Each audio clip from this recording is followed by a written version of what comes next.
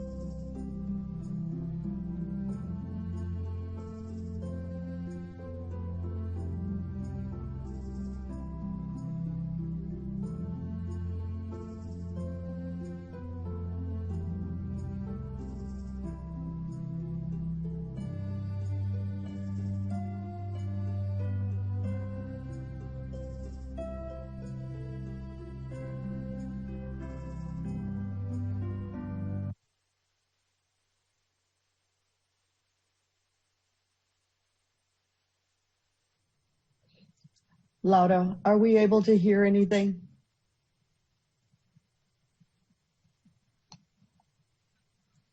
Oh, okay. Okay, thank you. The judge called me.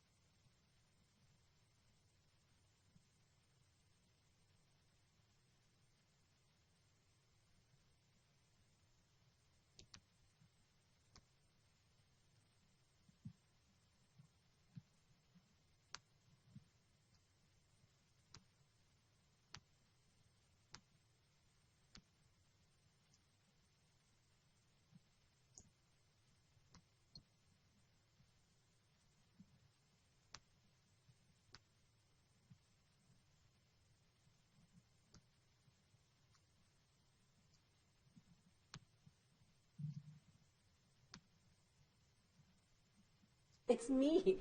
Doesn't look wet. It's like a, good, thank you. It's actually comfortable. Yeah, I know. It's usually hot. But I'm usually freezing. It doesn't look bad though, Karen? Thanks, you look very. Because I am paranoid about Mike's are left. Indian hair, as my mother says. Okay, so good morning, and thank you for the pause this morning that gave me the opportunity to handle some important county business. And now it is time to get moving with a robust agenda, and I would ask all of us to begin the process as we do every commissioner's court. I think it's a beautiful routine. We don't pay enough attention to our traditions and our routines, and this is the best way to start with a prayer. So I'd ask all of you to please rise for invocation and remain standing for the Pledge of Allegiance to the United States of America and to our Texas flag. And I'll take volunteers this morning for. I'm happy to do it. Would you, Sure. Commissioner? Thank you. Would you bow with me in prayer? Lord, as we come to you today on the verge of the celebration of your Son, Jesus Christ's birthday, we thank you for everything that you've done for us. We thank you for everything that you've given us. We ask you to help us to continue to remember that Jesus is the reason for the season. And we pray that you will give us the strength and the guidance to continue to do your will and to serve the constituency that we all represent. We are one county, and everybody in this county matters, and we represent all of those folks, and we ask you to continue to bless them and keep them safe. We ask you to please hold those folks who have been affected by COVID in your arms and comfort them. We thank you again for all that you've done for us, for all that you've given us. We appreciate so much the world that you let us live in. We ask these things in your Son's name. Amen. Amen.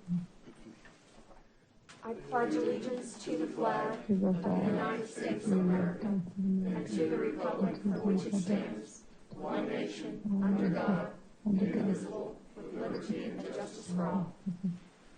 Honor the Texas flag. I pledge allegiance to thee, Texas, one state, under God, one and indivisible.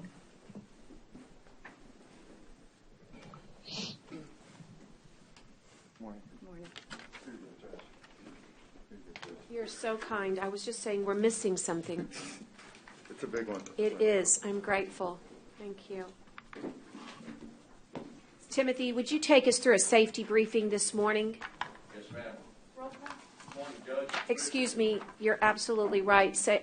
Let me go for the clerk's purposes and remind everyone that we are at the third floor. We are inside the third floor of Nueces County Courthouse, Commissioner's Courtroom, 901 North Leopard. The time is 9:16 a.m., and I do certify that all commissioners are present, and therefore a quorum has been established for purposes of our county clerk.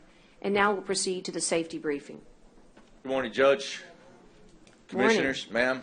We're meeting here today on the third floor of the Nueces County Courthouse. For those in the atrium area, ensure you're social distancing. Restrooms are located on the right-hand side of the third floor atrium as you exit the courtroom past the Human Resources Office. Please note there's a fire extinguisher located at the rear of the courtroom. There are also 5 additional fire extinguishers located throughout the third floor atrium.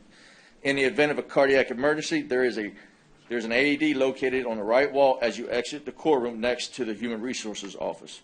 Participants responsible for dialing 911 in the event of emergency is Connie. Participants CPR certified in attendance are Dale and myself. However, everyone can render assistance. In the event of evacuation, our egress route will be down the atrium stairs, exit through the LaPont Street entrance, and reassemble across in the parking lot. Should there be a need to shelter in place, participants will remain in the courtroom, and depending upon the severity of the incident, the courtroom's double doors will be secured and remain secured until given further instructions from the Nueces County Sheriff's Office or other law enforcement agencies.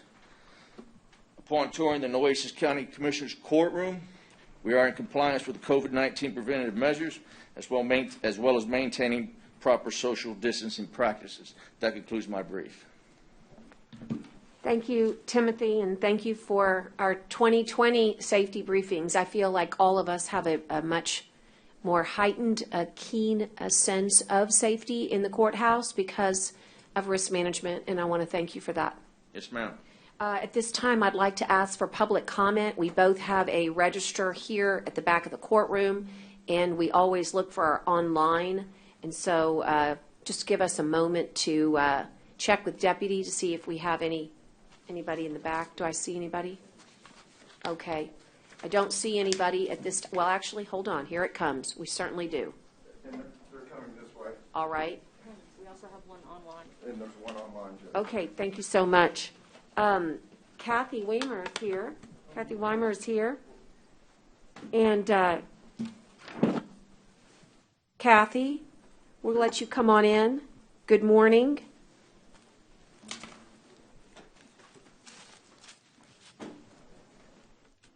And even though we know each other, would you just, for the clerk and for the record, state your name and address for the clerk? And can we adjust the microphone so Kathy, so it's not so difficult? Can I also ask Timothy, if he's around, to please make sure that we clean our microphones after every, could we make sure that we provide the wipes to clean the microphone after each participant? They're under the podium. It's just a matter of taking care of it as she leaves. Not a problem. Okay, grateful. Ready? Yes, ma'am, Kathy. Okay. Good morning, Judge and Commissioners. Just one comment. Aren't we glad that Nueces County is not the original size it was way back when, all the way to the border? Can you imagine the problems we would be having? Okay, I'm history. I'm Kathy Weimer, W-E-M-E-R. Do I need to give my address? Yes, please. 518 Pierman Place, Corpus Christi, Texas. What else? Is that it? That's Okay. correct. Okay, I remember addressing school boards, you had to give your whole life history before you started speaking. I am the chairman of the Nueces County Historical Commission.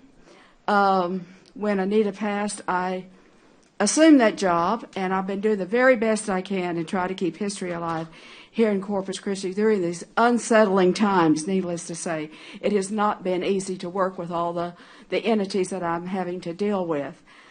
Okay, the 1914 courthouse is dear to everyone in Corpus Christi, to a certain degree. Okay, we all have some memories, or going to jury duty there, or taking a field trip and giving a tour of the 1914, or working with Margaret Ramage and Margaret Wahlberg and Dr. Cleo. I remember those times. Unfortunately, we're in a times that people think it's old and it needs to be gone. I don't think so. Gosh, I hope not.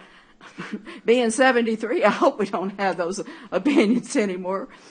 Our first courthouse there was built about 1853 on land donated by Henry Lawrence Kinney, the founder of Corpus Christi. I know you get to hear history all the time, but being a history teacher, there will be a test afterwards. Okay, he donated the land. A structure was put up about 1853, along about the 1870s, where we were growing, and they decided to put a new courthouse in. Well, it was put in. Judge Tiem was our judge at that time, and it, outlived its use. It needed to be a bigger, finer courthouse. So the new neoclassical structure was put up, completed in 1914. And that's the one we want to save, to use it in some capacity, to repurpose the building for whatever, to whatever we can do to save and keep our content of that building and our memories alive. And I'm hoping that we're all, each and every one of us, will work in that toward that direction. And I'm going to let some other of my commissioners speak to you today, and it's good to see all of y'all. It's nice to be seen, right? Yes, thank you. And we'll now hear from Miss Barbara Welder. I got somebody coming down to do this. Miss Barbara.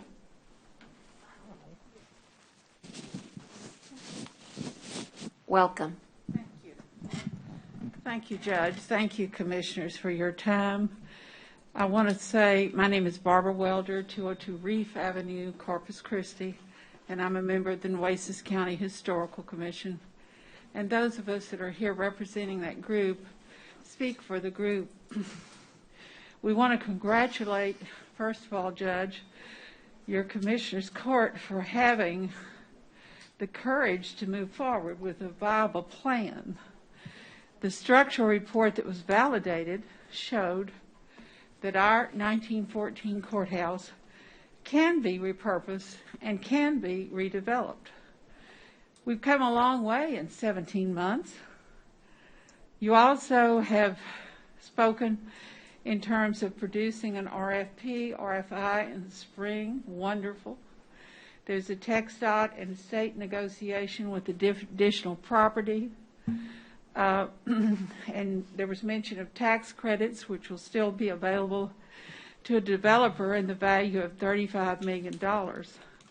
I haven't covered all that was said, but we approve just joyously what you have done. There is, however, a mistaken concept that I think that we need to address. It's sort of the elephant in the room. It's called the easement. I'd like to address the fact that the idea for all of us is construction, preservation, not destruction.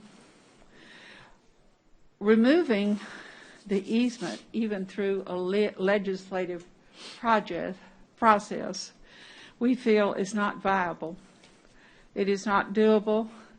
And you heard former State Representative Hugo Barranga say it would be very heavy lift and almost impossible to do. Not only that, it would destroy a very good relationship between what we have. You congratulated our Nueces County Historical Commission, and thank you. Gee. But it would destroy all of these relationships with the state of Texas. Is that my bell? It would be very difficult to withstand that. Our county judge has also said she is not in favor of breaking a legal contract. Well, we shouldn't ask the state to do that either. We have $2.5 million at stake as the cost to break that contract. On top of that, let's look at the cost of just tearing this building down. When we were in Austin last January, we asked several architects and engineers how much would it cost roughly. A very rough estimate, minimum, is about $350,000. So compounded with the $2.5 million and $350,000, we're almost going to be at $3 million just for a muddy hole in a vacant lot. There's some sort of logic that is not present in making that rash decision. We argue, let the process work. You've come this far. You've done a lot. The process, let the easement stand for 4 or 5 years, as Representative Berlongo, former Representative Berlongo mentioned. We do not want a black hole. We do not want anything to do with it. You would be losing money from your tax base, tourism, losing tourism, $80 to $100 billion spent in Texas on tourism, all sorts of other incentives here, and you would be denying the jewel, once called an Empress of the South, to exist. I might add in closing that there are 11 courthouses that we counted that have been rehabilitated or renovated between Cameron County, Brownsville, up to San Antonio. Now, it's not easy to rehabilitate a courthouse. We think it's easier for you to repurpose ours and let someone else do it. So it's an easier job and a lot more economical to follow the path that your county judge and other commissioners have set before you. Keep the building and repurpose. Thank you. Thank you, ma'am. Jim Klein is our next speaker signed up for public comment.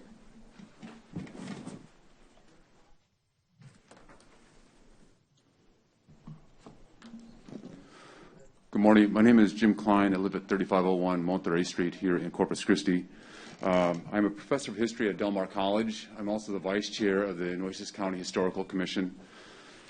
And I speak today as the vice chair of the Nueces County Historical Commission to remind this court of the March 10, 2020 resolution adopted unanimously by the Nueces County Historical Commission concerning the 1914 courthouse.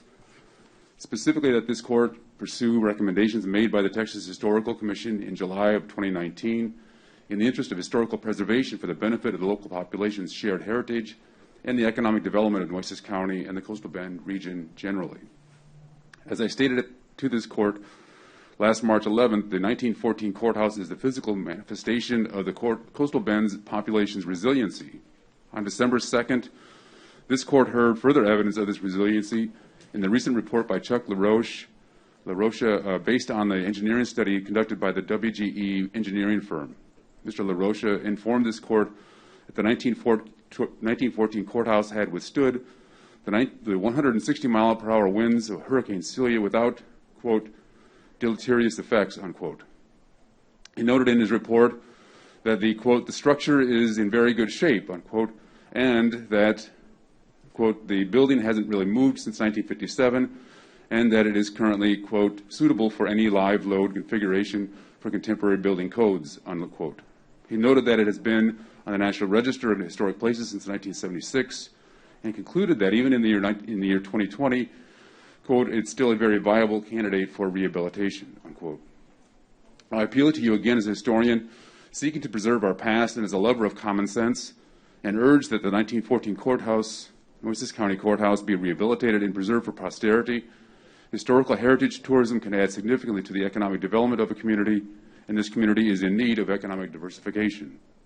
Thank you for your time and consideration for my remarks and for your service to the people of Nueces County yesterday, today, and tomorrow. Thank you so much. Tyner, we always check our online viewers for public comment. I believe Connie's indicated we have somebody with their hands up. I believe it's Miss Valerie Bates. That's correct. Miss Bates, welcome. If you would state your name for the record and your address, and then please proceed. We welcome you to this court. Thank you. Good morning, Judge Canales and Commissioners. My name is Valerie Bates. I'm the chair of the Texas Tropical Trail Region Board.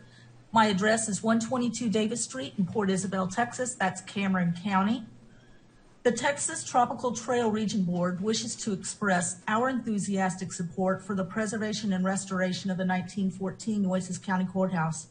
We will stand alongside others who are championing the cause and proudly count ourselves among those who wish to protect such a valued treasure of South Texas history as a demonstration to the future generations that we could be trusted with their history.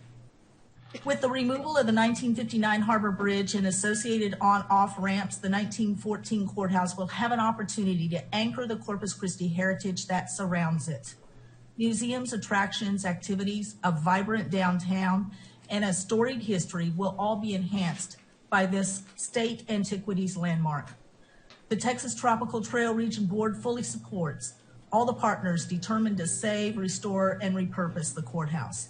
We all look forward to touring and promoting a restored 1914 Nueces County Courthouse in the future, and know that there is lots of regional and statewide approach for this important project.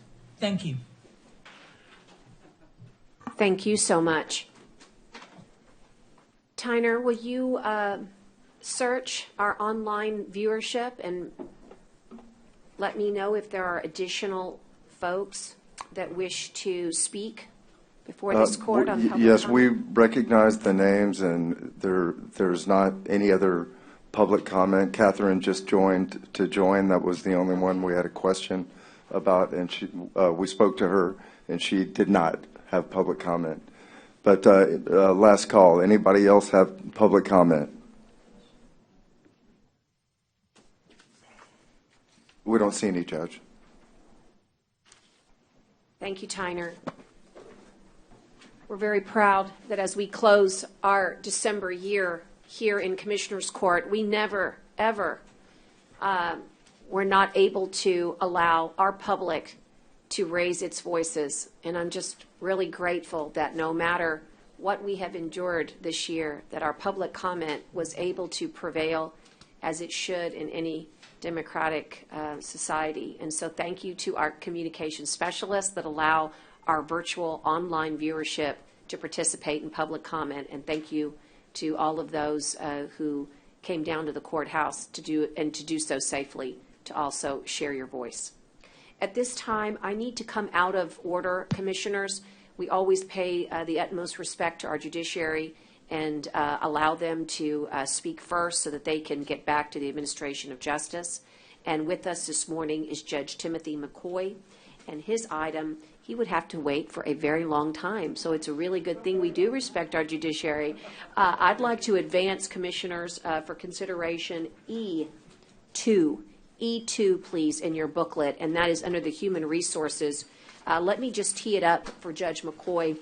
Discuss and consider creating a temporary position which would be a 29 hours a week for a family drug treatment court coordinator. This falls in our pay group 23. This, of course, is for County Court at Law number 5, which Judge Timothy McCoy so well represents us and presides over. Mr. Matt, may I help you? And this is through the end of the year. And hold on, we're going to mute public health here. Okay, and so anyway, this is an important position, and for the record, we have had this position before. Judge McCoy will describe it for you.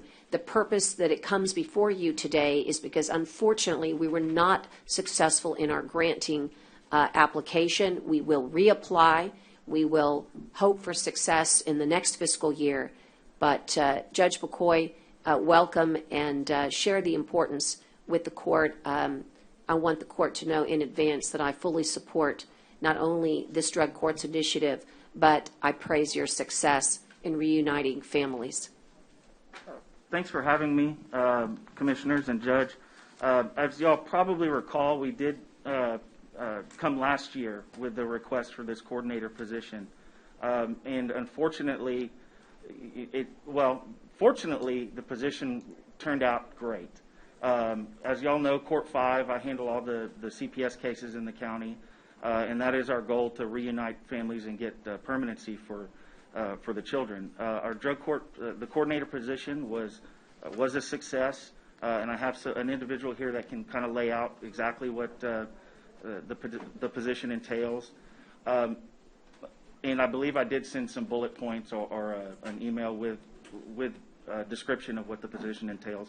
But basically, our drug court programs, it gets a family in, individuals in that are having drug and alcohol issues, and we tailor programs and tailor treatment to that family, and meet with them weekly, provide treatment and services, and our drug court cases get the permanency process is a lot quicker, and it has been successful. In fact, we have a graduate here today from our program. Unfortunately, with the pandemic, everything got put on hold with regards to our funding, with regards to a number of things, with our ability to fundraise. And so I'm back again asking for y'all's help. I do believe we do have some commitments from people within the county to help fund the position, and I'll say again, I think we can get the whole position funded with help from other agencies within the law enforcement and the district attorney's office. Right now, I can tell you this: Court 5 is we're kind of in crisis mode.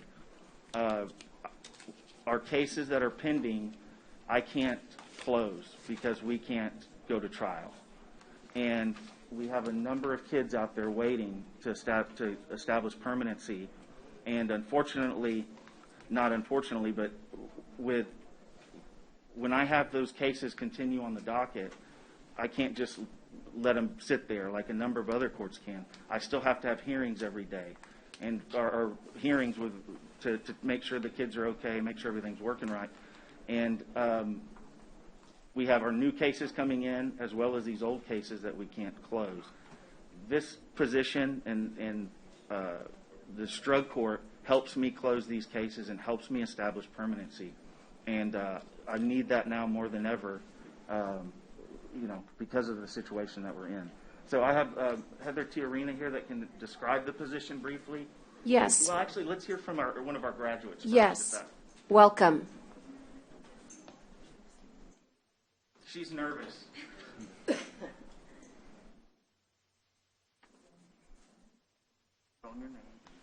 My name is Angela Buckingham. Hold on, honey. Give her just 1 second. She's going to make it all nice and clean and safe for you.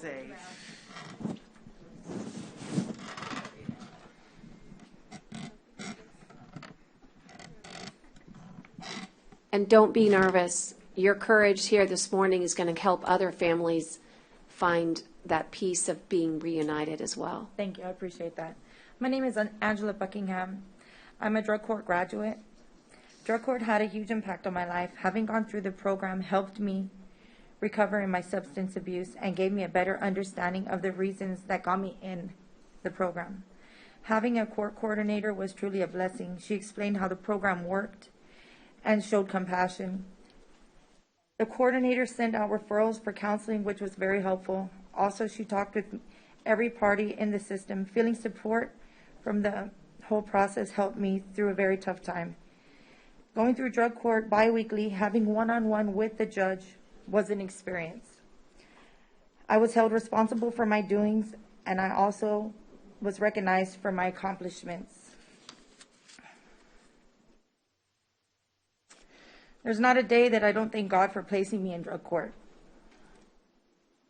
They are an army of angels, and I can honestly say that I respect the entire program. Each person who plays a role in this, from the judge to the CPS to the coordinator. Without drug court, I'd probably still been lost. I'm forever grateful. My spirit is stronger than ever, and I've learned if you believe in the system, you can do it. Drug court will always be a special memory for me. I found myself in the program. I'm a year, 9 months, and 9 days sober today. Amen. Thank you.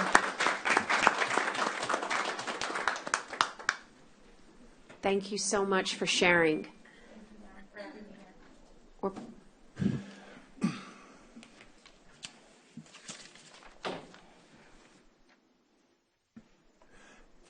And Judge, if you could just, we're still in public comment, right? Is it still? No, actually, I opened up the agenda, but we have discussion. No, Would that's you like okay. to share? While she's cleaning, I just wanted to say that I'm a strong supporter of this. This is something that I did while I was in Court 5. It's an amazingly effective program. Congratulations to the young ladies here today. I know I had a lot of those victories, and sometimes not when I was there. So I know what a struggle that you've gone through. I know how tough it is to go in there as often as you went in there, especially having to deal with Judge McCoy, because that's a tough thing in itself, right? I mean, and I'm kidding. I love Judge McCoy, as we all know, but it, truly, in all sincerity, congratulations. Again, I personally know, not from going through it, but from going through it from Judge McCoy's end, what an accomplishment you've had. So I know your family's very proud of you. I know you're very proud of yourself, and certainly we are as a court. Want to wish you the best in your continued success in that. So, Judge, I just wanted to add my support for this. I think it's something we must do. It's a very, very effective program. It's not even a close call, in my opinion, and I'm sorry that we didn't get the grant didn't come through the way we wanted it to, but this is just something I think we have to do and support. And the effect rate is just, it's unreal. I mean, it's really amazing. I'll never forget some of the stories that I heard in that court and what those people went through. So congratulations, and I'm supportive of this, Judge.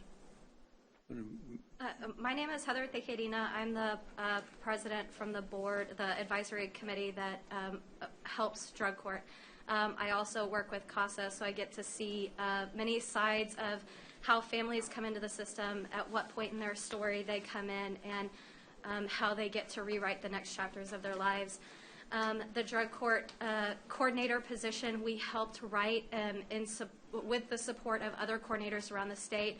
The position entails so many details that help the judge run the program smoothly and help the clients receive the support they need. The coordinator writes out the dockets. She helps put together the shells of the court reports that go to the judge. She coordinates the staffings where the judge will sit in and hear the updates from the clients, and then the coordinator sits there and takes notes while the judge spends one-on-one time with each client, hearing from them individually so that we find solutions that work for each family. The drug court program provides truly a holistic approach. We all know that CPS caseworkers are doing the best they can, but because of an overburdened system, they don't always have the time to provide an individualized, holistic approach to each case. And the drug court offers that opportunity for families. The position, unfortunately, the month that we were waiting to hear back on the grant was the month that the pandemic hit us hard. And I think funding everywhere was really grappled with. We are hopeful that if we can continue this position, it will help us reach out for grants in the future. The coordinator that we had previously helped us writing the grant request, and I feel desperate to know how we'll be able to fulfill all of these obligations without the position. We're doing our best right now to hold it together, but that position is going to help us move forward. I will say statistically, the first year we put this position in place, our docket number for drug court doubled in under 6 months. So it truly made a difference for the families that we were able to focus on, serve, and help move through to that next chapter of their life. We appreciate the support we've received for y'all. We appreciate the support we receive from our judges. And we know that this makes a difference in our community. We see the lives change and we see the smiles. Well, before all the masks, we could see all the smiles. And we're hoping we get to see those smiles again soon. But we appreciate everything. Thank you.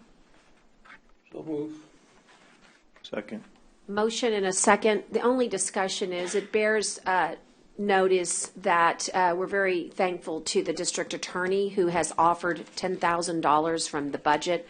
I believe, Dale, it's referred to as the Chapter 59 forfeiture funding. Am I quoting that correctly on the right chapter? Chapter 59, state funds, yes. State funds. So he is willing to place $10,000 from this fund in order to help defer these costs. I'm not going to put him on the spot, but I know our sheriff would probably be somebody too that we could at least discuss this. But I know that the county can have the opportunity to have these discussions afterwards. We just need this court to know that we have the will to move forward and do whatever it takes to get this funding established. With that, are there any other discussions? Okay. Motion in a second. All those in favor signify by saying aye. Aye. Opposed, same sign. Okay. Thank you. Judge, thanks for making the trip down here this morning. And ladies, the work that you are doing is absolutely critical, particularly during this pandemic, and it needs to continue. And I am truly want to say, you know, we value things differently after what we've experienced. We value courage most of all. Thank you for being courageous today. It takes a lot of guts to come and share your story and to be vulnerable, and you did it because you're going to make somebody else's life also wonderful because of it. We needed to hear from you so that the audience knows why we're willing to spend these funds after budget. You made the case. Maybe you should be the lawyer too. Thank you, guys. Okay. All right. Thanks. Bye-bye. We'll move back. I've got to vote. All those in favor. Did I do it already? I did. It was so quick. Okay. We need to move back now, and there are a lot of people that I know are patiently waiting. Let me do this. I know there's a couple of requests to move out of order. Ian Vasey is one of them. Ian, I'm going to have you come in because I don't want to rush public health. But commissioners, so that you know the order of things, we're going to allow Ian Vasey to present. Let me get you the item number quickly for the record. Tyner, would you be so good as to help me if you happen to have? I think it's number 8, Judge. Thank you. It is. Number 8. No. I'm sorry, it's not 8, 5. Receive a presentation. And Ian Vasey is the Chief Executive Officer of the Corpus Christi Regional Economic Development Corporation. And this is the 2019-2020 activity report. And of course, there is an action item, Commissioners. We will need to approve the 2020-2021 contract. Ian? Should I keep my mask on, Judge, or? As you wish. You're not 6 feet from Melissa, so let me have Melissa move if you. That way you can remove if you wouldn't mind. Good morning, Judge. Morning, Commissioners. Thank you. Happy holidays. Thank you for the time. I want to be very sensitive to your very full agenda, so I'll move through this very quickly. The EDC is pleased to be a very active partner with you and your team, Judge, and Commissioners. And thank you for your support of the organization. As you know, we track economic data and do economic development on the regional level. We have a presentation. I don't know if I can just talk to it, but unemployment rates went from about 4%, jumped up to about 15.7% in April at the height of the COVID shutdown, and it's moving in the right direction. The latest numbers we have in the presentation is 8.4%. It's actually 8.2% in November. Still moving in the right direction, but it's not where we need it to be. We need to get as many folks back to work as we possibly can, and we appreciate all of the efforts of the county in doing this. A couple of sectors really got hit very hard. We lost overall since this time last year 15.2 thousand jobs, so 15,200 jobs across the entire market in the metro area. Two sectors got hit the most, the first being leisure and hospitality. Not surprisingly, when the restaurants and the hotels got closed down, they really haven't yet come back, and we hope that once a vaccine's in place and the economy returns to whatever the new normal is, we'll be able to recover those jobs. And again, mining, logging, and construction. It's more in the mining sector where the folks who are extracting oil and gas out of the ground, those folks got hit very, very hard. I will tell you, our construction sector has maintained itself quite well, just within the construction sector, because there's 3 or 4 projects that are that have about 10,000 workers on site right now between Exxon, Cheniere, the Harbor Bridge, and Steel Dynamics, which is having a market-wide effect. And those projects our unemployment rate would probably be about 5% higher if we didn't have those projects in our market. And again, we've been working very closely with Dr. Jim Lee doing business surveys and tracking people, and it allowed us to help put numbers to it and what people's concerns were as business owners. And we've put in place a couple of small business programs, such as Lift Fund, which was a 0% interest fund. Worked with the city on that one, and the port too, on giving small businesses up to $25,000 in interest-free loans to get them through the challenges. Judge, you've been reporting on at our investor breakfasts and making sure people are aware of what's going on at the county and the health issues and things, and thank you for showing up to do those. And we've been doing the investor breakfasts in a socially distant manner. We've been doing it at Nueces Brewing Company because it's a large enough room, and then a blend of both online and in person as well, and requiring masks. I mean, it's nothing fancy. It's tacos and coffee, but it's what we can do. Our business retention efforts. Christine Bryant is with me this morning. Christine works very closely with NCDC and their team, and she hosted and brought into town. And I know, Judge, you met with Mr. Scott Turner, the White House czar of opportunity zones, to talk through projects and review all of those. And he actually said that this coastal bend area is streets ahead of all the other areas that he's been reviewing. So it's important. We've got several important projects that are using the Opportunity Zones program, and we're doing that. I want to move very quickly. I get the sense that there's a couple of... You're doing well. And then let's see. So we did the Opportunity Zones. We've been talking to the Regional Business Summit with Senator Cruz and Land Commissioner Bush. So we've been working on those things, presenting online especially. Tommy Kurtz on our team has been out and doing traveling, and we've actually been recruiting. We've just recruited a high-tech company, and I'm going to spell the name first, and then I'm going to say it just so people are clear. It's SCHIIT Audio. It's a high-tech audio company. Please forgive the shit audio. Yeah, but there are a bunch of very hip California guys. They are getting taxed out of California.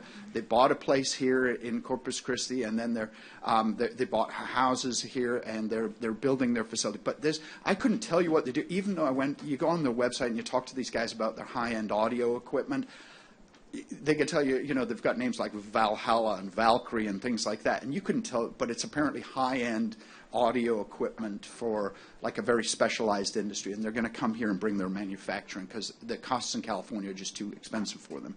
And then finally, our budget's about, and I've presented the budget, what we do and what we're spending, but our overall budget's a $1.615 million budget, and we are budgeted to spend $1.65 million. We are doing qualified sites, especially in Nueces County, and we've got a couple of projects. Commissioner Jag, down in your area, and you're familiar with some of those landowners, and our goal is to get those sites, do the preliminary engineering, and then so we can present those as companies come in. And then the final thing I want to talk about is the ourcoastalbend.com. We've been collecting data for quality of life to identify what people's concerns are. We want to make sure that when people move here, we become a sticky community, meaning people stick with us. They don't live here for 2 years and move back out. We want to make sure we don't have a brain drain of the kids that are graduating from the university or Del Mar. So we want to see what we can do to improve ourselves as a community. And in January, we're going to be moving through and kind of synthesizing that data and presenting it. And these are the things we can do as a community to raise our quality of life. So you want $50,000? No, oh, so move. Yeah. Second. So move. Isn't it amazing sometimes how easy it is to get the dollars? Well, easy when you do a good job. Yeah, we really right. do appreciate your efforts. Yes, you done. And I think they've done a great job, Judge. I appreciate all the hard work that all that staff does. I sat on that board for many, many years, and it was always a very active board and very active staff, and again, just I think they do great work, and I'm glad to support them. Thank you. I was just going to show, every year we do a holiday card in-house, and so 2 years ago we did the Friends card. Last year we did Gilligan's Island. This year it's the virtual Brady Bunch. So I think we win the holiday card. You do. You do too, and obviously you must be an old staff-led deal because of all these shows you're coming up with, Ian. So I'm going to point that to you, right? I mean, we are a very experienced and I appreciate that because staff. I'm older than you. So, Ian, I just want to say I want to commend your staff as well, but I want to completely highlight Christine's work. Look, when we mentioned that we wanted to embark on a Nueces County focused economic development initiative, it was in many ways thought of as, well, do we need this? We have such a robust CCREDC, and I want you to know that it's incredibly, I think, not only important and vital to work together, but indeed we've demonstrated that we can. And we're sort of rubbing off on one another, if you will. Your quality of place echoes our reason to begin the NCDC. Just recently, we named Commissioner Carolyn Vaughn to the NCDC, and I think that you're going to find that there's going to be a great synergy between our two organizations. But just to illustrate, Commissioners, why it's so important to invest, and that's how I see us. We are an investor with the CCREDC. Christine's already reached out and visited with the newly appointed, I suppose it's the Director of Intergovernmental Relations, Ms. Julie Rodriguez. And because of her reaching out already, we're going to be top of mind for those important programs that you've mentioned, like the Opportunity Zones. And so it won't be long before the next Opportunity Zone czar comes and visits us here to see the continuation of these projects. And quite frankly, we hope to advocate to make sure that they stay the course with the Opportunity Zones during this administration. So for all the good work that you're doing, it is with an ease of mind that I say all those in favor signify by saying yes. Aye. Okay, opposed, same sign. Well done, Ian. Thank you, Christine. Thank you, Judge. Thank you, Commissioner. Thank you. I'm glad you can get on with your morning. Commissioners, we're going to go back in order at this time, and just note that we have a discussion, as we always do, of our COVID-19 response. Let me just get a head nod from Tim Richardson. Tim, the order of business will take us just a little bit, but you are first in mind on presentations. Are we okay on timing for filming? Yes, we are. And maybe the light could be split. Is there a way to turn that on? Okay. I'm going to have Tyner work with you so that we can be set up. And then for the audience and for the commissioners, I just want you all to know what we're doing. In a few moments, we will, when we move to presentations and resolutions and proclamations, first of mind is a commemoration of the 2010 Deepwater Horizon oil spill. And in front of you, you should have prepared really an outline of what is about to transpire, but we will be filming, and all of you online will bear witness to this really important occasion. And the purpose of the filming is so that we can discuss our nexus here in Texas and on the Gulf Coast with this important allocation that comes to us as a result of the Deepwater Horizon settlement. So be prepared in the next 10 minutes for this. Meanwhile, we'll jump in regular order to Melissa Munguia and discussing our COVID-19 response. And then I believe that the Hurricane Hannah response discussion will be handled in different items. Is that correct, Melissa? Yes. Good morning, Judge and Commissioners. So we have a hefty agenda today, and there are several items that basically break down my agenda item throughout the overall agenda. So we'll discuss Hurricane Hannah and recovery efforts in different items further along in the agenda. So we're going to go ahead and focus on the COVID-19 update. I have two folks that are going to be involved in this update today, and that's Maria Bedia with Grants Administration and then Ryan Callison from Accenture. I'm just going to start with a summary. We really, because this is the last Commissioners Court for the year, want to focus on funding and reimbursements and making sure those conversations are discussed during this Commissioners Court. So all of the operations that we've continued to lead throughout the pandemic are continuing. Our clinic, our efforts on testing. We're now going into vaccine management planning. This is kind of where I don't want to talk too far because we've got somebody that's addressing these items, and so we're going to kind of move through this probably together, I think is the best way to do that. And so Ryan Callison, looks like he's got his slides up and ready to go. So we're just going to walk down this. I'll be here physically in front of you, and then we have him remotely. I'm going to let him lead the conversation, and if there's emergency management or operations-based questions that you have, I'm standing right here to answer that for you. When we get to funding, we'll bring Maria in, and she's going to give you some updates on where we're at with reimbursements. Thank you very much, Melissa. This is Ryan Callison. I am the leader of a COVID-19 response PMO, Project Management Office, on behalf of Nueces County. And we've been working with the judge for several months now, looking at different capabilities to help out the county in their response to COVID-19. And what I have before you today on the slides are a number of updates that we provided the judge this morning. This really just spans since Monday. We've been hard at work on a number of items for the county, and I just wanted to walk you all through a few of those items. The first is the COVID-19 PMO is working to develop a COVID-19 community risk dashboard on behalf of the county, and what this would do would be able to calculate a risk level for the community and make that publicly available to county citizens on the county's website. And this would put the county in green, yellow, orange, or red status based on data around the COVID spread, as well as the healthcare system availability to treat COVID-related patients. And so we've been actively working on getting that capability up and running. One of the items that we've worked on in the last couple of days is getting a Spanish translation for that portal so that it will be available when it comes online, and learning how to get that portal up and running on the websites. We're also automating the ingestion of data so that those ratings can be calculated automatically using Health Department and the State of Texas Department of State Health Services data. So that's one item that we've been working on. I'm going to defer funding till the end of this list so that Maria from County Grants can provide a quick update on what an important milestone that we just passed recently around getting federal reimbursement for county COVID-related expenditures.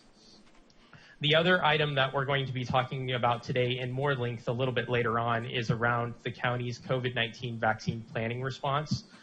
There's a multi-stakeholder effort in place today between the city county health department, the county, and numerous other stakeholders to develop a county COVID-19 vaccine plan for distributing and administering the vaccine.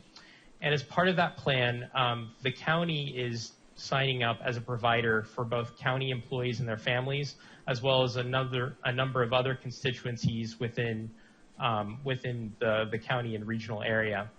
And as part of that, we had a discussion this morning with the judge, just talking through the aspects of the county being a COVID-19 vaccine provider and understanding who would be in leadership, where those sites might occur, who might be providing those vaccines, and other items this morning before Commissioner's Court.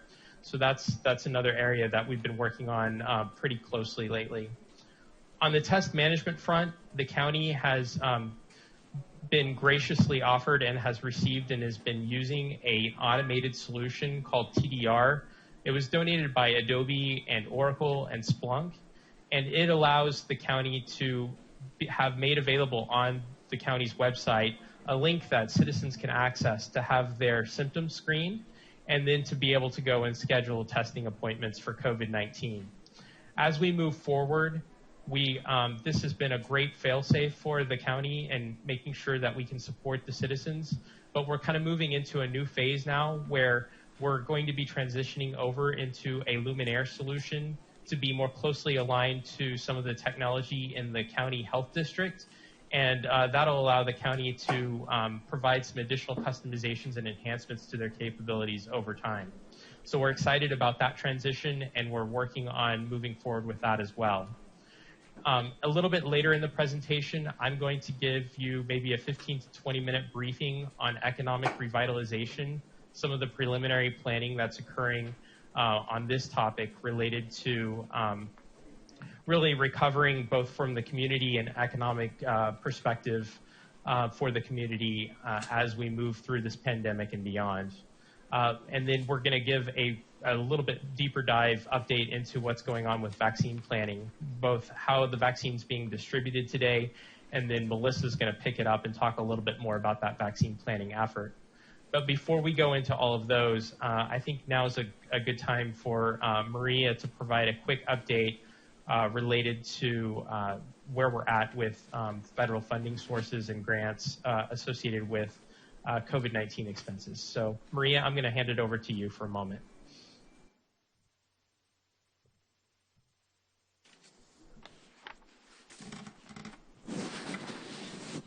Maria, are you where you can present now? Yes, she's on her way to the podium. Oh, got it. Okay. I'm on remotely also. So as of yesterday was the deadline to submit all of our reimbursements to the Texas Division of Emergency Management. This is just numbers for our CARES Act funding, which was also called the Coronavirus Relief Fund, CRF. So we submitted a total of 47 reimbursement requests totaling $6,426,019.41. I did send a list to each of your emails this morning. It's just kind of a general overview. If you want more backup documentation, I'm kind of working on, what specifically we had requested reimbursement for. This is about $1.7 million over our county allocation of $4.6 million. Currently, 34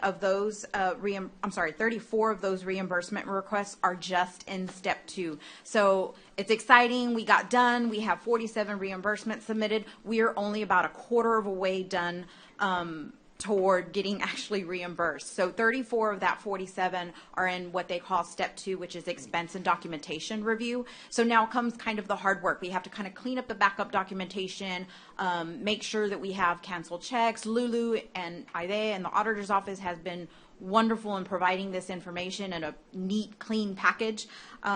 And then we have some others that are kind of moving forward in the process. We have 4 that are in step 3, which are obtain sample selection documentation, 6 reimbursements that are in step 4 in performance testing, 2 that are in the second to the last phase, which is validation review, and we do have 1 that's complete. Unfortunately, that amount was only about $25,000, so that was applied to the 20% allocation that we had received up front. So again, we're excited. We were able to get all these submissions in, but again, we still have a lot of work ahead. Tiem has been very I don't know what word to use. They have been very detailed in their review. I mean, we're talking, they want an invoice for an invoice for an invoice, which is great. We're working on it. But just so you know, there's still a process ahead. It's not just as easy as clicking a button and saying, we need this money back. They are being very detailed in their review, and we're being very meticulous and also, trying to provide that backup documentation in a timely manner. But it is a lot. So we've been working kind of night and day on this. So again, I'll be providing more detail as to what was submitted for reimbursement, but I did send just kind of that high level report to y'all this morning. And Maria, we have a very detailed RFR tracker. If any of the commissioners, I would suggest that you send it. That way Kaylin they is can updating that, they so, can yeah. see exactly how these 47 submissions run down. It's also important to tell the court that there will be additional submissions to FEMA, but we have additional time for those submissions. So it is not that we don't understand what our allocation is and that we submitted it over, is that we have been making the case over the last month that the state of Texas, if they have residual dollars, they should apply them to communities like ourselves who are not given the direct allocation because we did not meet the 500,000 population. And so because of that, it is incumbent upon us to submit both ways. And so I just wanted you all to know that it is our hope that our good efforts will pay these dividends. We had also gotten a smaller, and I didn't provide it in an email, but I will provide that later. We did get a smaller grant from the governor's office under their Coronavirus Emergency Supplemental Fund. We called that CESF. We love acronyms. Sorry, Commissioner. But that was about $637,000, and we have spent those funds also. So we're, it's this $6 million on top of another $637,000, and then, there's still, again, there's expenses coming in for the freezers for the vaccinations, and those weren't accounted for, not in these numbers, but again, we're going to continue to spend money on COVID-related items. So this, again, like the judge said, kind of over-submitting gives us the great case that, we are still in need of additional funds. In addition, I do want to also point out that we're about 30-day lag time here with regards to labor. And I know I have been really overbearing on this issue, but it is so important that we find a mechanism to get us caught up. We have 2 more weeks to submit through December 30th, and it's my really request, Dale, to tell us whatever resources you need, but we must find a way to get our labor through December submitted. We have, so the current labor submissions are from the beginning, which I believe was March 1st to December 4th. So that's already pending in the system. So again, yeah, we will have to get caught up. Okay, so we got that update because I was given November 19th yesterday. It was November 19th, but we were able to get that. Oh, yesterday we made some adjustments. Well, look at you go. There was another about 238,000, I think, in expenses. Good. It's critical. I mean, we are pushing from an advocacy point of view.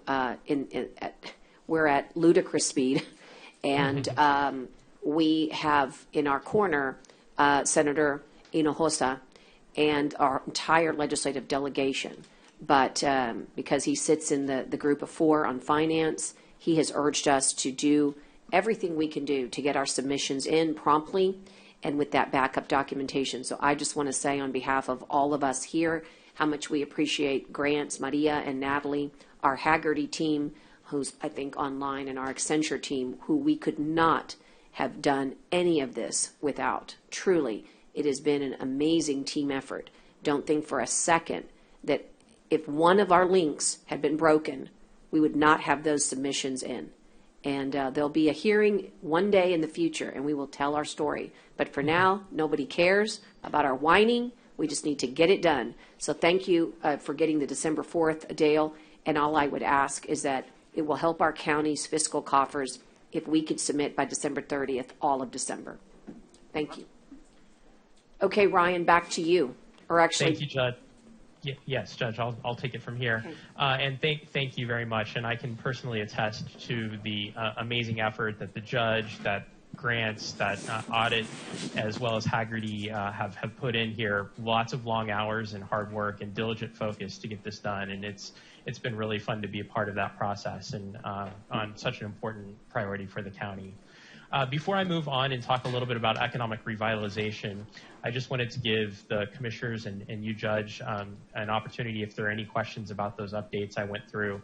I went through those pretty quickly, but just wanted to give you an opportunity. Commissioners, on the status update 1 through 5, understanding that we're going to get a little bit more from Melissa just in a moment on the vaccine planning. Any questions, or may we move on? Okay, hearing none. Ryan, okay. Please proceed. Thank you, Judge.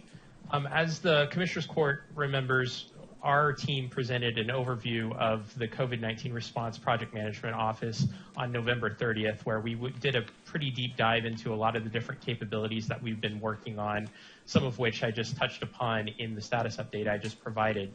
With that said, though, we weren't able to cover a very important topic, which is around economic revitalization and looking at how the county can support the community and small businesses here in Nueces County. And so we wanted to take maybe 15 to 20 minutes today to go through some of the preliminary planning that has occurred with respect to this effort and walk you through some of our thinking as well as some potential next steps. After that, we're going to, Melissa and I jointly talk a little bit, as I mentioned, around the vaccine planning piece. So with that said, I think it's important to note that the county is very well placed to offer much needed support to the community and the small businesses and other businesses here within Nueces County. And really, as we go through the pandemic and then emerge from it. And I think it's important that even though we have not yet secured a second round of federal stimulus funding, although maybe it's close, it's important to have a plan in place initially that looks at what are the specific challenges that are being faced by the community and being able to start matching prioritized investments and with those challenges that the county is being faced. And so as we do that, we've really organized this pyramid-like construct that you see on the slides before you. And really each layer is serving as a foundation for the layers above. And what we're looking at first is it's so vital to support both the community health and safety as a foundational level. And many of those items are occurring as part of the COVID-related health efforts that the PMO and other constituents and stakeholders are addressing within the county. Building upon that, we're looking at how are ways that the county can help support and protect small businesses and then foster business growth. And then finally, what are those aspirational development plans that will really reinvigorate the community as we move out of the pandemic and as additional federal funding is made available? So these are the larger investments in infrastructure or in industry, bringing in new industry into the county. So that's the kind of preliminary construct that we've been looking at. And it's just really important to note as we are going through this preliminary planning that the health of the community and the economy are not at odds. These are interconnected items that need to be comprehensively addressed and used and developed. And as we had in our November 30th presentation, the judge went through this quote, but I think it's very important. Individuals who work in health systems and in the broader public health community understand that economics is a critical part of people's health and well-being. And so as we go through this process, we are trying to look at this holistically across both areas. With that said, we know that the community is suffering economically. We know that there are people who are struggling with unemployment, with food scarcity, with worrying about homelessness and evictions and things like that.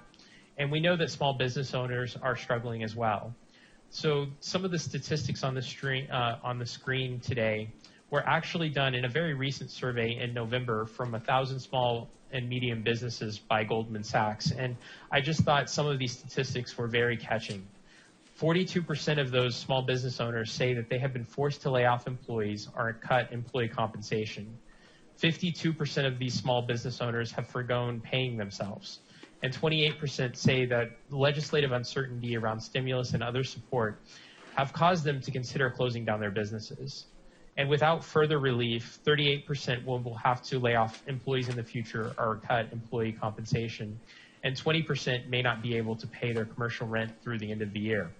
So it's just very eye-opening what these small businesses are dealing with. And as you can see toward the bottom of the slide, they're facing a lot of simultaneous challenges right now, whether it's cash flow, capital access, workforce issues, whether it's their employees' health or availability to work, supply chain issues. Certainly we've seen significant amounts of demand issues as demand has been suppressed during the pandemic, and infrastructure issues, things about getting credit, real property and real estate and other items. And just wanted to highlight this slide to just really encapsulate some of the issues that are currently being faced and areas that we will definitely need to focus on as a county as we move forward. On the next slide, we revisit that pyramid construct that I introduced 2 slides ago. And what we did was for each of these levels on the pyramid, we started looking at what are some more specific items that the county could do to offer help to the community. And as I mentioned down below, in the community health and safety, it's a lot of the capabilities that we've been talking with each other on the COVID-19 public, the PMO, Public Project Management Organization, as well as some of the stakeholders that we've convened together in the community council that we put together.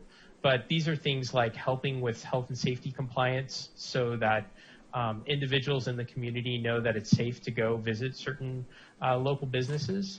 It's helping with the testing around COVID-19, vaccinations, contact tracing, public health messaging. That really sets the foundation for some of the community and economic stimulus and support that is also going to be occurring. When you look at the protecting and fostering small business areas, there's a lot of things that can be done by the county. They include items like marketing local businesses, really publicizing who the local businesses are, and helping get stakeholders from the community out there to support those businesses. It can be conducting community events. It can be business grants, tax credits and abatements, simple programs like gift card givebacks that support local businesses, low interest loans, and citizen and employee financial protections. And then, as I mentioned, as we move into more of an aspirational development planning piece, there are items like helping support and boost tourism, investing in infrastructure, and recruiting new industry to the county. So these are some of the items that we've been talking about and brainstorming on, and I'll talk a little bit more about those as we move forward here with this plan. And Ryan, I'm going to interrupt here and just go ahead, go to your next slide deck. Yes, ma'am. And just suffice it to say, Commissioners, that when we did the workshop, we ran out of time, despite the fact I think we worked a solid, 6-7 hours. The purpose of today is really to highlight the piece that we did not address, but needs to be addressed by this county. Ryan is right. Since we started court this morning, I've received at least 4 flashes over our screens. ABC News and others are reporting that they are very, very close on Capitol Hill to receiving a news that there could be a strike a deal for a new spending relief bill. If we don't do this work in advance of a bill, we're late. And when we're late, businesses go out of business. And so all of this work, you're actually getting the cliff notes now, although it seems very detailed. I need you guys to know that we've been spending months of detailed understanding about what the programs can be, which programs, if we were to get additional funding, which it looks like we might get, could we use to make a difference for our community and the businesses in your precincts, Commissioners. And I would ask that you, on your own, just take it upon yourselves to work with our program manager if you feel like you've got some specific concerns that need to be addressed. But the idea here is that we know what's out there, and it's really scary how many businesses are really on the verge of not making it or have already closed. And there are ways that we can, stimulate this economy. We have not had the funds. If we get these funds, you got to have a plan.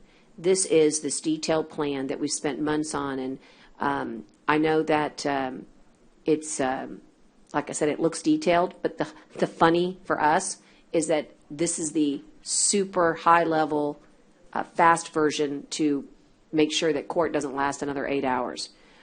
So with that, take us through the rest of it, Ryan. So really, we got to hear from Melissa on vaccines, and Yes, ma'am. we're under the gun here for another presentation.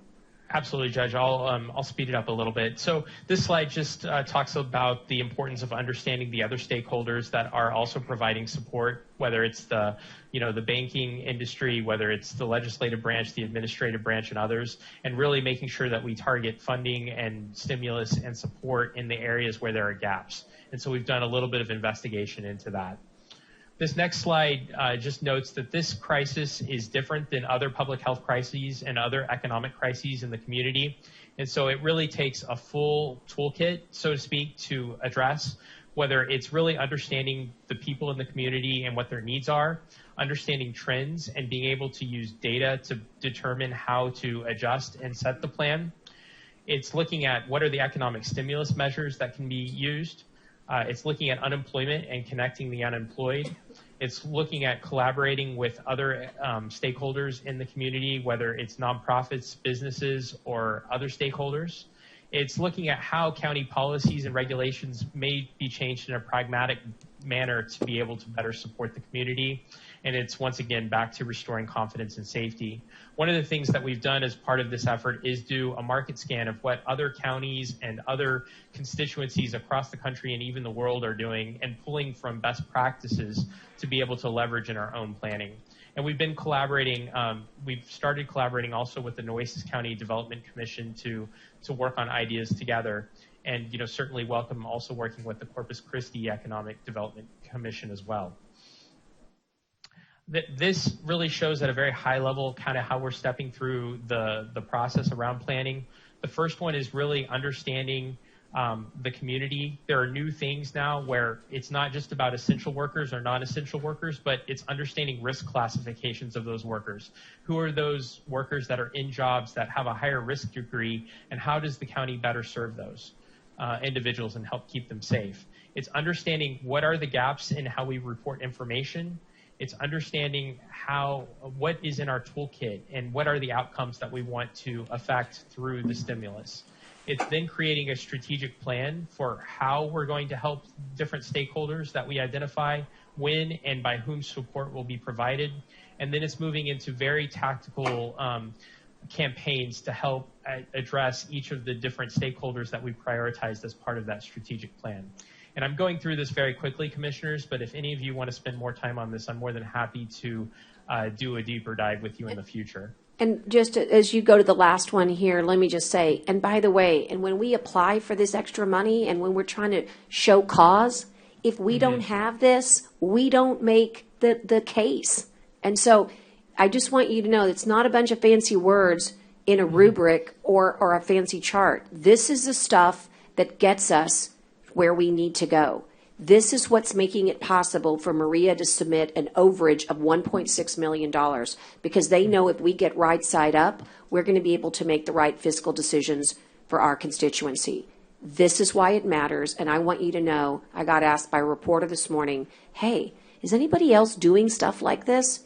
And the answer is, I'm not really sure, but I will tell you, in South Texas and in the Coastal Bend and in our COG, we are the leader in our region because of this.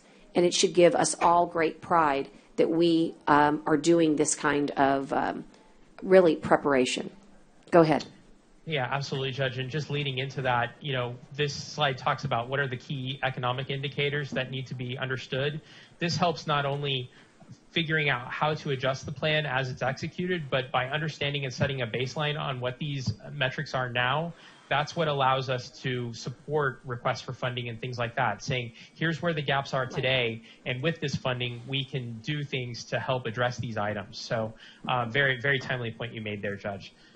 Moving into this, this is a high-level, very draft-oriented view of the ways the county might prioritize doing different campaigns, and we're certainly interested in feedback, but it would certainly involve at an upfront, high-level planning period where we convene multiple stakeholders, we do an assessment of the county and understand where the priority constituencies are. And then if you look at that bottom row, it's moving into a staggered set of prioritized campaigns, potentially starting with a very tactical upfront relief effort for those experiencing bankruptcy, foreclosure, food scarcity, and homelessness, then moving into more of a Main Street rescue type of look, and then moving into something that really helps with unemployment, whether it's job skills and getting people back to work, then moving into a campaign that looks at public confidence and really bringing people out into the public sphere again, then moving into more targeted industries like restoring retail, helping support tourism, and then doing larger investment efforts into infrastructure, local business and employment, and all throughout this process, measuring as we go to figure out what needs to be tweaked. And like I said, these are preliminary priorities, but these are some initial thoughts that we've had. I want to move very quickly and just show this slide. This slide has a little bit more information about some of the great ideas we found across the country and the world about things they're doing to support their community. I'm not going to drain this slide in the interest of time, but it's here and there's detail behind it. And then finally, we've also been looking at other constituencies and how they've been planning. And this is just an example from Florida that had a very attractive and kind of well thought out plan for their own reopening of the state. And so we've been trying to leverage other great practices we've seen elsewhere where we can. So I want to wrap up now with the economic revitalization piece because I know we're in the interest of time. But if anyone has any questions about this, I'm happy to field those now, and then we can move into more around vaccine planning between Melissa and I. Yeah, I think we're good. We're going to go into vaccine planning. I'm going to let everybody kind of come on their own. I just want you to know that that's a good report. It's available for everybody. And if you think we're going to come out of the pandemic and everything is just going to automatically, all the flowers are going to just start blooming in our businesses, it's not going to happen. We're going to have to put strategies together. We need to work with our counterparts. And now I just wanted this commission to know that we're ready. We're ready to pursue the grants. That's, by the way, how we do it after a storm. That's what CDBG DR and CDBG MID is all about. We can't do it without our federal and state partners. And how do we do it? We have shovel-ready projects, commissioners. What we've done in this economic revitalization analysis is say we're shovel-ready. Government, please invest with us so that we can help our constituents. And that's why today was so important. And it could not, I'm sorry, I know our agenda is so long, but it could not wait because the people need to know that we're thinking about them now, not later when their businesses don't exist anymore. Melissa, take us through the last piece, which is on everybody's mind, vaccine planning. Sure, absolutely. I just want to say one thing. I know the slides and sometimes the concept can be overwhelming, but this is really something that we've all learned in elementary school. It's the who, the what, the when, the where, the how. And we apply this in everything that we do. That's how we write plans. And sometimes we don't get the advantage of being able to figure those things out before funding opportunities are dropped in our lap. So anytime that we have the opportunity to understand in and out what we're asking for and what we would use it for and how the monies would be spent, why wouldn't we? And so this is exactly what this is. And that same thing has been applied to the vaccine management planning as well. Who, what, when, where, how. How are we going to do it? Where are we going to do it? Why are we doing it? So we are currently in a very, very good place with our plan. There's still small adjustments that are being made, but as we continue to have our planning meetings with our surrounding jurisdictions, with the City of Corpus Christi and City County Public Health, we're continuing to identify gaps. But this is exactly why you build a plan And the fact that we have it, before or right at the beginning of actually receiving vaccinations also allows us to say we're ready for vaccinations as well. We figured out where we're going to do it and how we're going to do it. I think right now we've been pushing to promote everyone signing up as providers. Now that we're starting to get more interest in providers signing up, who their population that they would be providing to would be, we're starting to see those gaps, that even though we have all these providers, these are the little populations that still don't fall in any one of those. Now that's where we need to figure out what we're doing. Is Nueces County as a provider going to also cover Nueces County employees and these other folks? Or is it going to be public health? So that's kind of where we're at now, is seeing these small populations or areas that don't quite have a provider specifically designated to them, and those are the folks that we need to decide how we're going to address those and who's going to be responsible. Some of the other things that we're working on is, of course, the actual management of what we're doing, the data management, where we're getting our data from, where it's going, and how we're using it. I think one of the biggest things that's come up is the notion of permanent testing and vaccination sites, and this changes a lot, but it also tells us, especially if anything is a state initiative, that we're going to have to be ready to support what that is. And so I believe that we've kind of found that a permanent state supported site is going to be expected to run Monday through Sunday, 8 to 5, and the possibility of that, it changes a lot for us, because when we have testing or we have vaccinations happening at these different moments in time at different places, we can dedicate law enforcement at this time, at this place, and here. But if it's constant, it's a full-time job, and where are we going to get the law enforcement for that? Where are we going to get the personnel for that? So we're diving so deep into our plan. But the fact that we're this far in the plan allows us to be able to share with our partners and to be able to kind of lead the effort to getting a solid plan statewide or region-wide. One of those things, besides becoming a provider, is helping people become a provider and working through that process, coming up with workshops that would really cater to the individual, whether it's a municipality or it's industry or it's in a large employer like HEB, and have those workshops and make sure that there's not a reason why somebody wouldn't become a provider as it comes to the process. I'm going to just kind of stop for a second on like the emergency management kind of ground level where we're at on that, and let Ryan speak for just a moment a little bit more in detail about Nueces County specifically, how we are managing and planning for vaccinations. Ryan, did you want to take it for just a moment? Yeah, thank you very much, Melissa. And as I mentioned this morning, we've been working with the judge to talk a little bit about the plans for the Nueces County as a provider specifically. And we're really looking at a couple of different populations. I'm pulling up my notes here to help potentially with the vaccine, and certainly starting with the county employees and their families, but also looking at helping support the Port of Corpus Christi, Hospital District, Appraisal District, some of the different other districts and small ISDs in the area are certainly areas that the county is looking at potentially helping support. We're looking at selecting different sites for that vaccination, understanding what the leadership structure around that might look like, understanding the tooling, making sure we get the freezers in place, and just making sure that everything as part of the Nueces County annex of that plan can be established and ready and good to go. So we're working through that now, and we're also helping participate in the joint plan with the health district and the other community stakeholders. If there are any questions about that, I can address those now. Other than that, I'm going to jump in and just talk a little bit about where we're at with the overall vaccination distribution to the county as a whole. All right. So in general, the CDC made recommendations around how different populations should be prioritized to receive the vaccine. And then subsequently, the state of Texas also made its own recommendations. And the county and the health district are following those recommendations. Now, a lot of the detail has only been made for Phase 1A, which really focuses on healthcare workers and residents of long-term care facilities. But due to the scarcity of the vaccine, at least initially, they've also broken the tiering for Phase 1A down into a Tier 1 and Tier 2 so that different populations can be prioritized at a very granular level as the vaccine rolls out. And so what you see here on the left is Tier 1 is really starting with hospital staff that work with patients who are positive with COVID.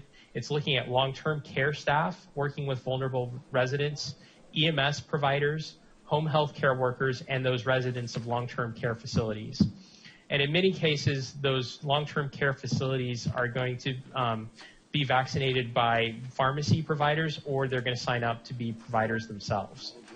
Then moving after that tier into Tier 2, still a Phase 1A that we're talking about. There are other healthcare related providers that are going to begin to receive vaccinations as well. The staff in outpatient care offices will be vaccinated. Direct care staff in freestanding emergency medical care facilities and urgent care facilities. Community pharmacy staff, public health will start receiving vaccines. And then last responders, so those that are working in mortuary or death services, Judge, and then school nurses. Can I just ask, and I'm not trying to be rude or anything, but is any this? I think this has all been on TV before, and we've seen all this. Is any of this new that we could? It's changing constantly. This is new. Everything is that you're seeing is definitely new. But Ryan, Yes, and it might feel and sound redundant, but if somebody hasn't caught it and now they're catching it, they'll know exactly where they lie in the tiers if they fit in this. The answer is that yes, some of it's anyway. Go ahead, Ryan. The answer is we need you to go to the next slide, and we are providing it. Let me just say that what we bring to you guys is up to date. I cannot keep up with it, and I am constantly bombarded. So please know that when you're catching it, it's our duty to deliver it to the citizens, and this is the most accurate information we've got. But hit us with this piece, and then I think we can wrap up. This is important because this was yesterday. Yeah, thank you, Judge. So the county is receiving its first shipments of COVID-19 vaccine. Christus Spawn Health System Shoreline received their allocation yesterday and began vaccinating yesterday. And as far as I'm understanding, that process has gone on pretty smoothly. So within the county for this first week of allocation, both Christus Spawn Health System Shoreline and Corpus Christi Medical Center have received allocations. And on the slide here is the most recent version of those total counts of doses of the Pfizer vaccine. It's important to note that Pfizer vaccine, the smallest package size is 975 doses. So that's why you see some of the counts the way they are. These two providers were selected just because they are large medical facilities that have a large number of healthcare workers. A great number of additional providers have been signed up in Nueces County, and those providers will begin to get additional vaccines as we move forward. But these were the two for week one. And I'm going to just give a little caveat here. CCMC should be getting it, but I was not told that they actually received it as of yesterday. So I think they're still waiting this week. They are scheduled to receive it this week, but they have not distributed any vaccine that I'm aware of, Ryan. Just for clarification, however, Christus Spawn has done an amazing job, as you suggest here, about 70 vaccines an hour being distributed. And this is a very small number compared to what we know we're going to be seeing in the near future. And so this is the time for us to figure out how it's going and the changes that we need to make to account for those larger numbers. I understand they got 5,000, but what do they give? What do they take care of all the staff? Whatever left over, does it go? No, sir. That's why that slide before is so important.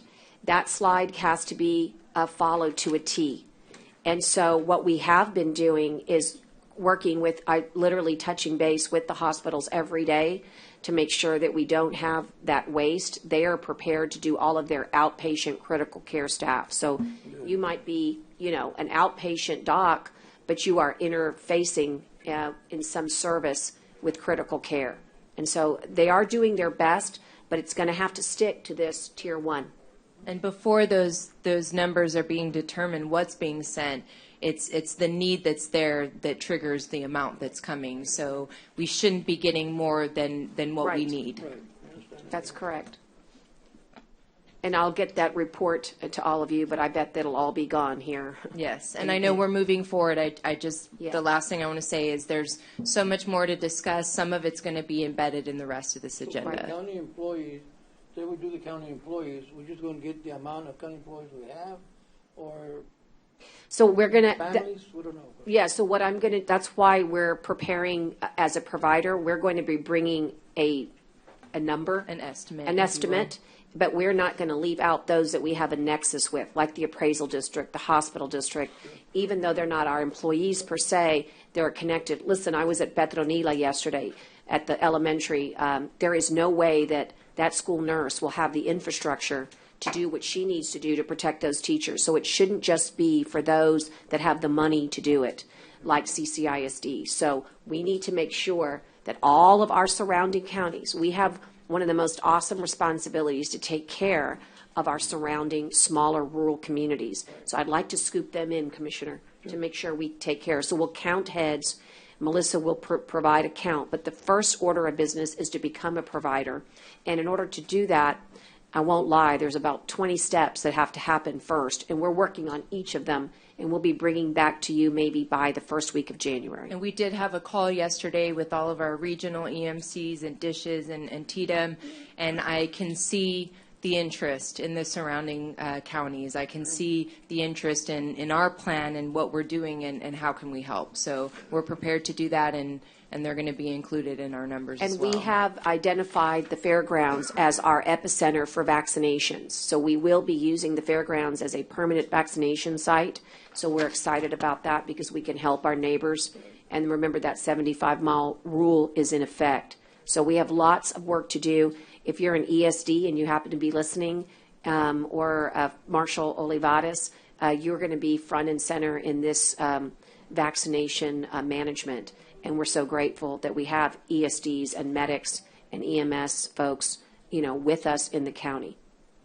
So we're good. I think we've done a lot, It looks long to them, but that's because they're not eating it 24/7 like Melissa. This is the short version, guys. This isn't even the Cliff Notes. This is the Cliff Notes to the Cliff Notes. This is just what you write on your index card for the test. I'm giggling that it sounds long to some people because what it is I'm just excited that we can put these types of slides together, Accenture, because it's floating around in our heads, and for it to be just so permanent on a piece of paper.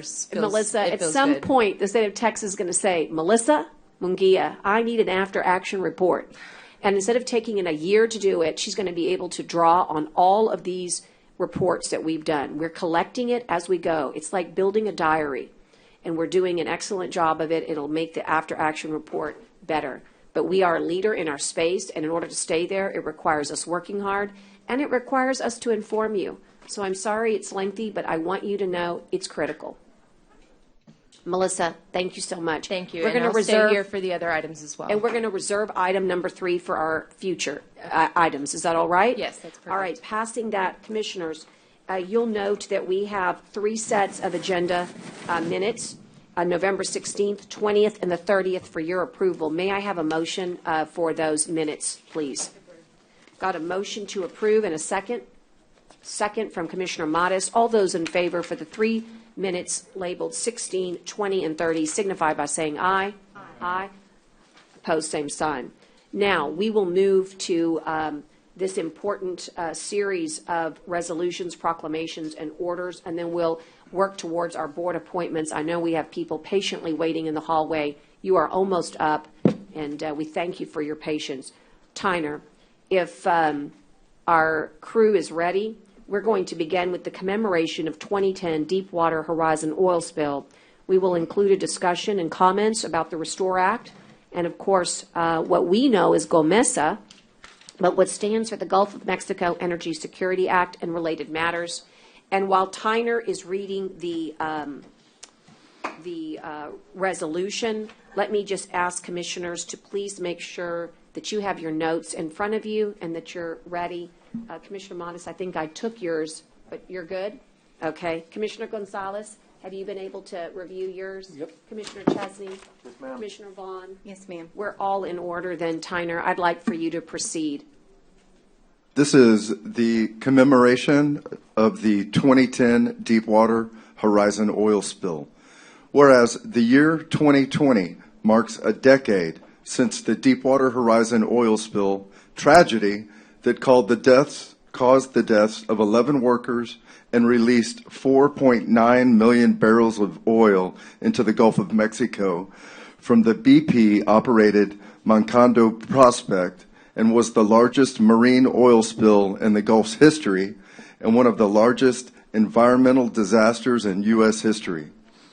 Whereas Congress passed the Restore Act to direct $6.6 billion in fines from Deepwater Horizon to undertake coastal restoration for fish, wildlife, their habitats, and natural resources injured by the spill. Whereas other civil and criminal fines from the Deepwater Horizon oil spill made an estimated additional $10 billion in restoration funding available for Gulf of Mexico coastal restoration through the year 2031. And these funds complement Texas' annual Gulf of Mexico Energy Security Act, GOMESA funding. Whereas Nueces County and the Coastal Bend region is home to world-class natural resources that were injured by the spill, and those resources include internationally significant migratory and resident bird populations, sea turtles, fishery resources, vibrant coastal marshes and wetlands. Whereas public recreation and coastal tourism are human services injured by Deepwater Horizon, and that link to injury makes Nueces County's tourism sector, which is the largest coastal tourism region in Texas, eligible for available funding. Whereas water was the most injured natural resources from the spill, and water quality improvements to restore the Gulf and its bays and estuaries are fully eligible categories for Deepwater Horizon and GOMESA funding. Whereas Texas and federal natural resource officials responsible for allocation of Deepwater Horizon and GOMESA funds have voiced support for regionally balanced funding from these unique and historic funding sources.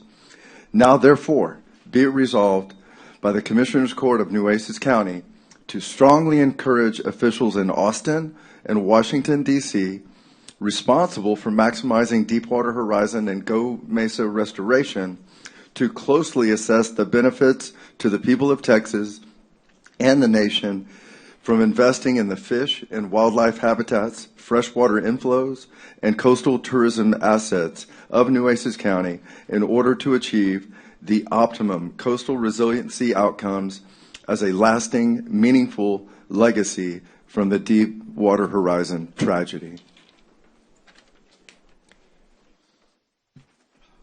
Thank you so much, Tyner. And I just want to begin by really thinking about our environment. That's what this resolution is all about. It's about remembering the lives that were lost, and it's about remembering this link to injury on our Texas coast. And I can't think of anybody better. And because I have always loved and admired all of her works for our Texas environment, I think Lady Bird Johnson said it best when she said, "The environment is where we all meet. It's where we all have a mutual interest, and it's the one thing we all share." So today is a very special day, and commissioners, with us today is the Director of Coastal Parks, Mr. Scott Cross, and if you would approach, I know some of the commissioners might have some questions for you in a discussion, and then I will move for a motion and a second shortly. Commissioner Chesney? Judge, thank you.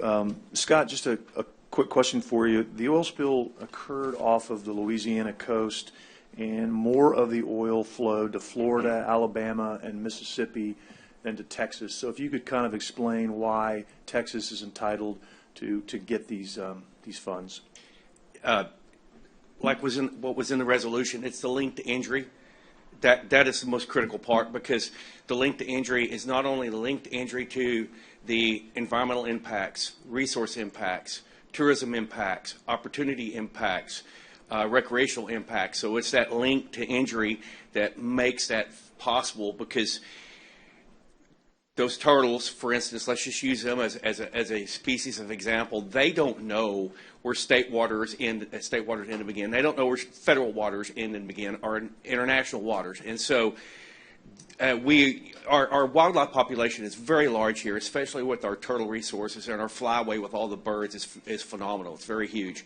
And so these critters are coming back and forth, and they were injured in this spill. And so as a result, not only that, but you had local economies that were supported by the natural resources that were injured. You had fishermen that were injured, recreational fishermen, fishing guides, all those industries were injured, which are home to a lot of our local businesses and small businesses on the Texas coast. And because of that injury, that's why we're eligible. Thank you. Commissioner Gonzalez, do you have some thoughts? Oh, yes, ma'am. Scott, as you know, Corpus Christi and most of the communities in colonias in Nueces County suffer from flooding events causing serious storm and wastewater problems and human health concerns also. Are water infrastructure investments eligible for oil spill and Gold Mesa dollars? Yes, sir. And I think what you're mainly talking about is freshwater inflows, and like, for instance, we've all been looking at trying to make improvements at Petronilla Creek. And so, yes, those monies are eligible to be used for those type of projects, because what you've got to do to improve upon water quality, whether it's understanding your ecological address, where do you live in that watershed? Do you live on a tributary, a stream, a river, a bay, an estuary, or do you live on the Gulf? Everything, gravity dictates everything goes to sea level. So whatever that water is picking up and it's carrying with it through that host system, you want to make improvements on that. And non-point source pollution is probably one of the ones that's hardest for us to deal with, because there's so many resources that could create non-point source pollution. It could be fertilization runoff from farming activities, industrial, agricultural, that kind of stuff. But yeah, that's what you primarily want to do. And I think we're getting to a point now where, when they're looking at our region and our region's watersheds, between Texas and the feds, that they are realizing that this is where they need to focus on, where they can make a bigger impact. Thank you.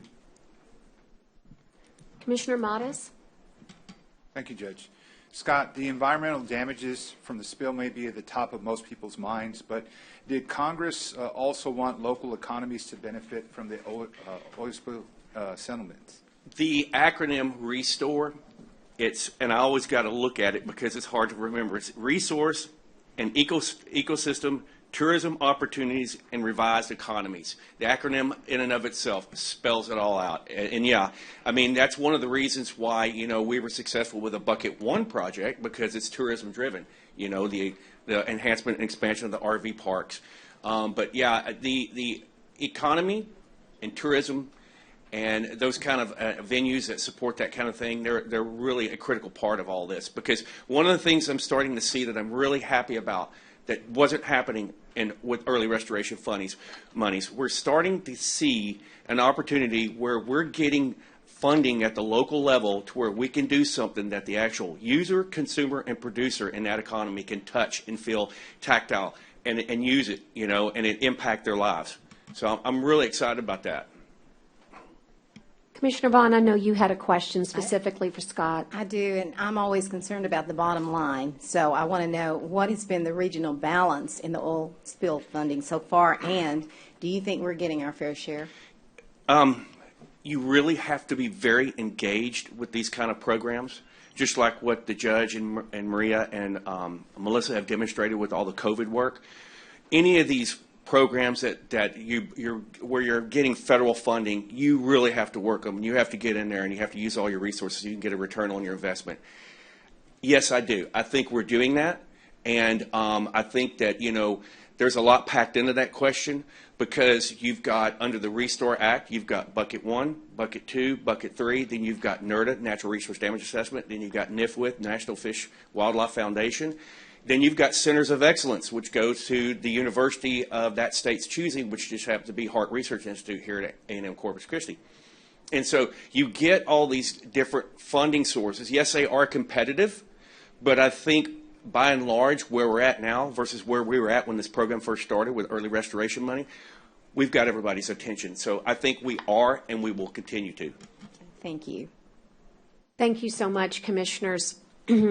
Scott, you're such a great advocate for our environment, for our coastal parks, and you're right. If there were an acronym for our local, champion, it would say SCOTT, Scott. And you've been on the forefront of all of these preliminary funding, resources that are out there for us. But let's face it, if you don't have the right story to tell, it doesn't work. We have a great story to tell, don't we? Yes, ma'am. And I think that this resolution outlines all of the necessary elements that we want to share, not just with our locals, but with our state and our federal partners as well. And so I just want to thank you for all the great work that you and your staff and all of our stakeholders have really done, not just this year. Remember, this is the 10th year of this particular settlement. And we have 10 more years to go, don't we? Yes, ma'am. And I think I've been intimately involved in this since 2011.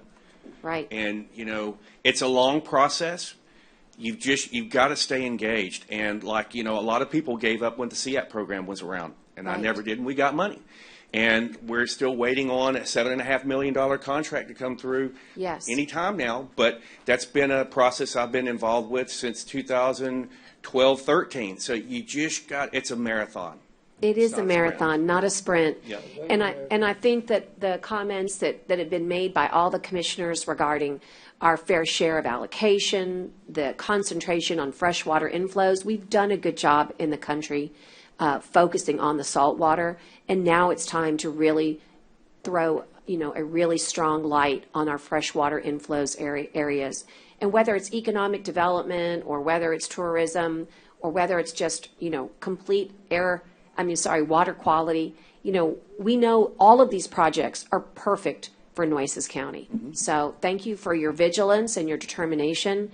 And as Lady Bird said, she wasn't just the first lady of our country at one time. She was still in our hearts the first lady of our environment in Texas.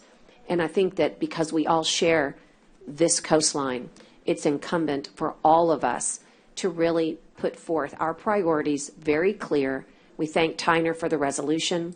And at this time, Commissioners, I think it's appropriate that I receive a motion for its passage. So moved, Judge. And a second.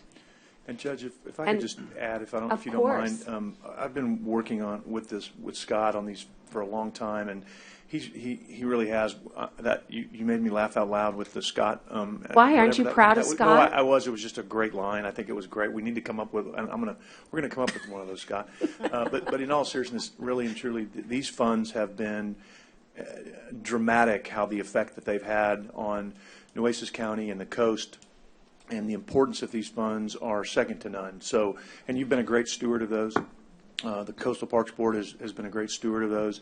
And really and truly, you can never make up for an oil spill like this, but these funds have gone a long, long, long way in helping restore the coast and helping restore our county and doing some really, really good work. So the importance of this resolution is maybe symbolic because it's just a resolution, but the importance of these funds are not symbolic. They're substantive. They mean a lot. And I appreciate all the work that you've done, that this county has done, and the fact that we get these funds from GOMESA. So we need to send the appropriate thanks to whoever that needs to be, because they really, really have a huge, huge impact on this county and on the coast of Texas. Well, related to GOMESA, I just want to say this one thing and leave you with an action item that you can think about. GOMESA has a cap on GOMESA, however you want to say it. It has a cap on it right now. And the reason why you're seeing GOMESA uptick is because in 2000, GOMESA was created back in 2006. Yeah, 2006.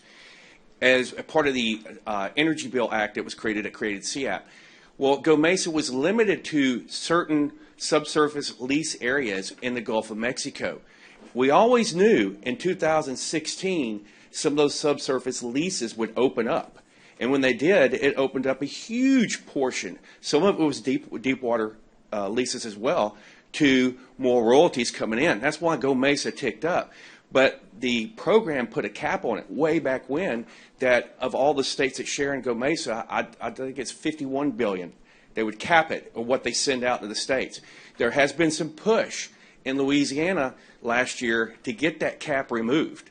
And there's some chatter out on the streets with our other Gulf state partners about either removing the cap or, lifting it somewhat, because there's a lot of things that can happen with those funds that are huge to local governments and the states.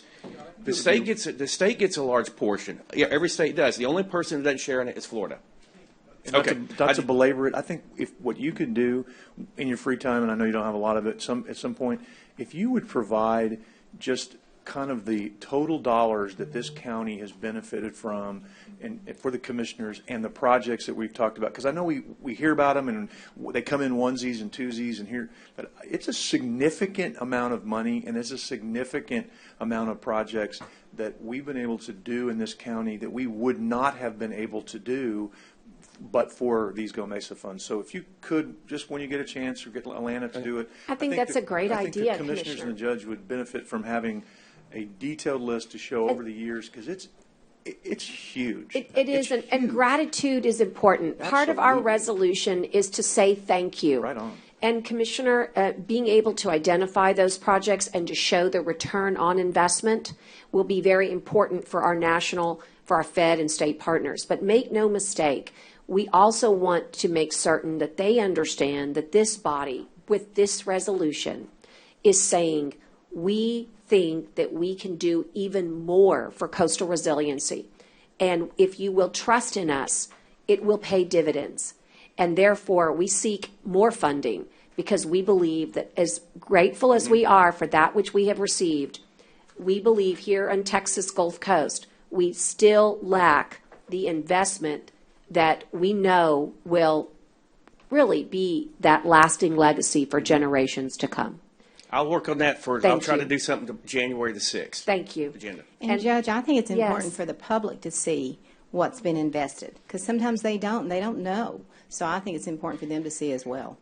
Spot on. That goes right back to my question, my statement a while ago about doing things that are tangible that they can benefit from. There are a lot of giant swaths of land that have been bought and put in a conservation easement. That's great, but nobody gets to use it, Right. And so, Yes, I think we have hit the nail on the head today with all of this important dialogue and discussion. It transcends into every aspect of our life. That's our economic engine, which is tourism, the incredible wildlife and habitat that you remarked upon, and quite frankly, the duty and obligation that we have to be stewards of this incredible gift that we call the Texas Gulf Coast. Commissioners, all those in favor, please signify with a resounding aye. Aye. Aye. Opposed, same sign. Thank you, Scott. You bet. Thank you so much. Okay, Commissioners, we have a lot of people waiting, and I am going to take us out of order just for a moment again. Give me a second to get us on the agenda. Let me say, too, for just a recognition to make the perfect transition now that the camera is off.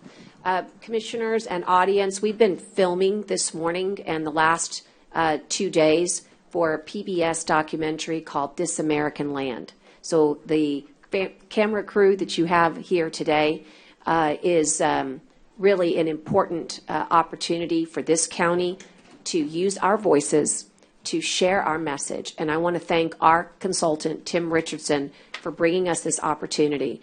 And not to belabor the point, because I am grateful, Commissioner, but if you really looked at the allocations, we haven't gotten our fair share.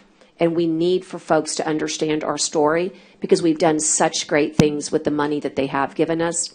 But in this next 10 years, we believe that the allocations would do really good things if they came just a little closer to our backyard. So thanks, Tim, for bringing us this great opportunity, and we look forward to the final product. Thank you, Judge and Court. Thank you. Okay. It's the will of a few of us, if you don't mind, Tyner, to at least go through our board appointments. I know they've been outside since the 9 o'clock hour, and then we'll hit the rest of I. So I'll move to J, Commissioners, and move to board appointments. You'll notice that there are 12 of them. We will move expeditiously, but we will not move so fast as to not honor the public service and servants that have either applied for reappointment or have applied for new appointment to these important boards and commissions. And so therefore, we start off with the Port of Corpus Christi Authority of Nueces County, and I would ask Tyner to give us the opportunity to understand what's before us. There are 2 appointments, as I understand it. That's correct, Judge. And forgive me, Deputy, yes, sir, you may bring them in. For COVID-19 protocols, we are asking people to stay in the hall until it's time for their agenda item. And so at this time, we will allow a few members, not many, but a few members in our courtroom to take a seat in a socially distant capacity, and we say thank you to you for being so patient. As they take their seats, Tyner, would you lead us in the protocols? Yes, Judge. What you have is the expiration of 2 terms on the Port of Corpus Christi. That would be Charles Zahn Jr., also be Dr. Brian Gully's position. He was filling the unexpired term of Dick Bowers? Dick Bowers, yes, correct. Thank you, Judge. Absolutely. And so you have those 2 incumbents, and you also received 2 applications, one from Rajan Ahuja. Rajan Ahuja. Okay, thank you, Judge. Well, given that Rajan means prince, Oh. I better make sure I get that right. Did you know that? Very good, Judge. And then Wayne Squires. Thank you. Thank you for that. Let me just make a few comments here. What a privilege it is to have such a truly, I mean, you want your boards and commissions always to have an incredible pool of applicants. It makes us all better. It makes us stronger. And so I'm just grateful to our community for continuing to step up to the plate. It takes courage to put your name forward because it requires service. And I believe Dr. Gully can attest, as our most recent appointment, it takes a lot of time and a lot of commitment. And so we want to acknowledge all of you, both those members that are seeking reappointment and those that have submitted their name in this applicant pool. And at this time, Commissioners, what I would ask is that we have separate spaces. Is that correct? Do you have them by a title, Tyner? Yeah, let me look at the Thank you. board It's just important, position. I think, for the record. So the Charles Zahn position is a county place 2. Thank you. That's what I was looking for. And the Brian Gully position is a place 1. Okay. So we'll take the place 1 at this time, and I would move in nomination for, I believe it's Dr. Brian Gully, to be reappointed. Second. I have a second. And are there any other nominations at this time? Hearing none, I've got a second yet. Thank you. All those in favor of reappointment of Dr. Brian Gully, please signify by saying aye. Aye. Aye. Opposed, same sign. Abstain, Judge? Abstain. One abstention for the clerk's note. Thank you. And at this time, Dr. Gully, I'm thinking I can still count, so I think that you have been reappointed by this court, and I don't know if you wish to say anything, but our podium is clean, and we would welcome any comments. And again, thank you for your service. You know, Brian, it's right behind you. It's just a trick. Well, Barbara, I knew this was going to take a lot of work. I learned that it'd take a lot more work than I thought. But I think what's important is I learned that what we have down there is an incredible organization, an incredible group of commissioners, which I very much enjoyed working with. They managed to get me on 5 different committees and boards, which I've enjoyed serving. I can't wait to the time that we get to work actually in person. But it's been a pleasure working with the staff of the port, with Mr. Strawbridge, with Charlie and the rest of the commission. And we do a lot more work, I think, than people understand, except for Barbara yourself. It's been there. You understand that. But it's a great honor, and I look forward to serving 3 more years.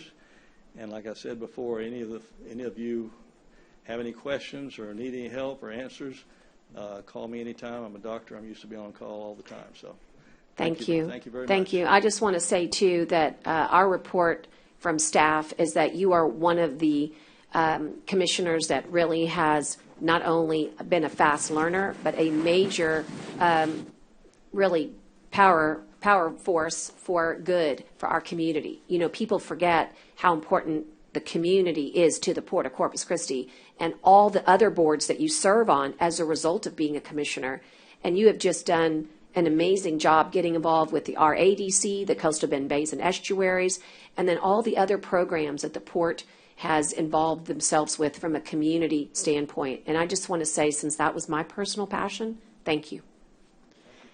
At this time, Tyner, we'll move on to the next place. The next would be place 2. I would move to reappoint. Second. Charlie Zahn. I'd like to nominate Raju. Okay, so I have let me do it this way. I have a motion and a second for the reappointment of Mr. Charles Zahn. And also I have a second nomination for Mr. Rajan Ahusha by Commissioner Gonzalez. And so what we'll do is we'll take first a roll call vote. And since we have a motion and a second on Charles Zahn. Commissioner Chesney? Aye. Commissioner Gonzalez? Nay. Commissioner Matas? Just a clarification, this is for reappointment? Or Yes, we're going to vote? reappointments. I would like to just take it as a vote in general. I mean, just to allow us each individually to call our vote, but. Yeah. I mean, I agree with Commissioner Monson. I'm not saying that I'm not going to vote for Charlie. I just think that my experience has been anytime that we have more than one person nominated, we should honor that and have everybody vote. We didn't do that on Gully. We just. Well, it was unanimous, I think. I mean, there wasn't anyone that was asking to put a nominee. Okay, well, let's I don't have Laura in the room with me, but I know she's online. I just wanted to make sure that all the nominations were honored. That's really all my point was. And so what we'll do at this point is take the nomination that has a second. Is there a second? Commissioner Vaughn, you were the second? Second. All right, so I just want to double check with me here. County Attorney Jimenez, may I proceed with the vote?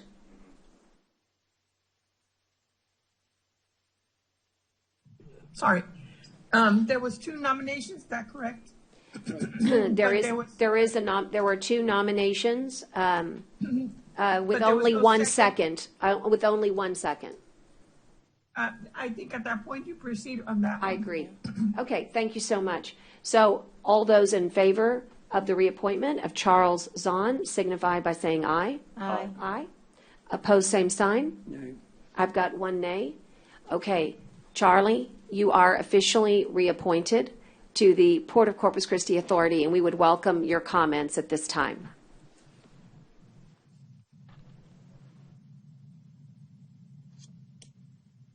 Yeah, I have such a bad time with my hearing aids with this mask. I apologize to y'all. I just pulled them out. First of all, I want to thank the Commissioners Court for giving me this opportunity to continue my service not only to you but to the citizens of the Coastal Bend as a member of the Port Authority of Corpus Christi.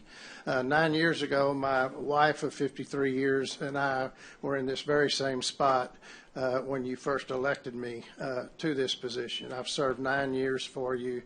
I'm currently the chair of the Port of Corpus Christi.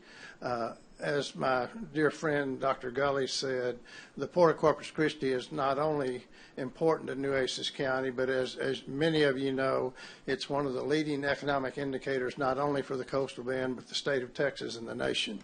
You know, we're the #1 port in the nation by tonnage. We're the #1 oil export port in the country. You know, we think that we're doing a good job at the Port of Corpus Christi. I've got a great set of commissioners that I work with. I've got the finest staff that you could ever have in any organization led by our CEO, Sean Strawbridge. I appreciate this opportunity. There's some things, as my dear friend Judge CANALES and I talked about many times, that we've been working on, some of them almost 9 years, Barbara. And I think we're real close to seeing some of those come to fruition. So I appreciate the opportunity that you've given me to complete the journey that I started 9 years ago. So thank you. And Chairman, I just want to say that it was brought to my attention late yesterday evening of something that's quite remarkable. And even though you wouldn't brag upon it, I need to.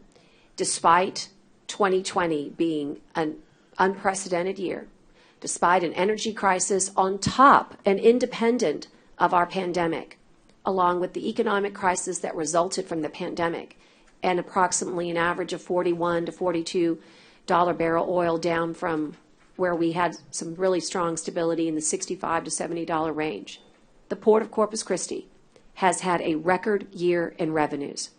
I just don't know if there is any organization in this country that can boast that kind of performance over 12-month period like we've seen.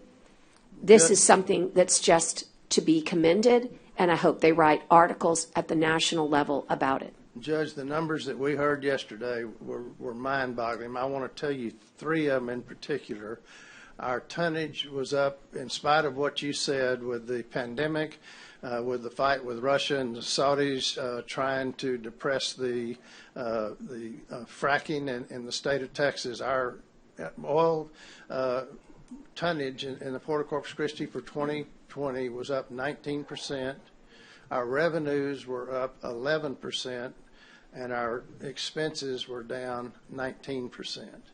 So we have, in fact, had truly an outstanding year at the Port of Corpus Christi.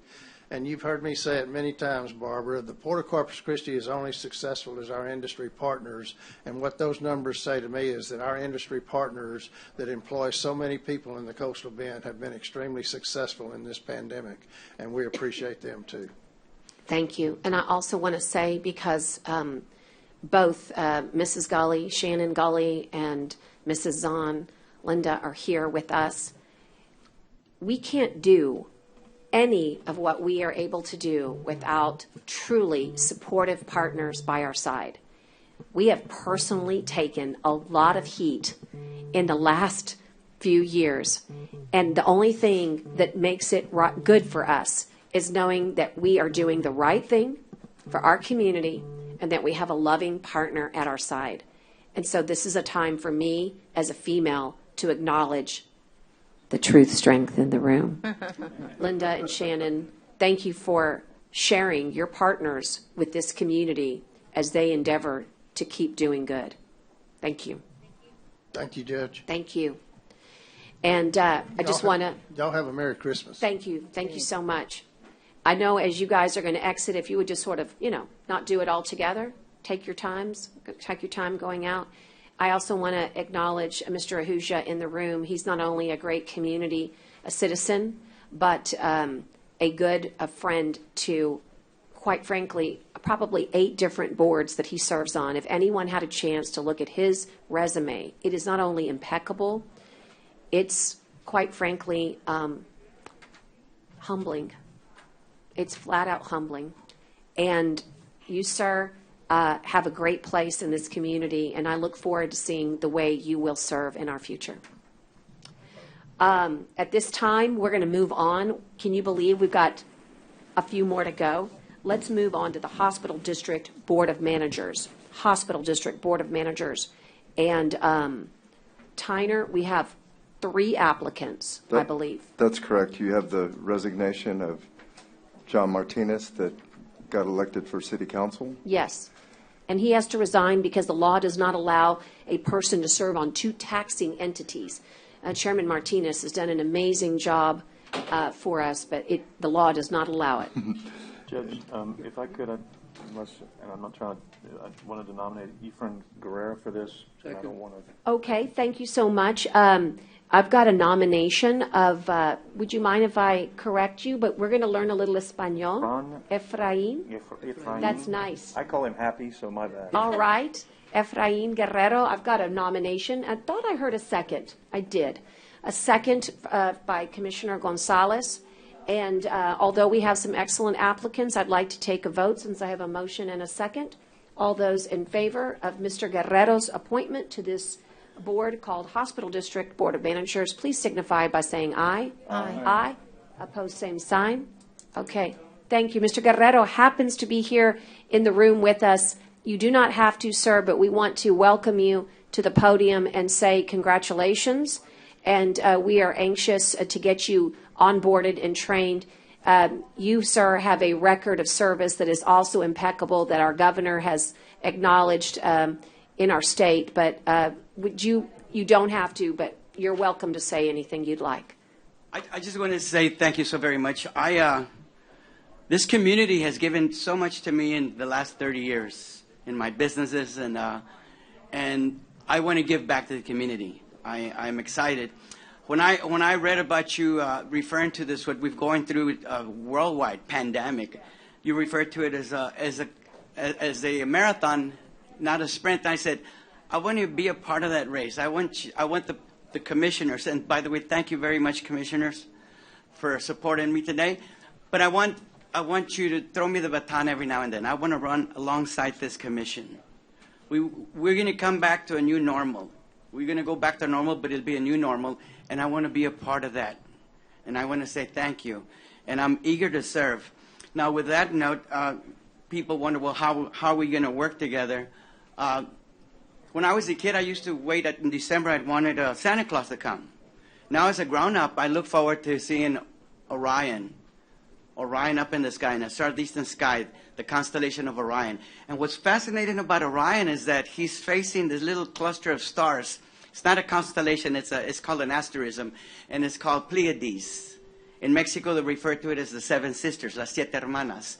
But back in the early 1950s, a group of Japanese automakers looked up into the sky and they said, why can't we work together and be together like those stars up in the skies, Pleiades? And that word Pleiades in Japanese is Subaru. And they came together as one and became a very powerful auto company.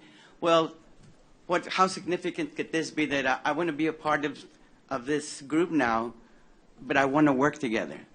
And if we're going to change how we work in this community, not only nationwide, but it starts at home, I want to work together. I want to share ideas with you. I'm excited. You have the right heart, the right philosophy, and the right experience to be the voice for public health, particularly in the most vulnerable of communities. Thank you. I'm excited also to be a part of this Pleiades, this Peloton working together. Thank you so much for being here with us this morning. Thank you, Commissioner. Judge, we are counting on Happy to not only be a strong advocate, but to keep it a little light over there. And we all need a little levity and a little lightness in our life. So I know they'll enjoy your presence for many different reasons. And congratulations. Thank you. Very happy to be part of supporting you. Thank you so much. Thank you. Good luck. Thank you for being here. We're going to move on to the Christus Spahn Health Board of Trustees. I believe we have two applicants, but Mr. Guerrero informed me that it was an error, so I think there's only one applicant. Rachel Canales. Second. Reappointment. Rachel Canales, thank you, and a second. And she would be a reappointment. Is that correct, Tyner? Thank you for the clerk. And all those in favor signify by saying aye. Aye. Aye. She's done a great job for us. Yes. Thank you. And this is her last term. That's correct. Just for the audience to know, I was able to visit with all of these applicants at some point. So I think it's really important to know that all of us spend a lot of time reviewing the resumes and the applications, and that we are very serious about who we place on these boards and commissions. The next one is Nueces County Beach Management Advisory Committee. We have 6 openings and 6 applicants, and I'd like to suggest to the court that I've reviewed each and every one of them, and I've also had the opportunity, given that it affects us all, but I've had an extra opportunity to visit with Commissioner Chesney, and I would nominate the entire slate of 6 applicants to fill our Beach Management Advisory Committee, and would ask Tyner to identify them by name. A motion and a second, Tyner. Would you identify them by name? Dana Myers, but we know him as D.R. Myers. Correct. And Jonathan Torres, Cliff Schlabach, Katarina Porter, Deidre Williams, and Paul Thurman. Thank you so much. Commissioners, is there any discussion needed? Judge, I just want to say. Yes, sir. This is a great slate of 6 people, very diverse. What a great, I mean, we really lucked out because, and not lucked out, I mean, it's hard work, but I mean, we lost some good members who decided not to reapply and replaced them with some really equally as good members. So great job. Thank you, Commissioner. I couldn't agree more. We have folks that have expertise in coastal policy, expertise in construction, expertise in biology, expertise in business and economic development. It's really an all-star slate. Scott, are you excited back there? Yes. And we also want to thank all of those that served.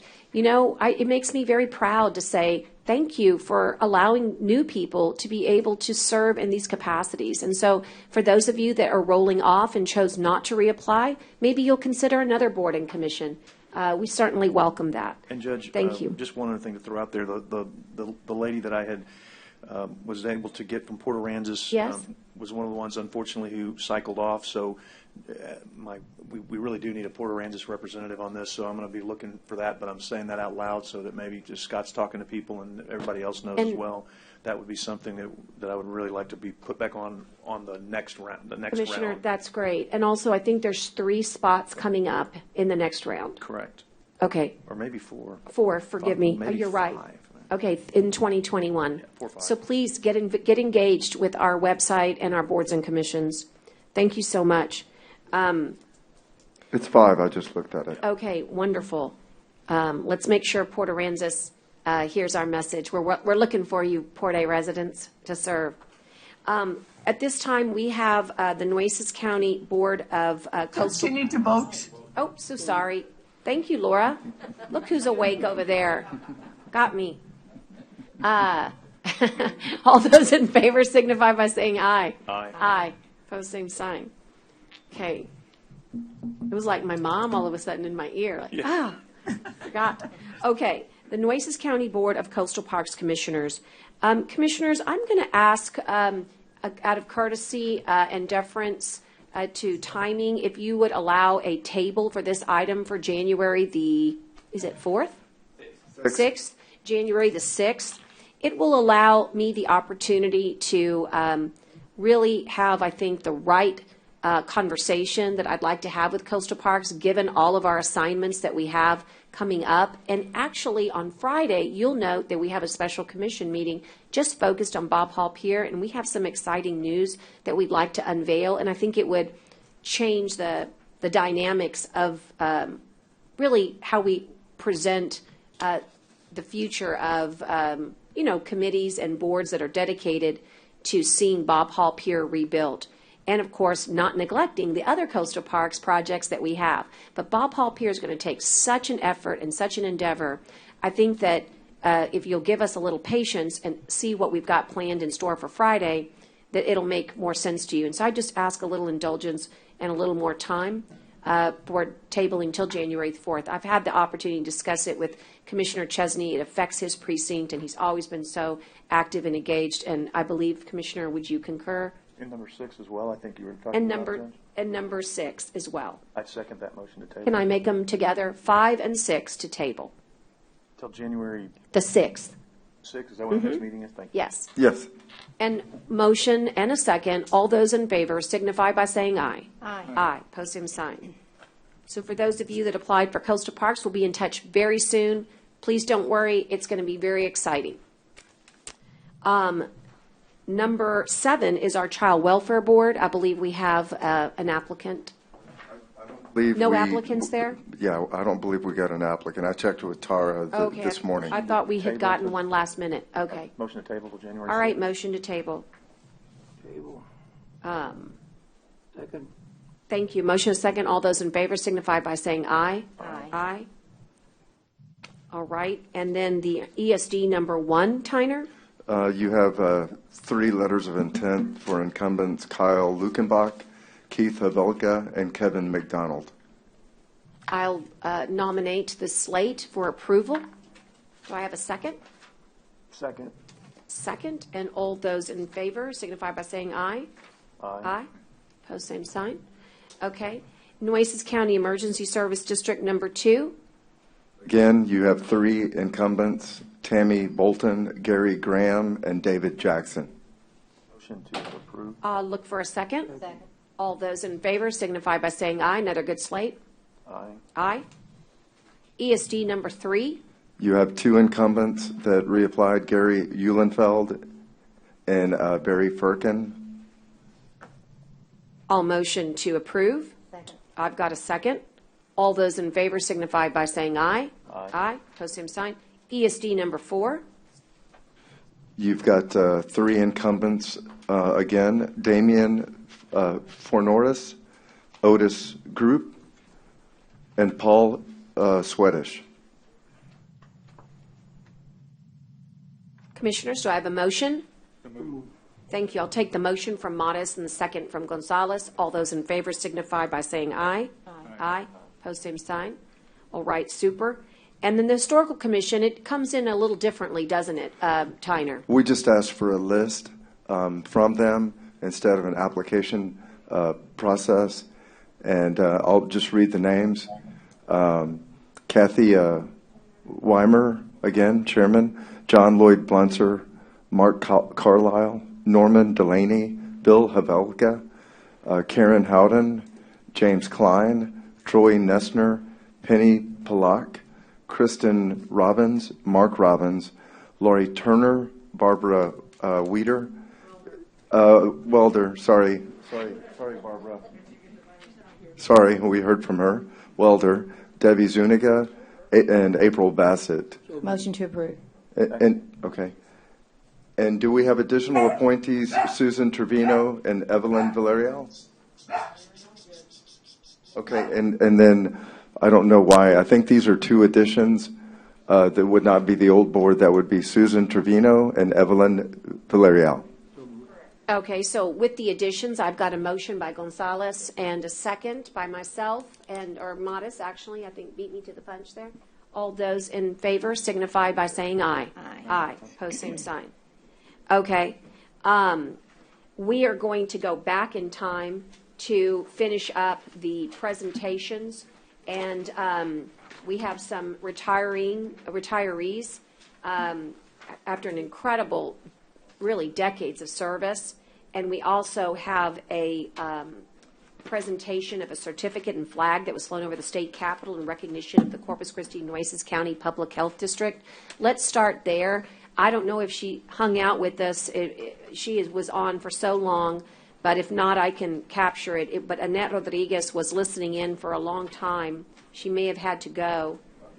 She had an 11 o'clock. Yeah, she did. And let me just say that, Tyner, do you have it in front of you? If not, I can pull it up. But I wanted to recognize that the Health District was recently given a beautiful certificate by the Senate of the state of Texas, and it reads, "This certifies that the Texas flag herewith presented to the Corpus Christi Nueces County Public Health District in recognition for their dedication and unwavering work during the COVID-19 pandemic." It was signed Senator Juan Chuy Hinojosa, our esteemed District 20 Senator, on November 20th, 2020. And I thought that it was important that you also note that the governor of our great state also issued a commendation to Texas Association of City and County Health Officials and all the local public health authorities, departments, and districts in Texas for their dedication and devotion to protecting health and well-being of Texans and answering the call to face the challenges of the novel coronavirus pandemic. And although Annette will tell you that she and her staff are just doing their job, let me say that in life, as Lincoln said, if you're going to be anything, be a good one. Gosh, they are good ones, all of them. And I'm going to tell you, this couldn't come at a better time during this season where we celebrate so many things that we value in our lives. These people needed to be recognized, and this makes it official from our governor, from our Senate, and I hope, commissioners, with this small recognition to Annette and her entire staff, how much we appreciate them each and every day. I just don't know where we would be if we had not had Annette on January 24th literally say, we have a problem. This virus will come to Nueces County. Because of that kind of foresight, that preparation, and the teamwork that we have exhibited as a city and county public health district, we were faced with tremendous challenges, and we met them. And I just want to say thank you. And I'm sorry she couldn't hear all our kudos, but it's just like Annette. She's got to take care of people because every day she saves lives. Thank you so much. And we will have her back again to applaud her in January. We've got a few important announcements to make. I have an incredible certificate here for an incredible individual, and I'd like to recognize Robert Collins. He's a corrections officer. He is retiring, if you can believe this, after 30 years of service to Nueces County. I can't even believe it.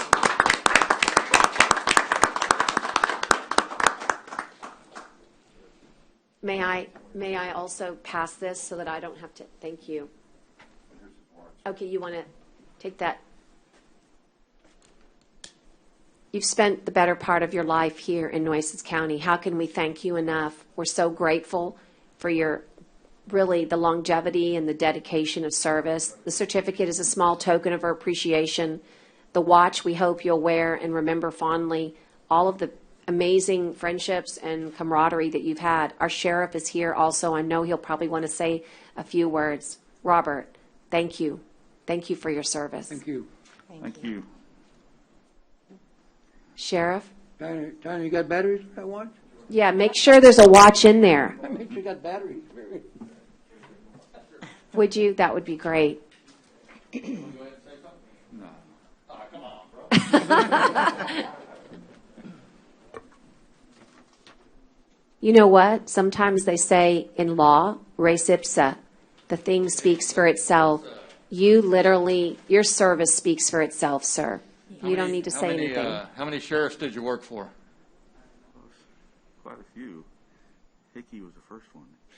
So from Sheriff Hickey to me, and I want to say, and all the sheriffs in between, I want to say a word for all of them of what an important asset you were. You and the people who worked in the jail, no matter which jail or no matter which service for the sheriff's office, are the true reason why the Nueces County Sheriff's Office is successful year after year after year.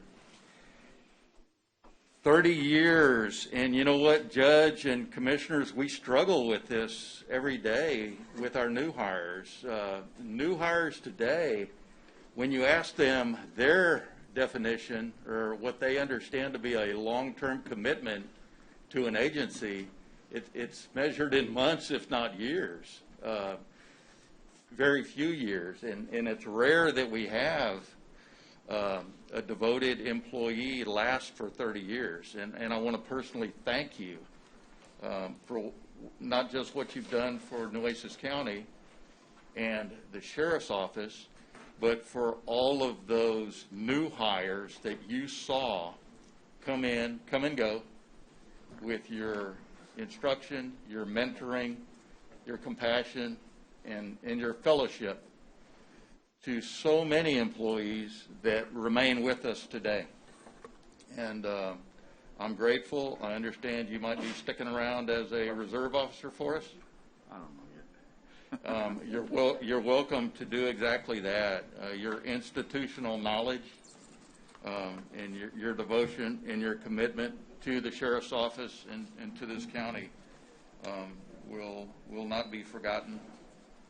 And there's a beautiful watch for you. Thank you very much. Hey, thank you. Appreciate it.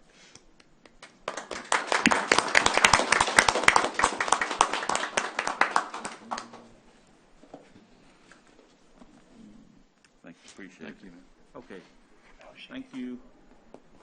Thank you. You're so welcome and so humble.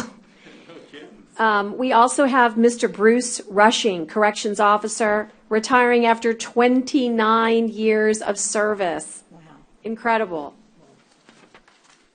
Tyner, you also have the certificate in grateful appreciation for so many years of service to Nueces County. And again, just like the sheriff said, so many sheriffs. Sheriff Hooper, you also have a watch to give. How about you, Bruce? Will you say a few words? Tell us about your time here. It's one of the greatest places to work. I mean, I've had jobs before this one and had coworkers over there. I didn't have coworkers. I had family, and that's what those people are to each other, is a family. And I've enjoyed it. I'm to do a few different things. I'm the one that'll probably do the reserves. Excellent. Good. So Then we're not losing you. I'm going to keep in touch with the family then. So thank you very much. And Thank you know you. what? And for both of y'all, what you have seen in 29 and 30 years, and then to finish it off with this last year. I mean, this last year of this infectious disease and dealing with that in a critical infrastructure environment where none of us got to work from home. Yes, that's true. We had to show up for work every day for each other and for the inmates and for Nueces County as a whole. And, you know, we in law enforcement, we've always looked at worst case scenario of maybe being an active shooter, where we would have to run into a school or into a public building. And we were devoted and committed, and we had the mindset that if that point in time ever came, we would do that. But I don't think any of us ever thought that we'd have to report to a correctional facility every day in the middle of a pandemic. Yep. And you did that. And so many of your fellow correctional officers did that day after day after day. And we dealt with it, and we'll continue to deal with it. And I want to thank you personally for that level of commitment. Thank you. Thank you for being there for us. You bet. There's your watch, and there's your certificate. Thank you, brother. Thank you. Thank you so much. It's clear you are so appreciated, and you're right. You have a family here. Tyner, there is another item that we have that's very important. And would you like to lead us in this discussion? I certainly could, but I think this would be Commissioner Chesney's. Okay, item. wonderful. Thank you, that'd be great. Go ahead. Judge, this was an item that I've got to get my notes. Give me 1 second. I'm Sure. sorry. That I asked to be put on the agenda because I felt, and I feel confident that the rest of the court will also agree that today is the last meeting for a very important part of the county's staff and the county government that we all so enjoy serving and being a part of. And so today, I've asked that this be put on the agenda to discuss and consider naming and designation of a room or area for the purpose of recognition of service in Nueces County. And this is for our great county attorney, Laura Garza Jimenez. And there's an area being currently worked on the law library. And Tyner and Belinda and I talked and tried to keep this a secret from Laura to come up with something that hopefully she would be surprised at today when we did this. And we came up with naming that the Laura Garza Jimenez Legal Access Center. And I would make that nomination today to name that after her because of her commitment not only to the law, to Nueces County, but just to good government and being the wonderful person and county attorney she's been. So that's my nomination. I've got a motion and a second, and I think we can sum it up by saying it's well-deserved. Yes. Commissioners? Did you keep it a secret? Did you? Laura, did we keep it a secret? Are you on there still? Let me do the official. All those in favor signify by saying aye. Aye. Lauda, you were worried that your paintings were all going to be gone, and then there wasn't going to be Lauda in the building anymore. Now we'll always have you with us in this building. Oh my God, I'm surprised. I'm really, really surprised. I didn't see this coming. I'm trying not to cry here. I have served so many years for this county under so many administrations. And by golly, this court has gone super fast and I loved it. So many projects have been completed by all of you and you all should be very, very proud.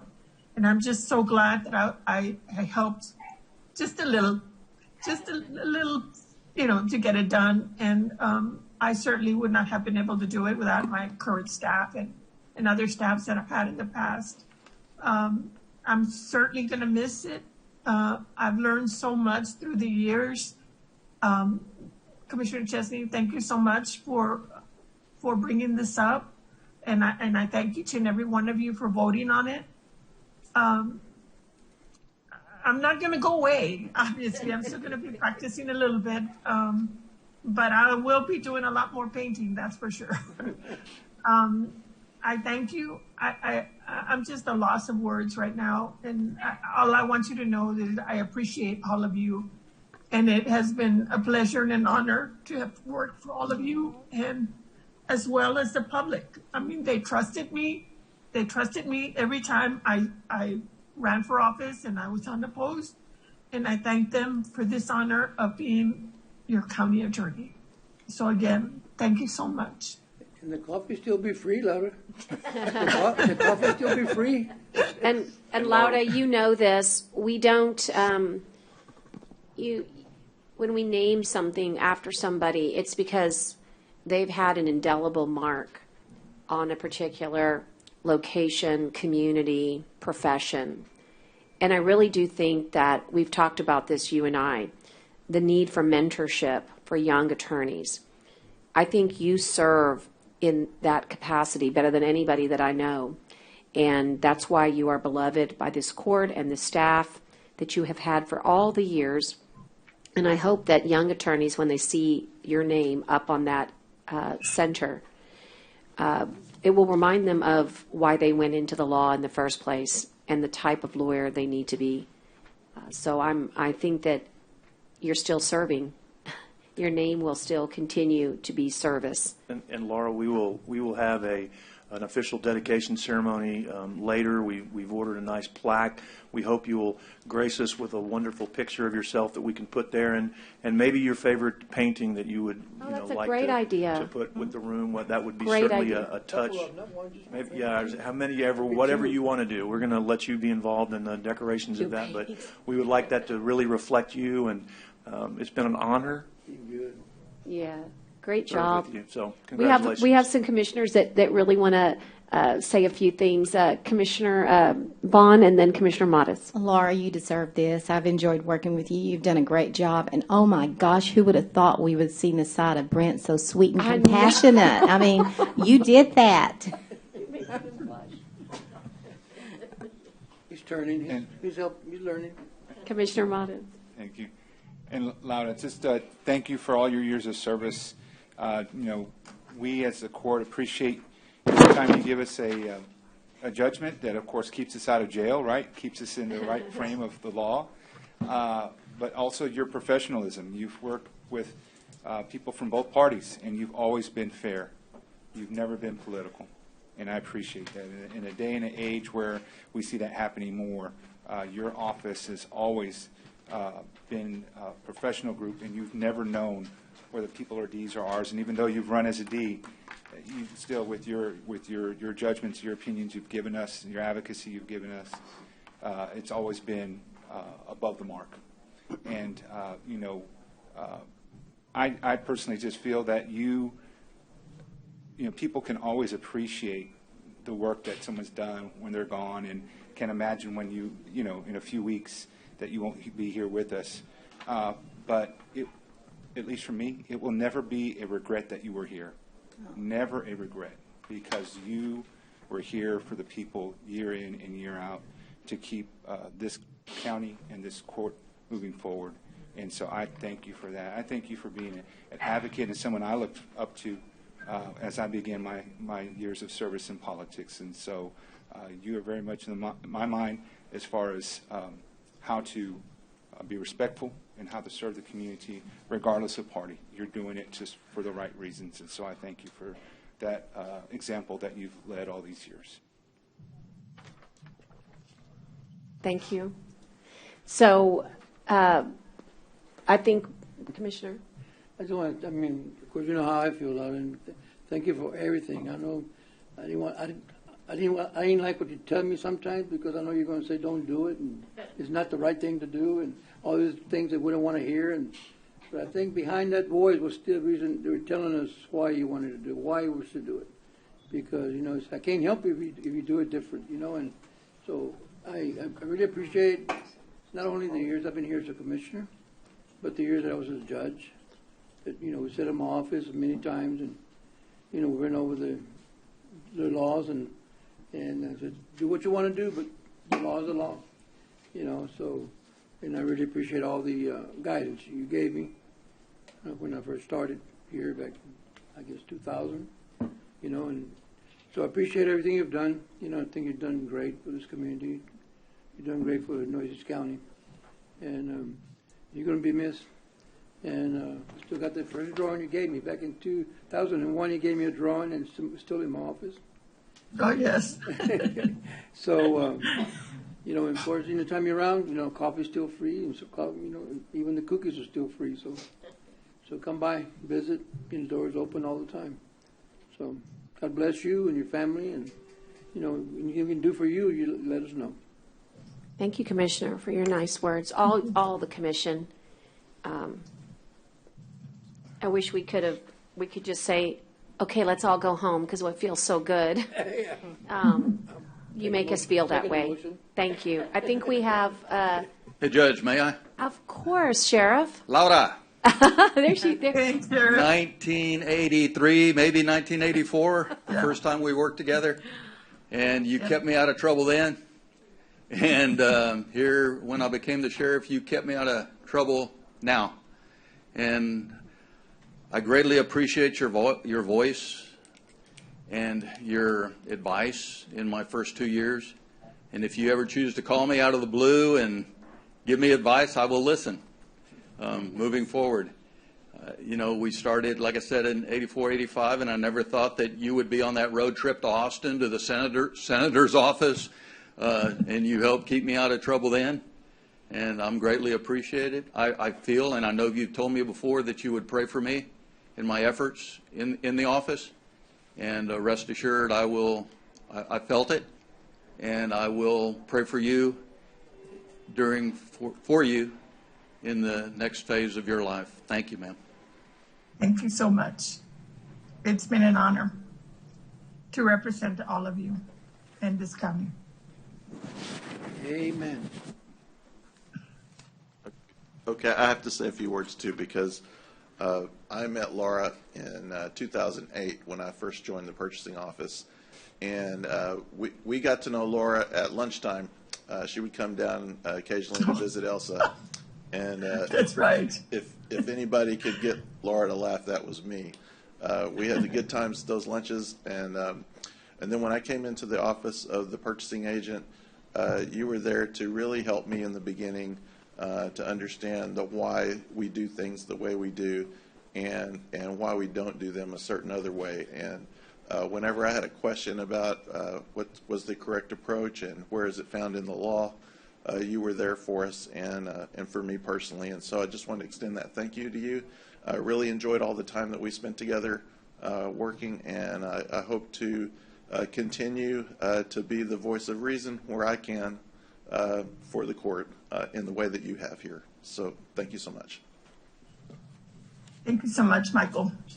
So nice. You really stepped it up. I mean, when you got selected, it was the best choice ever. I mean, continue doing such a great job for the county. I'm proud of you, very proud of you. Thank you so much, all of us.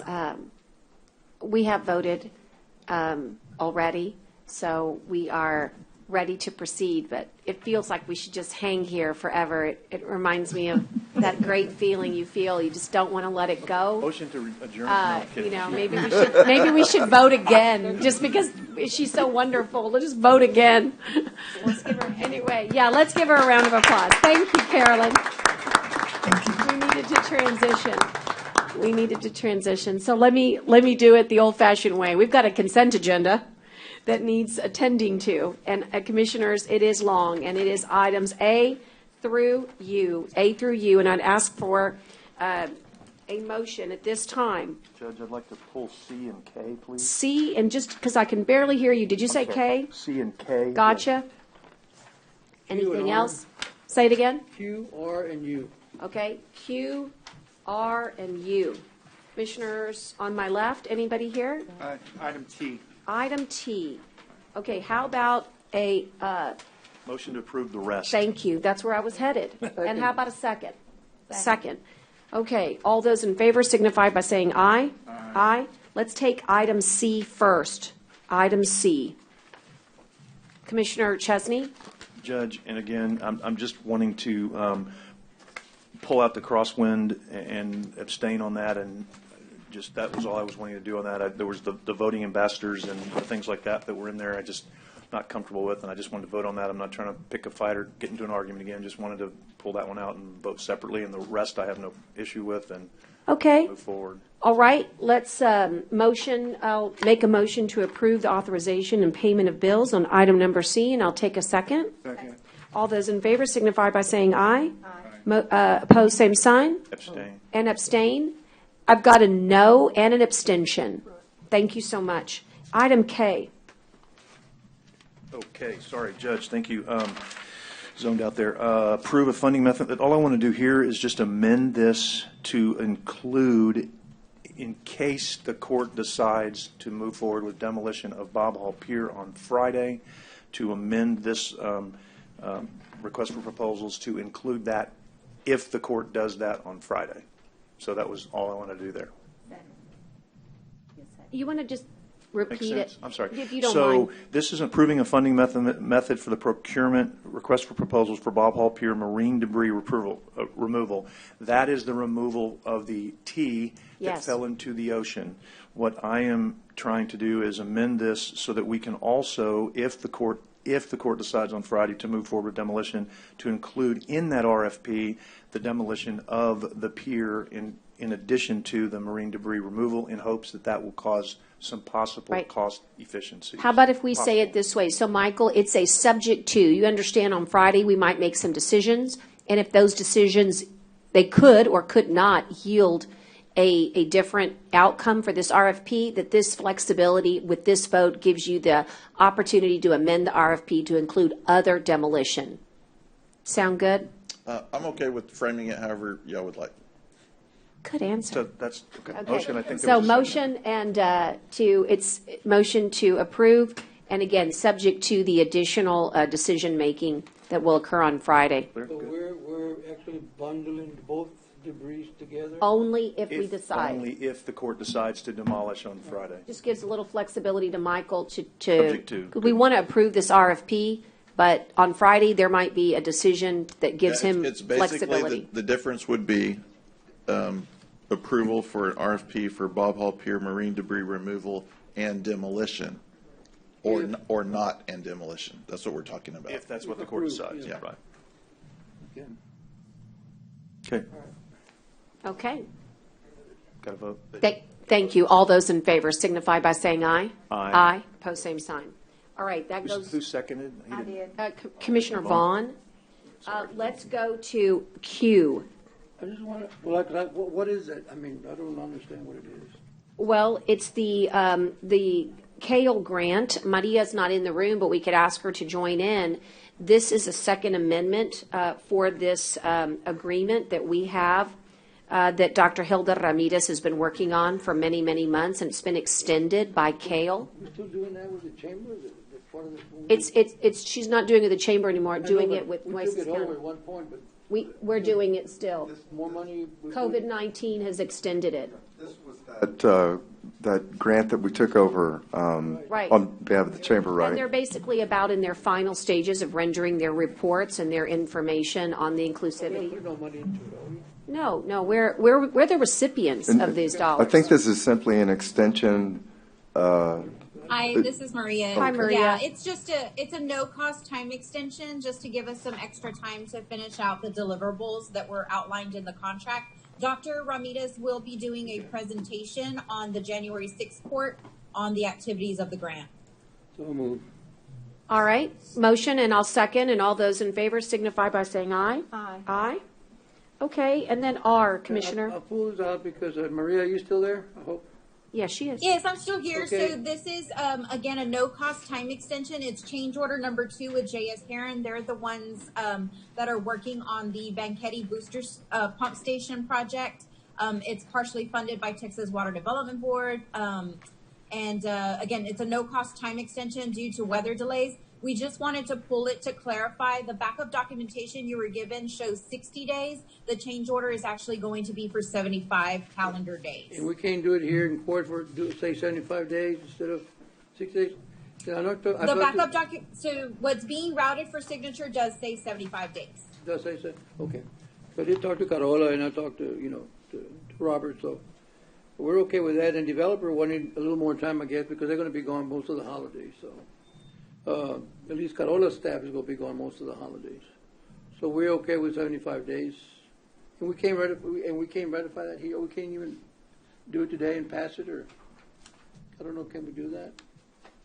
Just Well, 60, say 75 we would days? have to amend the agenda to do it. We could do that. That might but- be a louder question. I mean, it just says approval of the change order. I am routing the change order that says 75 days. Correct. That's correct. Okay, so we can still approve today, correct? Yes. Okay. Okay, so do you have a motion? All right, and a second? And all those in favor signify by saying aye. Aye. Post same sign. All right, and now Commissioner Modis, you've got a question on T, and we do have an expert in the room. Hey, Mark. Thank you, Judge. No particular question. I just, every time I see the lots coming up for sale, and especially in their precinct 3, a lot of times they are in precinct 3, but today, every single one of them.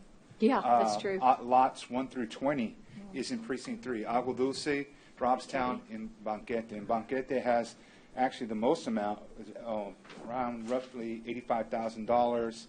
Agua Dulce about $4,500, and Robstown a little over $30,000. So probably a little over maybe $110,000 back in the books, and that's if the lots stay as is and people are just paying on the lots themselves. I mean, we could potentially have some development on these lots, especially in the Rancho Amistad area, and so that's just exciting. I just always want the court to take pause, one, to appreciate and thank the work that Linebarger does for us to get this work done, but two, to show the potential of, we wonder and we struggle, what is being done with lots that people are not paying their taxes, or just, when someone passes, there's no one to take the land over.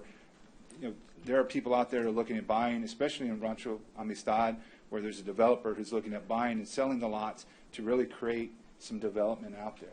And so the more development we have, obviously, it's more attractive to people to move out to that part of the county, but also you can hopefully try to get one day a uniformed neighborhood together with some real sensible infrastructure attached to that.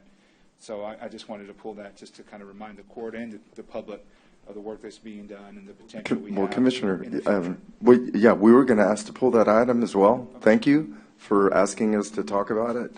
In fact, me and Juan, they have an item later, but the reason Marvin was sticking around was for this item, and we wanted to talk about this publicly because me and Marvin and Juan talked about this last night.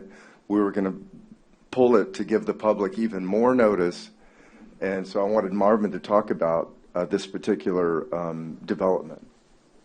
Okay. Well, Tyner and Juan called me yesterday, Commissioner Montes and Judge and members of the court, And I know that just to kind of go back and give you a little refresher history about Rancho Amistad. Rancho Amistad was a subdivision that was developed in the 1980s, and it is a platted subdivision. There was a plat submitted and approved by the Commissioners Court. So it is a platted subdivision.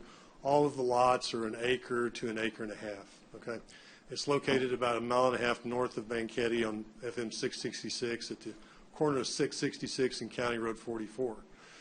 The developer went bankrupt in the 80s, and the infrastructure in the subdivision, particularly the roads, were never completed. So it just kind of sat there looked like a pasture with about half a dozen houses around the perimeter on the county roads. Okay. There was a long bankruptcy, finally got through that, got through the delinquent tax lawsuit, put the properties up for foreclosure, sold most of the lots along the paved roads, okay, 666 and 44. But the interior lots did not sell at that time because no roads. So we put this up for a resale auction in 2016, and we tried to sell it all as one group, all the lots as one group, failed to attract a bid, sold a bunch of them individually, and then we've come back to you several times over the last few years to sell these lots to individuals. And I'm not going to say a lot of the lots, a good number of the lots have been sold to a gentleman and his company from the Dallas area, and he's come in and done a lot of the work on the infrastructure. There are roads there now. They're not up to county standards, perhaps. Okay, they're not paved roads or caliche roads, but he has put the roads in. And he's sold quite a few of the lots that he's bought from the county. And now he's made an offer here to buy these last number of lots, 15 lots in Rancho Amistad. Most of these are on the east side of the subdivision where there's some pretty significant drainage problems. And he's willing to address all that, put the money into it to get them up to where he can sell them. But Mr. Pimental has expressed some concerns because his office, I believe, and he can certainly elaborate on that, is getting a lot of calls from folks wanting the county to come out there and do work. So let me just cede the microphone. Oh, yeah, when you talk about getting calls, my office is the one that gets calls on this. I mean, we try to get IRT to work with them. We can't. There's no infrastructure. It doesn't qualify for programs that are available. Yeah, so when you look at somebody that's hopefully willing to take it on and correct it before they sell it, because, that's been one of my concerns when I first came on almost 4 years now, was one of the first things that we did was get with you and Linebarger and Public Works at the time to enact language that kind of a buyer beware of the lots that they're buying.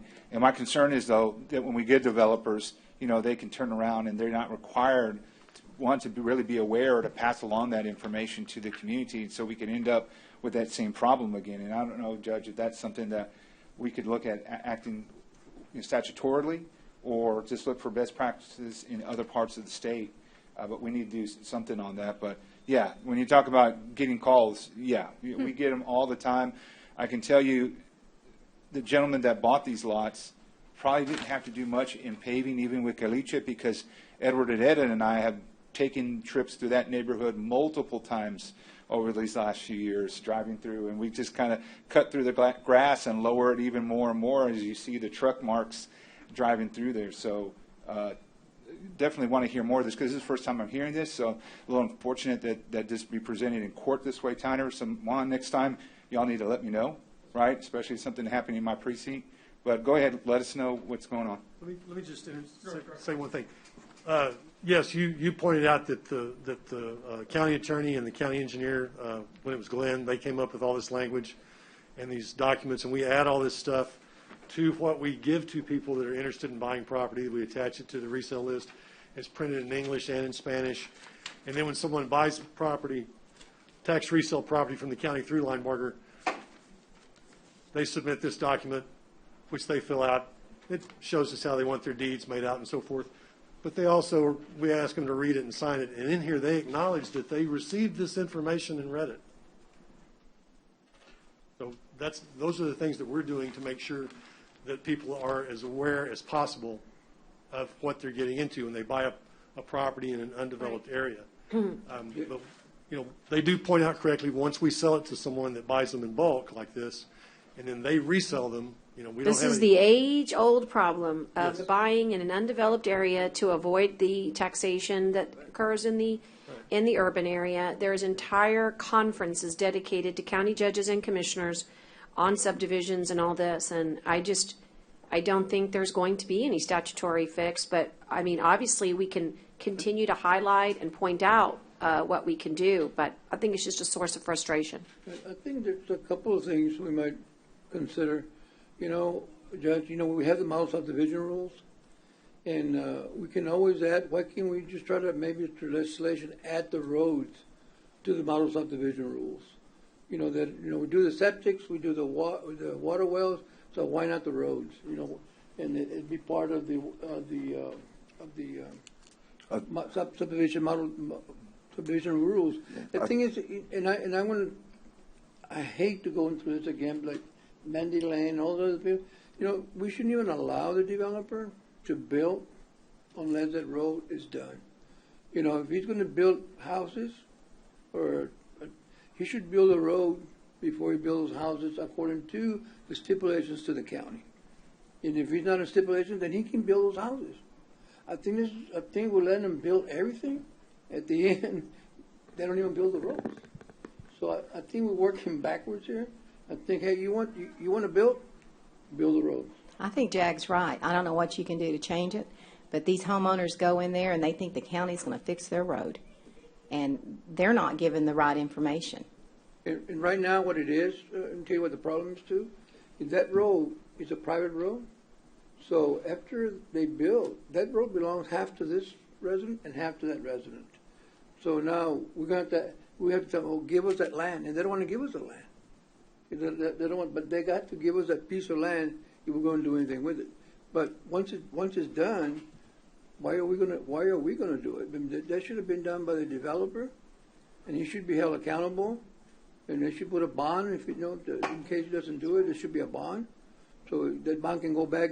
We do the same thing with the water and septic. They set a bond, you know, sell the property, there's a bond. In case they don't come back, we pay for the septic and the water well with that bond. So I don't, you know, there's too much building out there that we're not even, we're going to have some teeth on these developers, guys. in this case, it's a kind of a unique situation because the property was developed and platted properly in the 80s, and then he went bust and didn't pay for the road construction. Now you can't really hold him accountable unless you're going to dig him up because he's been dead now for about 3 years. But wherever you know, developer it's is just a now, it's got tough to. situation. I know we can help. I think that I guess we can if we had a new developer now, and said, hey, you want to develop, then you got to build a road, because we can't help them if you don't build a road. Right. You know, I think that, you know, and it's hard for us to tell the people we can't help you. You know, it's not our road. Well, it's a county. We're in a county, yeah, but it's not a county road. Right. So, you know, I think that, I don't know, we need to sit down really on this one and kind of worked it out to, you know, I know there's another subdivision coming up, you know, in CANALES, I think it is, or somewhere. Man, we can't let those developers go any further unless they're going to build a road. Yes, sir. Judge, Commissioners, good morning. And Commissioner, you're correct. We do get a lot of numerous calls regarding, you know, not only this subdivision, but some other ones that we cannot go in and do any work. But, you know, they're requesting for us to install driveways for them, or when we're going to go out there and fix the roads. And, you know, we kind of trying to explain to some of these constituents that we can't go in there. And just so, but I have brought it up, and I just wanted to make sure that there's some way that we can notify whoever is planning on purchasing these properties that we can't do anything. You know what's bad also, one, is the fact that not even the school buses can go in there. Yes, sir. That's correct. They won't go in there because it's a private road. Yes, sir. So, you know, the kids got to walk 3-4 blocks or whatever it is to go to the main street to get the bus. Well, it becomes a safety issue. If you need to get an ambulance in there, it does. Well, that's actually a very good point, because when you look at Chapter 232, there's actually a provision for that. So that's something important that you just said that you can maybe get your teeth into. But like I said, all the wise men and women have been debating this issue for a long time, and we haven't been able to get it because we also value in Texas private property rights. And I'm going to tell you something. This is not the first discussion, nor will it be the last. And our problems are huge. If we actually had the dollars for county infrastructure, I mean, we could take care of these folks. But we don't. Juan doesn't do it because he doesn't want to. No. He doesn't do it because he doesn't have the dollars to do it. And that's why when we talk about keeping our legislative agenda, which we're going to get to at some point, high priority for these transportation fees, it's to help these types of issues. And you can't have one without the other, but you've got to focus on what's winnable.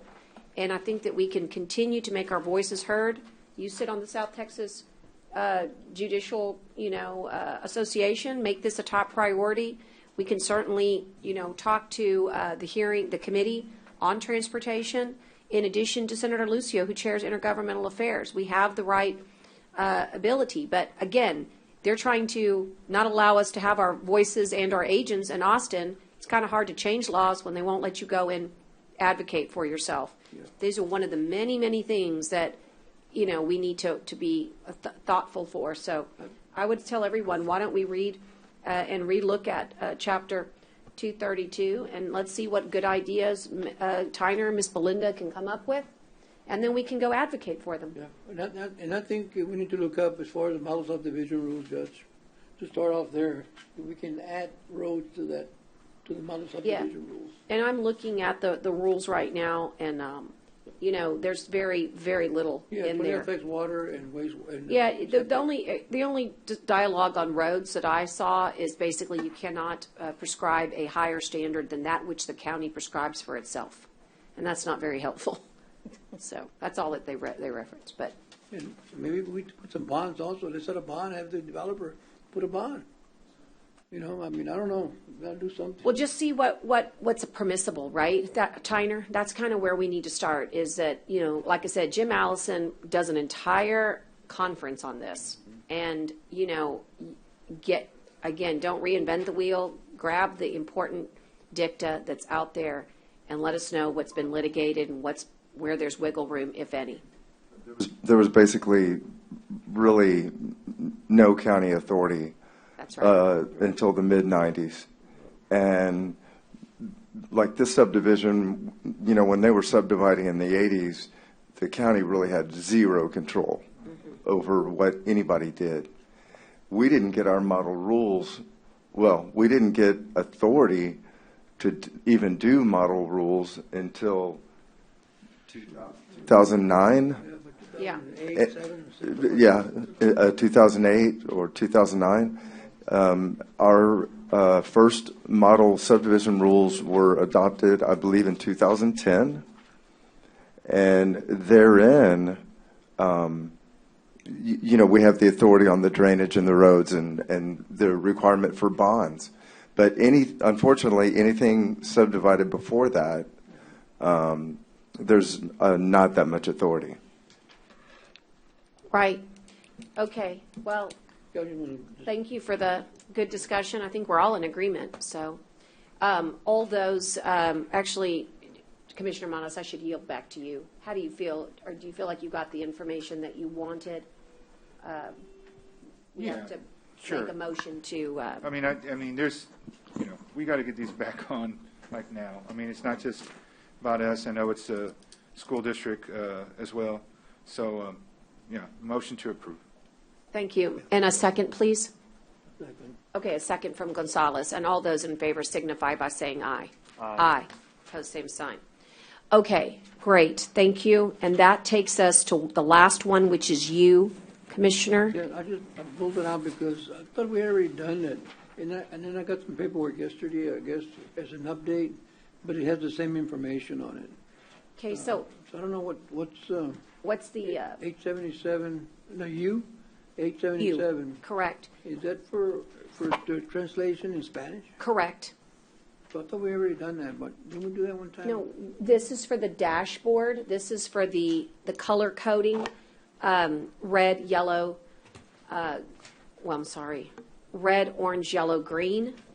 And This dashboard has not been translated into Spanish. It's going to be a daily dashboard that will let the public know what our risk level is. And we have it in English, but we need to translate it into Spanish, and it has all the recommendations. You've seen the dashboard, but it's not been translated into Spanish. We asked for a professional proposal for translation, and this is what this is for. And we will already, it's part of our spending plan and part of our submittal for reimbursement. It needs to be done in Spanish. We can't have a dashboard, you know. I thought it was already done in Spanish. Yeah, no, it is not. The messaging was already done in Spanish somewhere. No, this is the dashboard. This is, I don't know what messaging. I think you're thinking about nuecesknows.com. That's been done in Spanish. Nuecesknows.com is the website. This dashboard, it comes from Public Health. Okay, so move it. Okay, thank you. Motion and a second.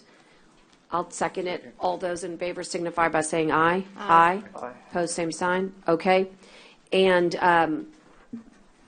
I'm trying to be thoughtful here about our regular agenda that kind of looks scary if you look at it. Wow. What I'd like to do is, because the Smith Group has been on for a long time, I'd like to see if we can just get through items 1 and 2, and then we will take a break for a lunch. But what we'll do is have our executive session, Lauda, during that break. That way we can at least keep working and keep moving forward. And so it's not really a break, but it looks like Teresa's looking for my attention. No, we're good? Okay. So in that case, this is a very important item that's sort of a year in the making. Discuss and consider 3 conceptual options for the Nueces County Medical Examiner's Facility and their estimated cost. The item, it does call for action, Commissioners, to approve one conceptual option. It also asks us to consider and select the Smith Group for the design services, and it authorizes the county judge or her designee to negotiate an agreement with the Smith Group for these professional services to be brought back to Commissioners Court for approval with financing options. This is to keep us going. We've certainly been active for the past year in the feasibility study, in selecting the Smith Group to be a part of our design, but they have actually now facilitated the 3 conceptual design, or the designs that you will have before you. And so we will ask Chris Knorr from the Smith Group to walk us through these designs. I should let everybody know that most of us have had the opportunity to look at this PowerPoint presentation and in fact meet with the Smith Group. So I just want the audience to know if we move quickly, it's because we have had the luxury of individual meetings. And of course, we've had the luxury of discussing this in court on numerous occasions. And so, Chris, thank you and welcome, and I'll let you begin. Yeah, thank you for having me, and good afternoon, everyone.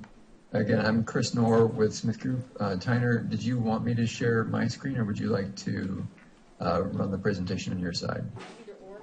Why don't you let me go ahead and share? Go ahead and share your screen. Okay. And just for your information, Chris, we did make a hard copy of your presentation, and we just passed it out to the court. Wonderful. Thank you for that. So I will try and be brief, but please do feel free to interject or to stop me for discussion if there is any or any questions. And thank you, as the judge had mentioned, I was able to speak with a number of the commissioners previously, and there were some really good dialogue about the project.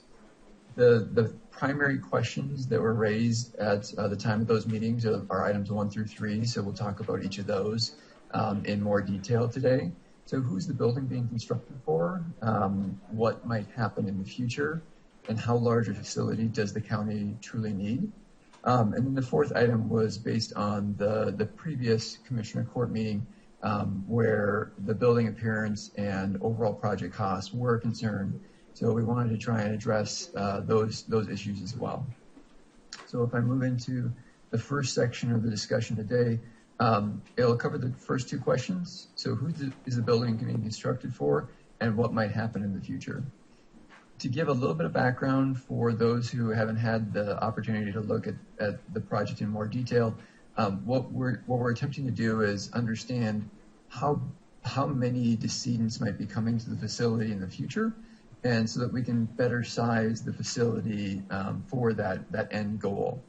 And part of the accreditation board, the National Association of Medical Examiners, asks that the facilities generally try and maintain a 100-mile radius maximum for the counties or for the areas that it's serving. And for the most part, all the counties that Nueces has as partners in the light blue in the South Texas portion of the map are within that 100-mile radius, or at least in very close proximity to the 100-mile radius. So for an operational perspective, you can get to and bring decedents from those counties in a relatively short amount of time. So that's where you're serving. That's all the counties that Nueces does receive some decedents from. My understanding is that you don't have memorandums of understanding with each of those counties at this time, but you do occasionally receive decedents from them. However, we also want to know where the population trend is headed today. In the future, for 30 years in the future anyways, with the lifespan of this building, there will be a tremendous amount of growth. You are one of the fastest growing areas in the country. You likely see it on the streets for both the people coming in, new construction, the industry that's in your area, all contributes to that growth. And so we want to be mindful of that, because as population grows, the number of decedents that the facility will have to autopsy also increases. Just if violent crime stays the same, it's likely going to be an increase in the number of decedents. We want to be mindful of that as we plan going forward, that Nueces County grows to about 500,000 and the larger region grows to about 1.4 million. We also look at the historically, what happened in the last 5 years for the medical examiner. Their facility has seen a general increase in the number of autopsies. That dark bar is the total number of autopsies, up to about 740 last year. The second bar, the lighter color bar, for Nueces County specifically, shows that there's quite a high percentage of the cases that the county medical examiner receives from county specifically. The orange numbers on that bar, and then the smaller bar from the partner communities of the number of decedents there, those are the rates per 1,000. Those are important because in the next graphics we'll show you how that impacts the total number of decedents going forward. So you're receiving a high percentage of decedents from Nueces County. This year's totals appear to be even higher than that, however. Likely we'll know more about what happened and why those increases are being seen across the country in the next year or two, when there's been enough time to understand what truly happened. But for our clients, both here in Nueces County and other locations throughout the country, have seen an increase this year due to the stress for COVID, not necessarily the number of deaths from COVID, but the impact to families from domestic abuse and drug abuse likely have some impact to the number of autopsies that you're seeing. So what does this mean? It means that the medical examiner staff are providing the majority of their services for Nueces County, and that the load contributed by other partners is relatively minimal at this point. Any questions for that?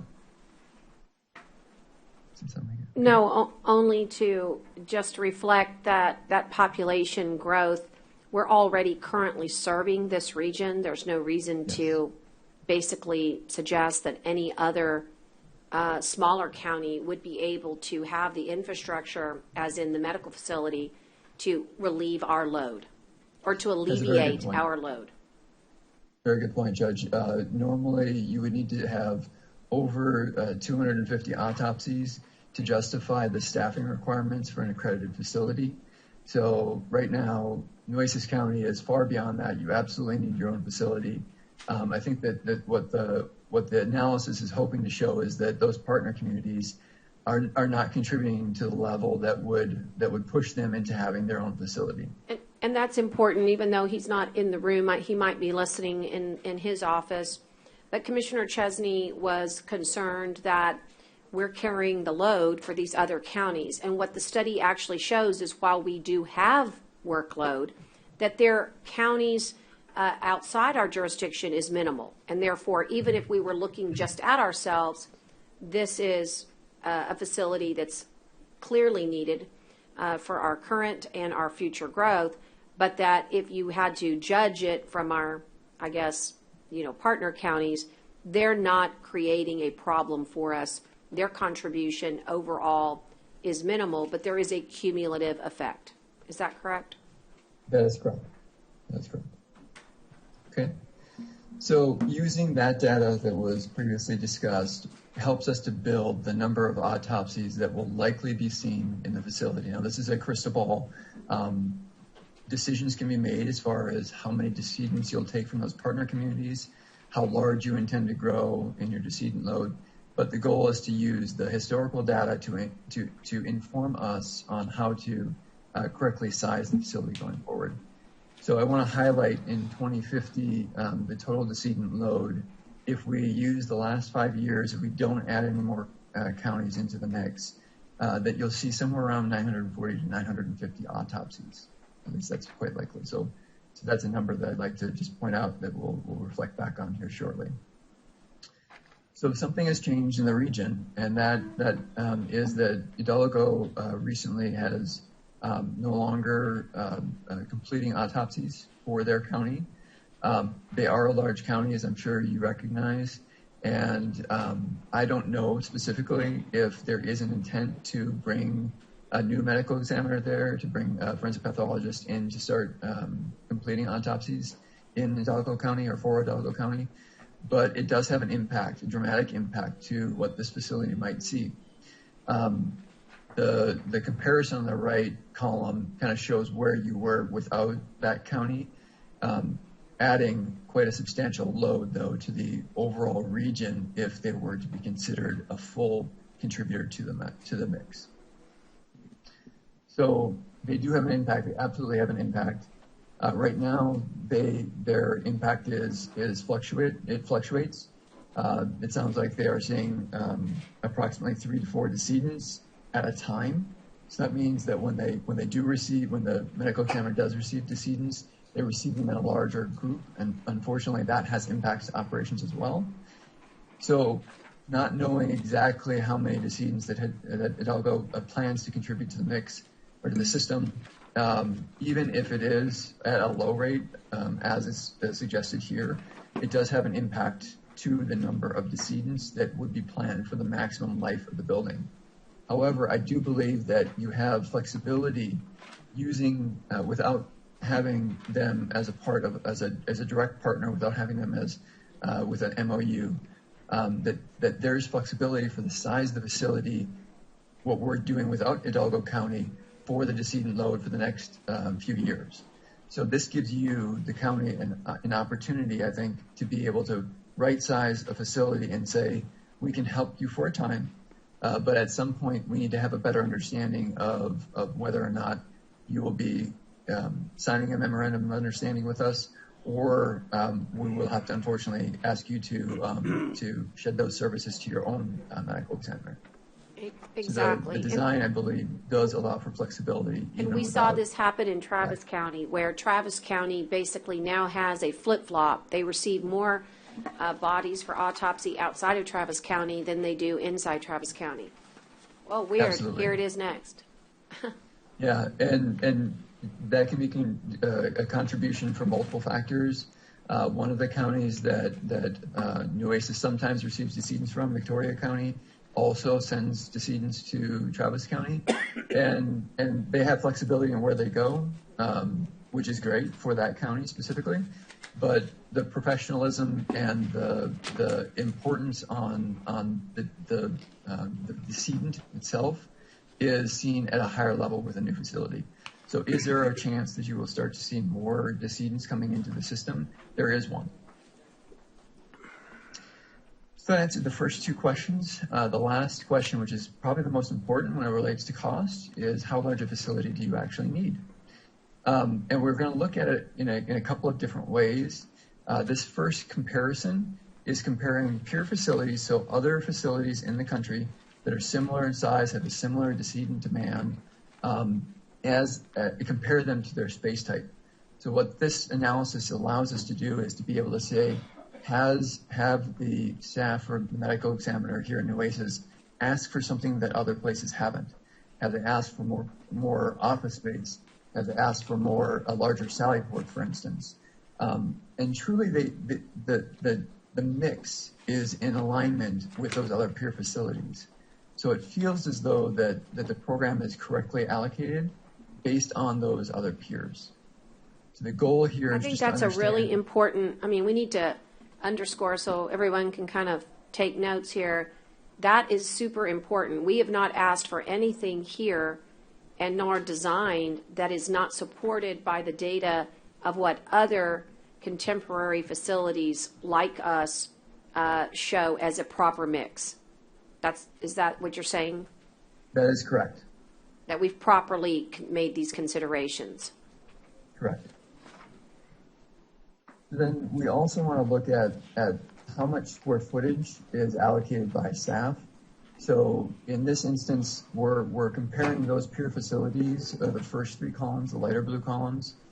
Placer County is just outside of Sacramento in California. Johnson County is on the Kansas side of the Kansas City area. And then Ada County is in the area around Boise, Idaho. So they are different. The facilities are all different. They have a different mix of services. Some have higher need for investigations, like Ada County does in Idaho. Their investigation staff is very large. And investigation staff generally have a smaller footprint per staff member than, for instance, at Johnson County, which has a slightly smaller number of or percentage of investigators to their medical examiner staff. So as we look at the different facilities, I also want to add that we've removed or excluded toxicology from this analysis. So we're really comparing apples to apples. And what it really gets down to in those last two columns is the dark blue is where we've programmed Nueces County today, and that gray is where you are today. So that's the last number is truly an impact to your operations, and that the area that the staff have to work in is so constrained that they have difficulties doing their job. And so unfortunately, it doesn't relate to an operation of a facility that is adequately sized. Okay, and then this last series of graphs will discuss comparisons to autopsy rate so that we can look at the square footage against the autopsies that the other facilities, the other peer facilities are allocated. So there are two that are very close in size in this chart, or in this graphic. Placer County and Johnson County both plan for around 750 autopsies a year, but they have a quite substantial size difference. The reason for Johnson County's size increase is due to a couple of factors that primarily relate to internalized mechanical systems. Their goal was to avoid the impacts to either tornado events or to snow for the staff and the facility itself. So they had a focus to try and pull or internalize that mechanical space. That's also something that we would suggest for your facility as well, based on your proximity to the coast and the issues with hurricane force winds. Our suggestion would be to try and internalize as much of that mechanical space as possible. The other component was training. They want to be able to bring other individuals that are sending decedents to the facility in for conferences. And so it's important for them to have training space that's adequate to do that. That's something similar that your staff the Nueces County Medical Examiner staff has shown as a goal to be able to bring the JPs in and talk to them about the importance for what they do and how they deliver the decedents themselves. The final component is where should you be? So at 950 decedents per year, approximately 940 to 950, you're in the realm of those two facilities. They're at 750 decedents per year that you're compared to.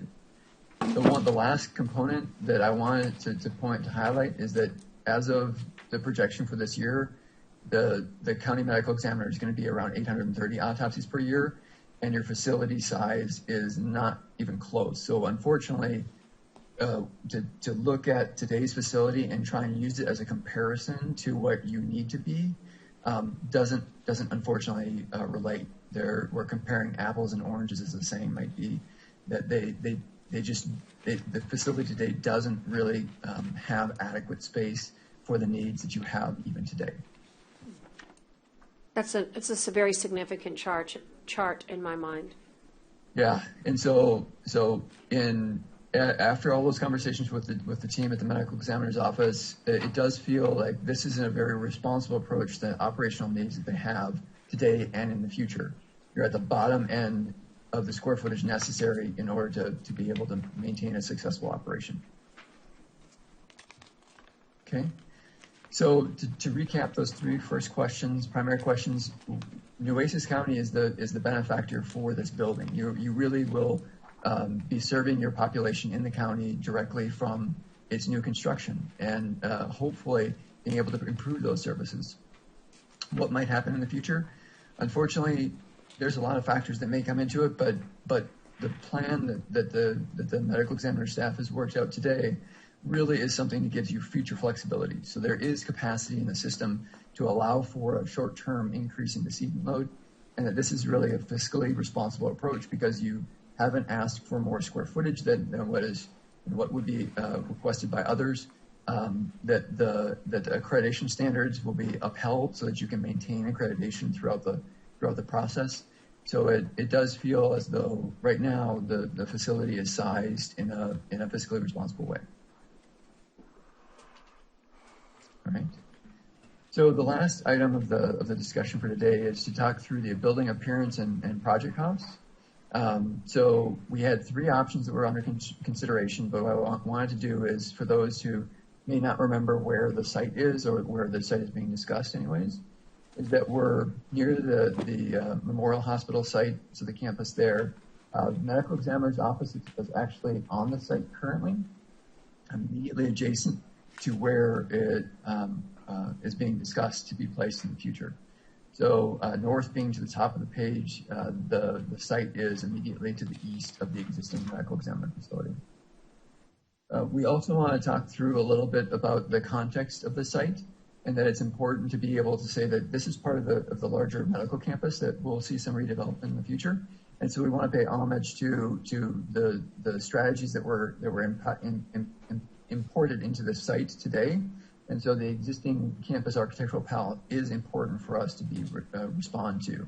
So some of the elements are the materials that are included, so a little bit of masonry, volumes for the entry features, so increased volume and increased height of the building itself to be able to focus your attention and be able to bring clients to those locations. Part of the discussion from the last court meeting was that our charge was to look at three options for the facility. One being the first option being as programmed. So that's the larger building, which includes the area in yellow and red. Option two was to say that we'll build the shell for everything. We'll build out the medical examiner, but we'll build a shell space for toxicology itself.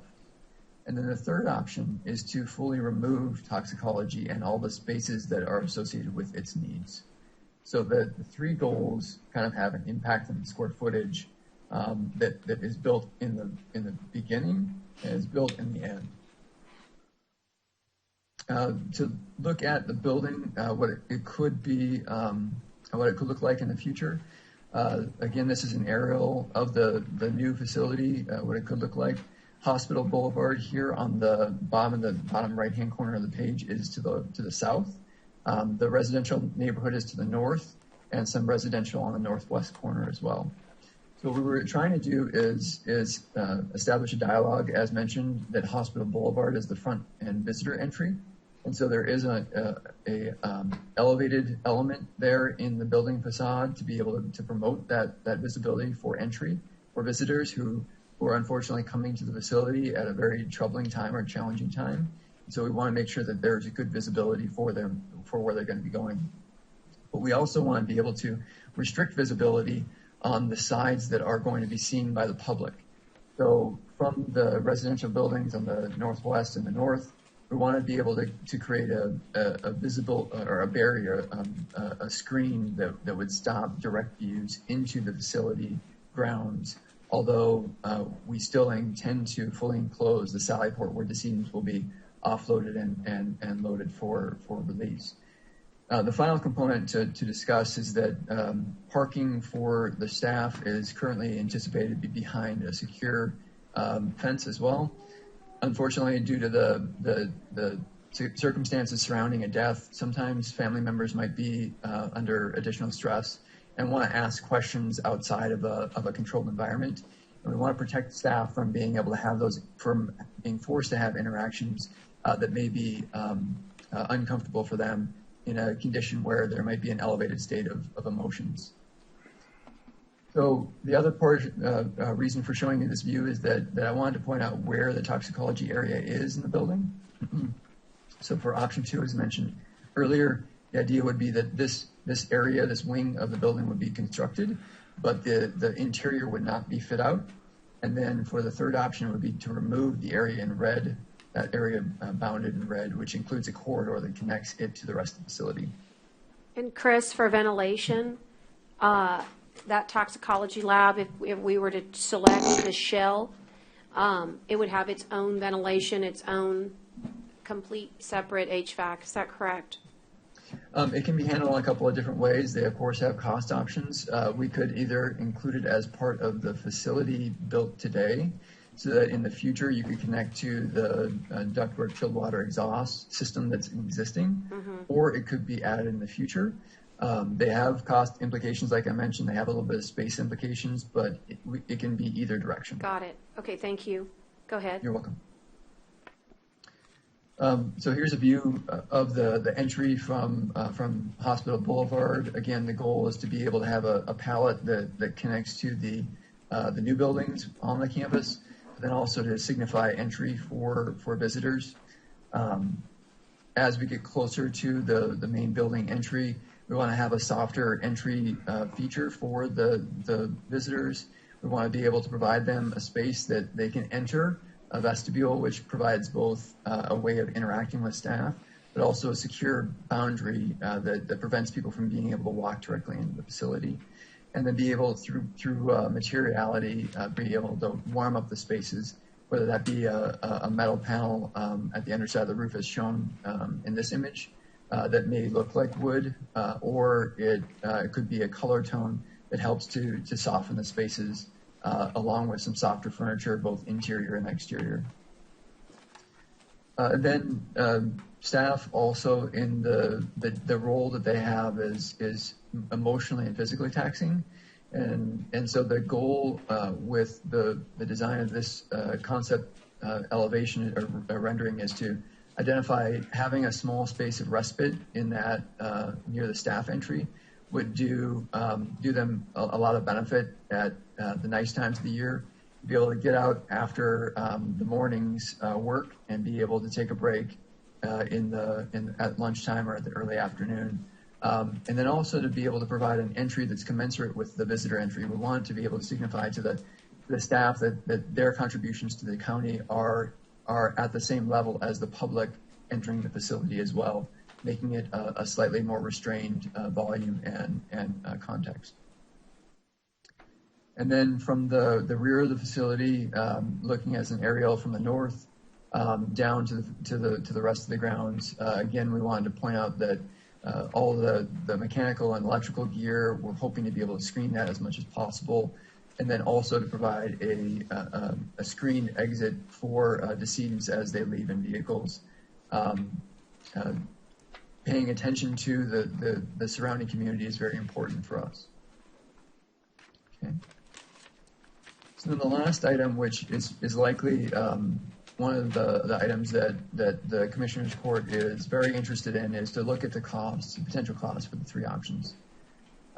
Based on the current program and the baseline assumption of the three different options, we looked at both construction cost and project cost. So for those who may not be familiar with the two different distinctions, construction cost is the cost of only constructing the building and the site that it sits on. The project cost adds all the other items that are beyond construction. So for instance, the equipment that goes within the building, the furniture that goes within the building, any permitting costs that might be associated with the project, any other design costs that might be associated with the project. So there's a considerable amount of expense that goes beyond that, and we know that there is a goal to be able to be as fiscally responsible as possible. And so these three options, I believe, show the court a good dynamic between what happens when you completely eliminate the toxicology from being added into the program in the future, for instance. That has a lower and approximate cost of around $24.5 million, all the way up to the as programmed, which includes a fully constructed toxicology space at around $30 million for maximum. So there are goals to be able to change. There are opportunities to be able to change these costs. But those have an impact on the facility size, the items that go in day one and maybe are deferred till later. For instance, the staff currently have an X-ray machine. That X-ray machine could be used today, but we could build up the space to be able to accommodate a new full body high-speed X-ray that would save dollars for today's costs, but could be added in the future as well. And I just want to comment as we're looking at at the cost and the difference in the different options 1, 2, and 3, that really what we're building here is, we use the terminology ME office or morgue just casually, but we're building a medical facility.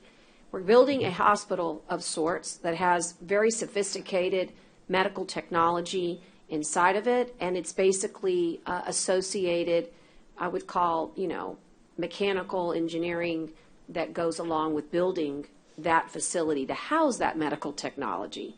And so it's going to be a very different feel than any other construction that a county might undertake, let's say in building a new juvenile center or a new, although that would have its own uniqueness with those components. But in general, you cannot compare general commercial construction to what we're doing here. In essence, we've got a medical facility with medical technology, and that is what's driving the cost of construction. And I think that's just important to note, because I had to adjust my thinking, having worked with our Public Works Department on so many different construction projects. We sort of get married to a frame of reference on dollars, and this is very, very different, isn't it, Chris? It absolutely is. It's very, very well said. In the morgue and autopsy area, we're treating spaces like they would be treated in a hospital, as you mentioned, and in some of the most expensive spaces at the hospital, in the large coolers that are necessary to properly store decedents, and in the autopsy areas, which are treated more like a surgical suite than they are like a office building. The office space is more of a typical office space. However, the mix, as you may recall from that earlier graphic that showed how much laboratory space is included in the program versus how much office space is included in the program, it's at a smaller percentage of the overall building footprint. So most of the building is at a higher dollars per square foot when you compare it to other facility types. Thank you. Are there any questions thus far? You've covered a lot of material, Chris. Let me ask commissioners if there's any questions thus far. I am going to reiterate for the public that we all have had the opportunity to visit with you. We didn't get here quickly. We got here methodically and with thoughtful consideration to all of the parameters that bring us to this PowerPoint presentation today. And I just want to thank Commissioner Vaughn. She sat on the site selection committee. She's been working with you all. It was in her precinct, and it just took a lot of work to get to these options and to really understand what it is this community needs. And as they say in construction, pay now or pay later. But the cost of construction, I haven't seen ever goes backwards. It only gets more expensive. So any comments or questions thus far with this very good presentation? Anybody? Okay, Chris, do you have anything more for us? That is the end of the presentation today, That's but what I I'm thought. certainly open for other questions. And thank you to all the Okay. commissioners for taking some time earlier for our discussions as well. Well, I want to guide the commissioners to several action items that we have. One is, an action item is to select the Smith Group for their design services. And then the hard part is actually approving one conceptual option so that they can go forward. And of course, that once we do these types of agenda items, there'll be an opportunity, once the contract has been negotiated with the county attorney, then we basically come back and have the opportunity to approve and figure out the financing options to go forward. But this action item, I believe, is important to keep us moving forward. We are in very much of need, and I think the demonstration in the early slides tell us where we are. It's always good to understand your baseline, and we clearly do not have a facility that can accommodate either our future, nor does it even compare today with what should be in keeping for the medical examiner's office. And although the DA is not here, I will say that as an officer of the court, the medical facilities, the medical examiner's facility is absolutely integral to the administration of justice.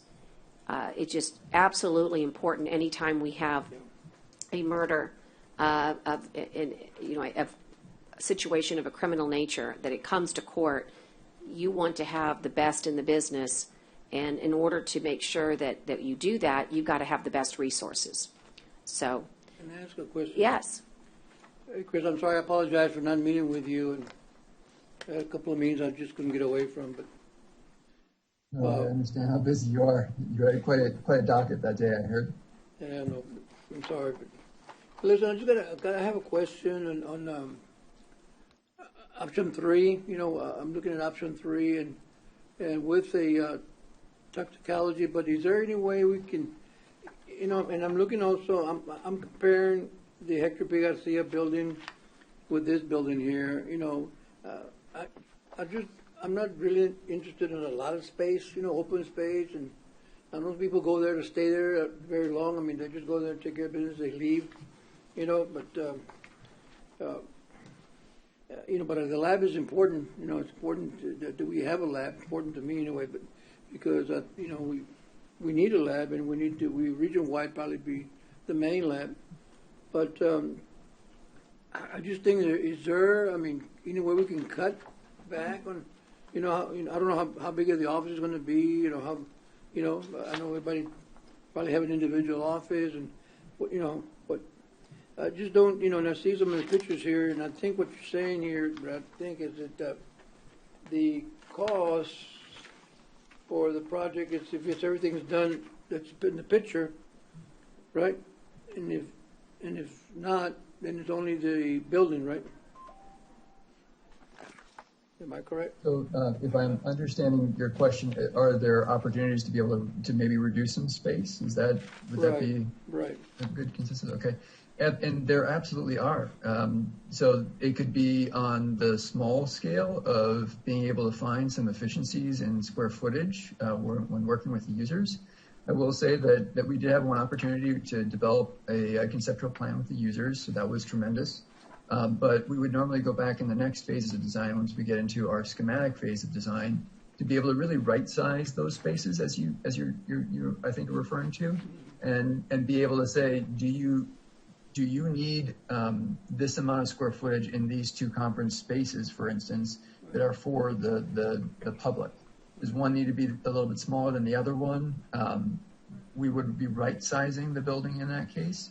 And so through the processes of design, we want to try and make sure that it is as efficient as possible, and that operationally it flows for the staff themselves. And so I think that there are opportunities to do that. Will you go back to that slide that might also, because Commissioner stepped out of the room, go back to that slide that talks about, it's two circles, the pie charts that basically show, I saw that. yeah, that's the one that really showcases what the efficiencies are right there. So one of the things we asked was that exact question is, hey, how can you make sure that you design this correctly and efficiently? And this program mix definitely indicates that we have been very deliberate, or they've been very deliberate about putting the space where it belongs. And they've also worked with Dr. Shaker and the medical staff. And then the great thing about the Smith Group is they're the designers of multiple medical facilities, ongoing projects right now in the country. And of course, they have plenty in their repertoire as well. But so that gives them a little bit of uniqueness in that they know exactly how to create those efficiencies. And I think that when you get to those final designs, they can do a lot to help save space. But they took that into consideration in presenting this. And I don't want to mislead the commissioner and say that we're going to make some drastic improvement that would have a drastic improvement on the price. I think this is a well-balanced one, and you've already done it, but there's always room for tweaks. Would that be fair? That is fair. And from the time when we programmed the building, so from when we had a space list that had areas associated with it, until now when we have a floor plan, we've been able to reduce a few thousand square feet. So, our goal is to be as economical as possible with the amount of space that all of these facilities have, because they are expensive to construct.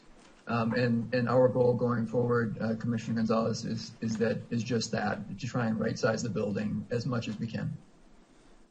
Does that help? Yeah, it kind of helped. But I'm also looking at the building entrance and also the staff entry or the area, those kind of areas. So that's all included in the price that you're giving us? It is.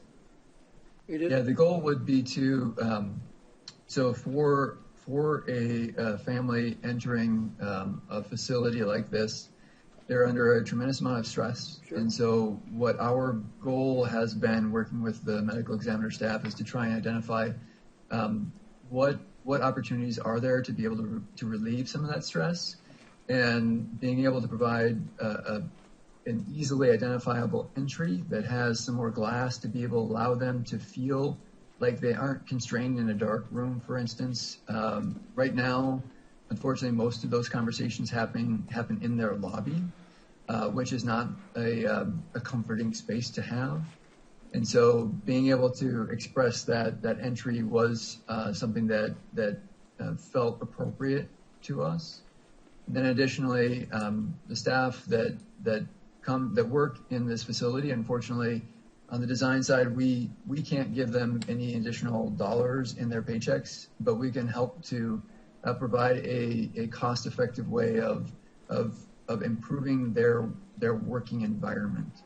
And so our goal is really to try and say that their meaning to the county is just as much as any other member in the community. And I understand that, Chris, and that's really our mission, our goal anyway. But even when they walk inside the building, I mean, you can always have a little conference room that's really appealing to the families and make them comfortable, and you have coffee, you have whatever, it's something you can meet with them and talk to them and have a counselor or whatever there if they need one.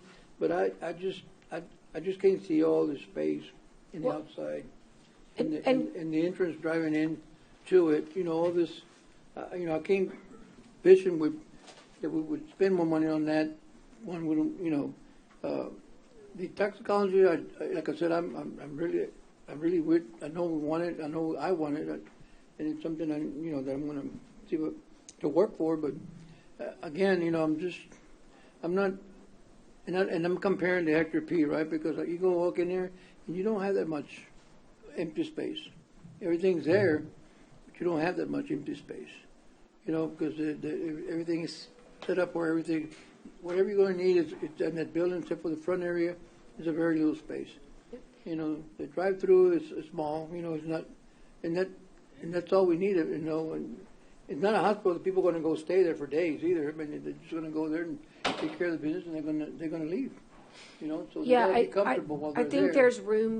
there's room, but just remember, these are just renderings. The actual design starts after we give them the authority to design. So you have a lot of opportunity to help, shape the future of this building, particularly as it applies to those spaces. But just remember, it's not just families, it's Texas Rangers, it's law enforcement, it's the investigators need their own space.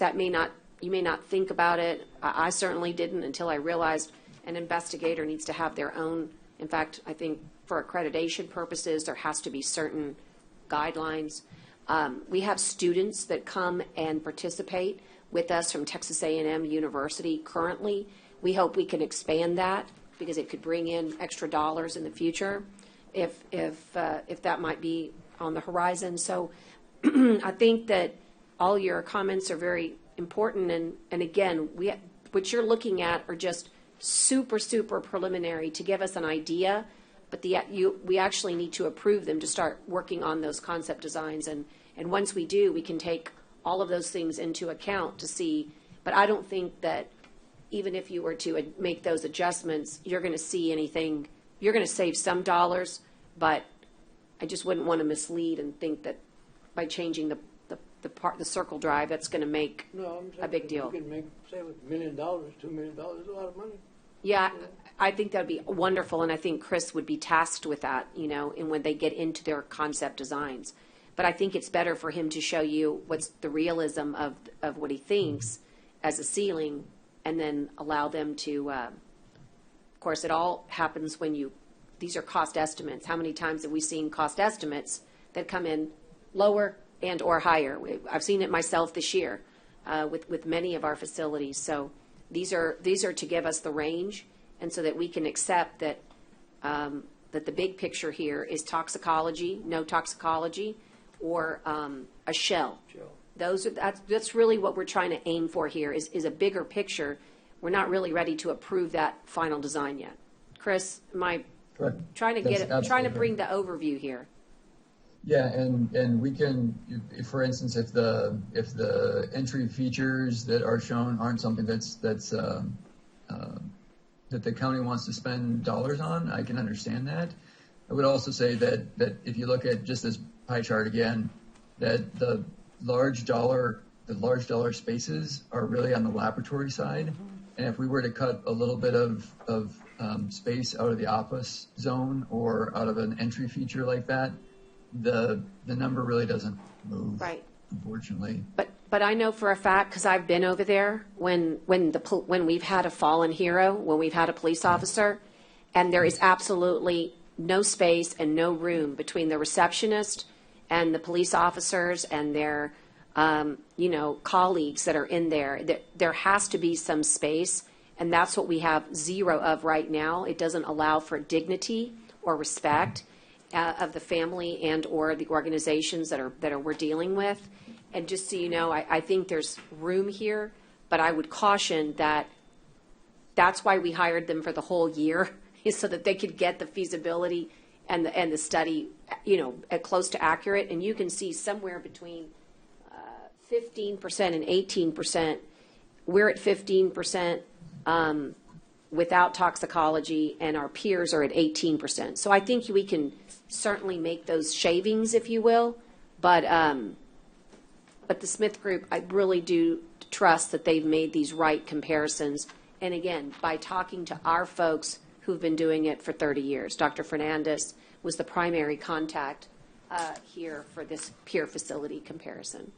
May I ask a question, Sure. Judge? On option 1 and option 2, what's the square footage? What are we talking about?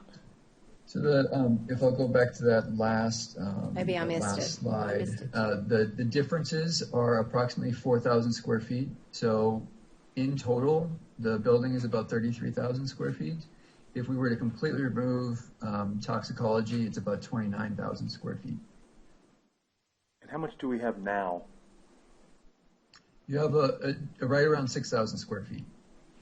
That's a big difference. Well, Yeah. you can't compare that to anything, Yeah. I don't think. No, I mean, I was just making yeah. the point that this is 5 times as large as what we currently have Right. proposed. And I'll also make the point that if you go back to our peers, where you can say it's 5 times larger or we're 5 times wrong. And that's really what's happened here. And I know because I'm the lady that had to order the morgue trailers. And it feels awful to have to tell families that there's no space inside. And it's because we are not accurately modeled for what we've got. And you can look at it 5 times heavy, but I will say that it's 5 times wrong. And that's a fair perspective, Judge. We kind of differ on that a little bit, but the point that I'm trying to make on this is I believe we need a new facility. I believe this whole court believes so, and it's just a matter of what is right, what can we afford, and what can we do. One of the things that you and I talked about was possibly going to all these other counties and seeing if they would be willing to participate, because I know they can't participate at a large amount, but I also don't think it's fair for Nueces County to pay for everything and then be expected to service 19 counties plus I got to go back to my circle, I lost my page here, plus the other counties. I think we're getting some from Laredo, we've had requests from the Valley, and that's a matter of whether the court decides to do it or not. Of course, the medical facility or the medical examiners have said, please don't do it on a permanent basis because we don't have the resources. The problem that we've got in this whole state is medical examiners are at a premium.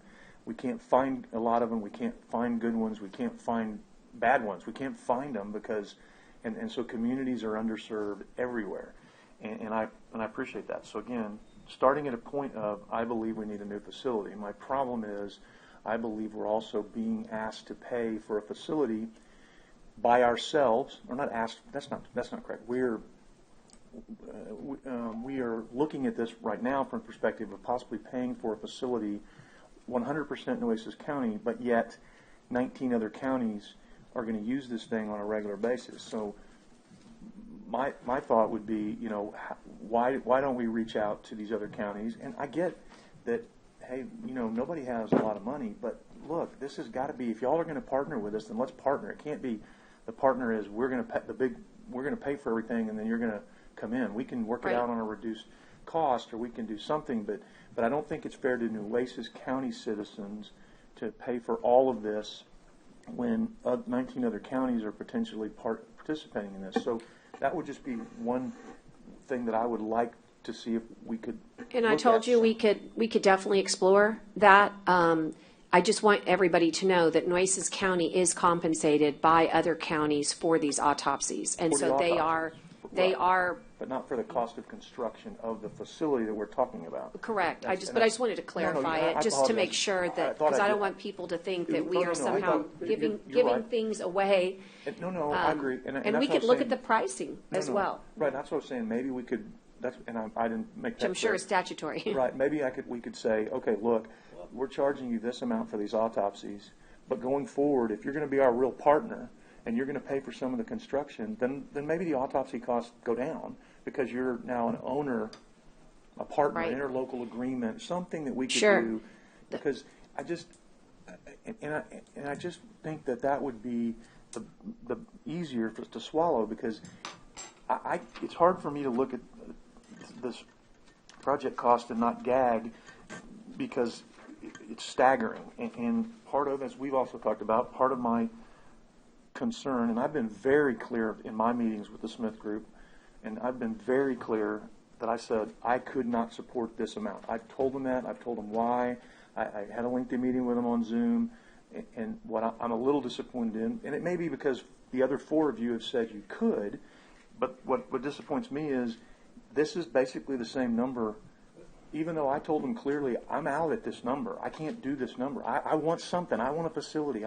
Now, if Nueces County only had to participate at, whatever the numbers, let's say that we're 75% and all the other counties are 25%, and the total cost was $25 million, and then all of a sudden maybe Nueces County was only paying for 75%, and the other 25% was being paid for that would change my impression. The only problem is, and you stepped out of the room, but I know you've seen the slide deck. The only problem is that slide number 1 or 2 shows that the theory of the case is that other counties are minimal.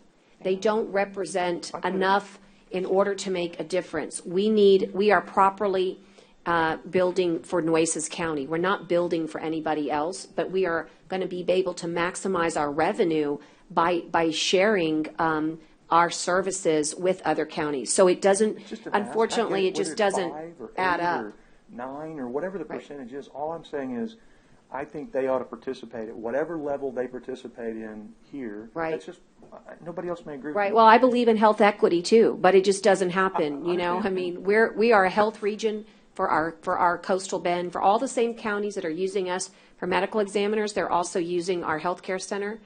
And so all I can say to you is that I would love to present to the COG, and I will certainly make inquiry. I think there's statutory rules about, you know, what we do charge, and we can look at that. But just so you know, we made sure with the Smith Group that whether or not, so we could make a case to other counties, they're contributing. And the answer was, based on the data, that's the facts, that's just minimal. And so we're not building for other people. We're building for ourselves and growth. And the other thing I would just say is that the Smith Group is charged with doing what the data shows them, right? The study. They have to be purists. And what the data shows is that we have increased our autopsies upon years. And if you look at the projection, we're slated for 944 autopsies by 2030. So even if we wanted to, there'll be a point where we couldn't help other counties. And so I think that they've done the job that is required, which is to answer truthfully and not to try to create something that data doesn't support.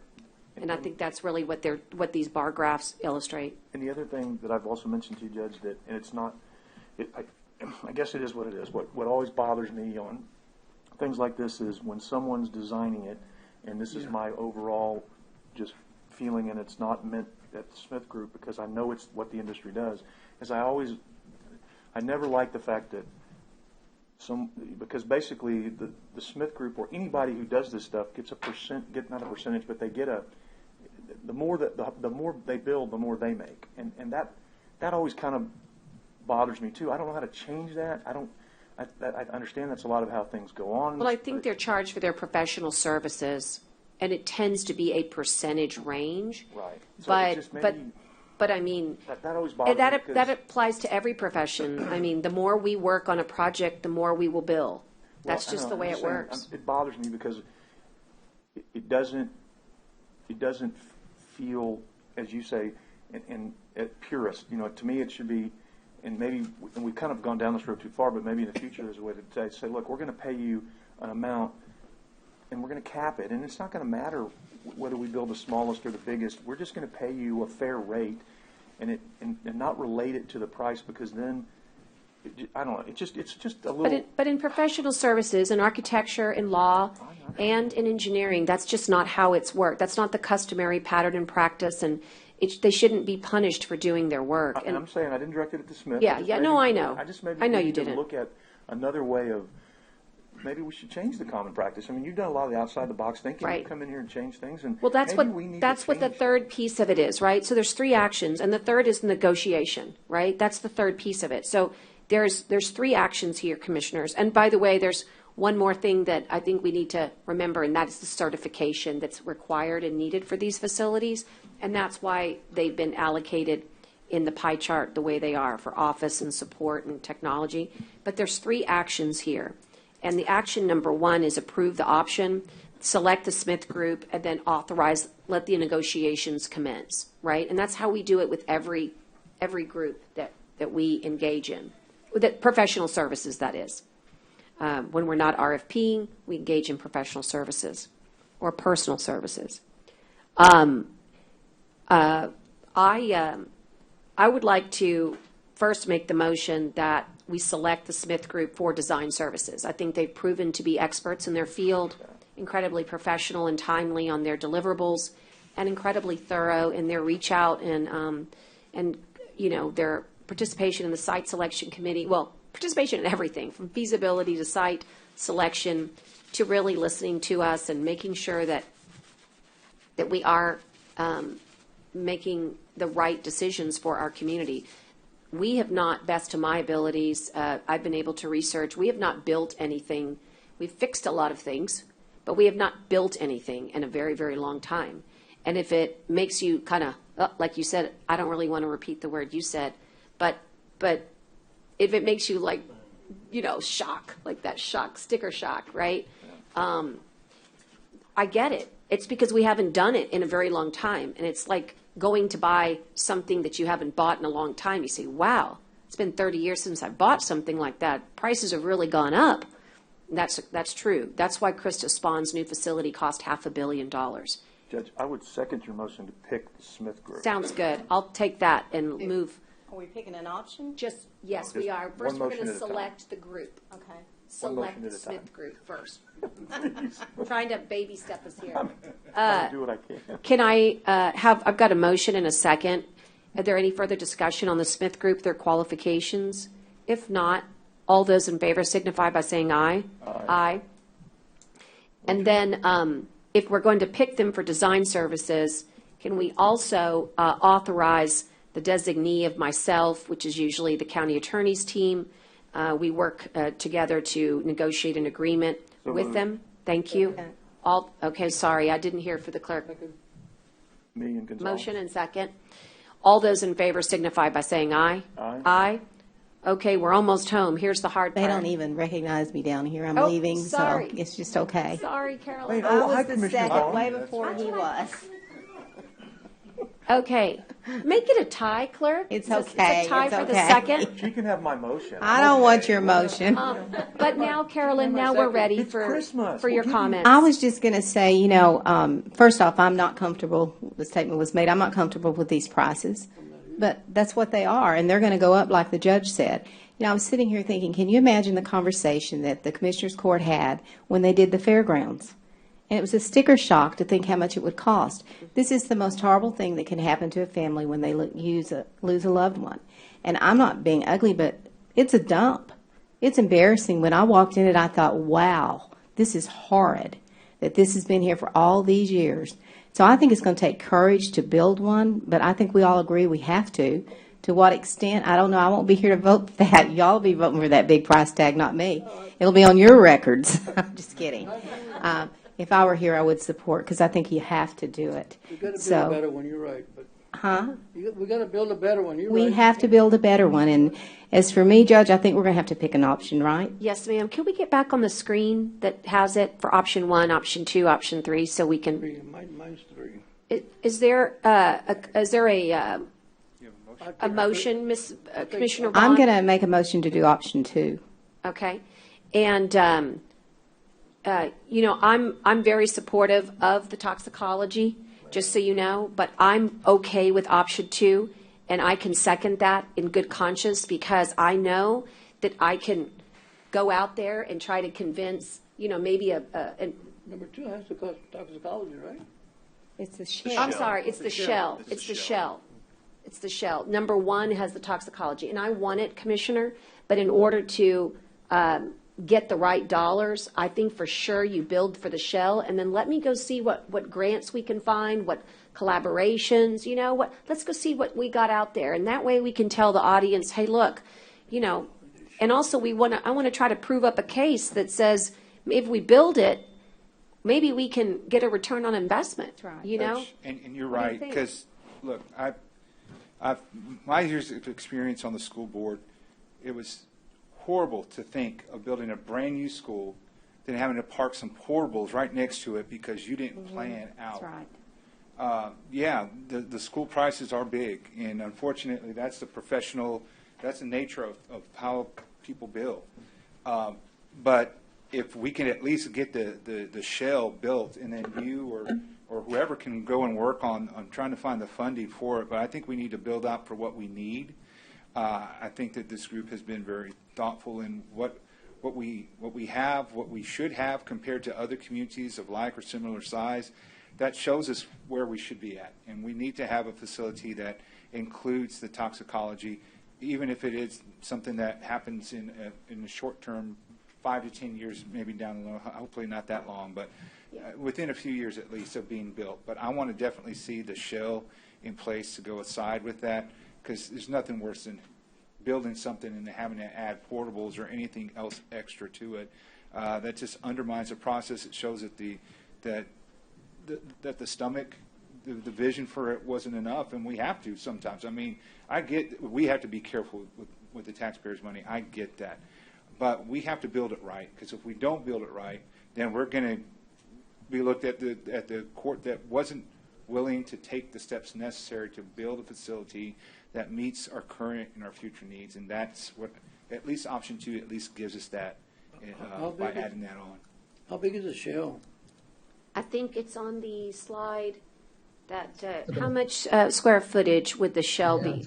The actual toxicology area is about 3,000 square feet, but the associated spaces around it are about another 1,000. So technically, if you go from option 3 to option 2, it's about 4,000 square feet of more space.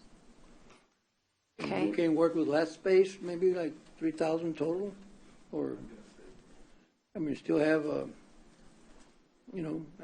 state of the art. I mean, You know, the great thing about hiring these guys is that they're the real experts. They've done this in so many communities. I think that what we do is, once we get into the concept designs, they can, given they're hearing us say, please do everything you can to make it as efficient as possible. But it's not like when you go to the flea market and go, hey, will you take $5 for it? I mean, it just doesn't work that way. I know they're good, Judge, but I mean, they don't pay for it, so I know they're good. Well, you know what? But they're a part of a professional, accredited. I mean, I have to be honest with you. I mean, we have to start treating people like professionals. These guys are professionals, and they do this all over the country. And part of the job is they'll lose other work if they abuse or treat people, like particularly government agencies, wrong. They're held to the highest standards. And I think all our engineers. That's right. And that's why we don't, we wait till they do wrong before we say you're doing wrong. I think we have a motion for option 2, and I've seconded. All those in favor of the conceptual design being option 2 signify by saying aye. Aye. And then opposed. Nay. And then abstain. Nay. 2 nays. I'm going to go with 3. I'm like 3. And I love, you like 3? Okay. With a shell. You like number 2 then? Number 3, well, no, because I don't need to be He likes with the a shell. 3 price. He likes the 3 prize? Or the 2. Well, If okay. I could add, what y'all are approving, Commissioner, is the shell, and you have an issue with the size of the shell. And you're just approving the concept. So the concept allows you to get a shell, and y'all can work out how big you want that shell to be still. Sounds good. Thank With you, that Michael. approval, I believe. Thank you, Michael. I That sounds appreciate good. that. Very good Michael's good at this clarification. Very good. He's on the ball. Thank you. So for the clerk, we're ready to move on. Chris, we would love to chat more. We know we have a lot more work to do. And so we charge you with working swiftly with our office and with the county attorney's office to, initiate this beginnings of services with your with the Smith Group. Thank you very much for your time. Merry Christmas and happy holidays. Likewise to you, sir. Here's what we're going to do. It took a little longer than I thought. Can we? We have a couple of issues. One, most of us haven't taken a break at all, and so what I'd like to do is take a short break to go get your lunch. But here's our situation. I wanted to go into executive session, but Jeff Pollock has been on the phone and he has a pressing meeting. And so what I'd like to do is, with your indulgence, I'll still do the executive committee so we can finish that, but we'll give everybody a small break, come back on at 1:45 and get your lunch and come back. For the clerks, I bet we have lunch for you as well. I think Maggie has done that. And that way we can attend to Jeff Pollock, who's been waiting, and he can get to the port's business.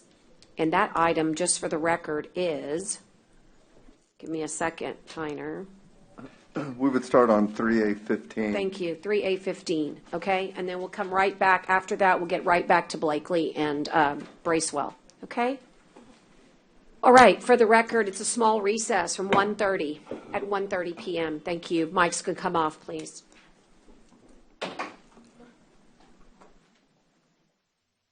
Okay, I'm going to go get us lunch. I have signed, clerks, a couple of items here, and I've got some more that... Hey,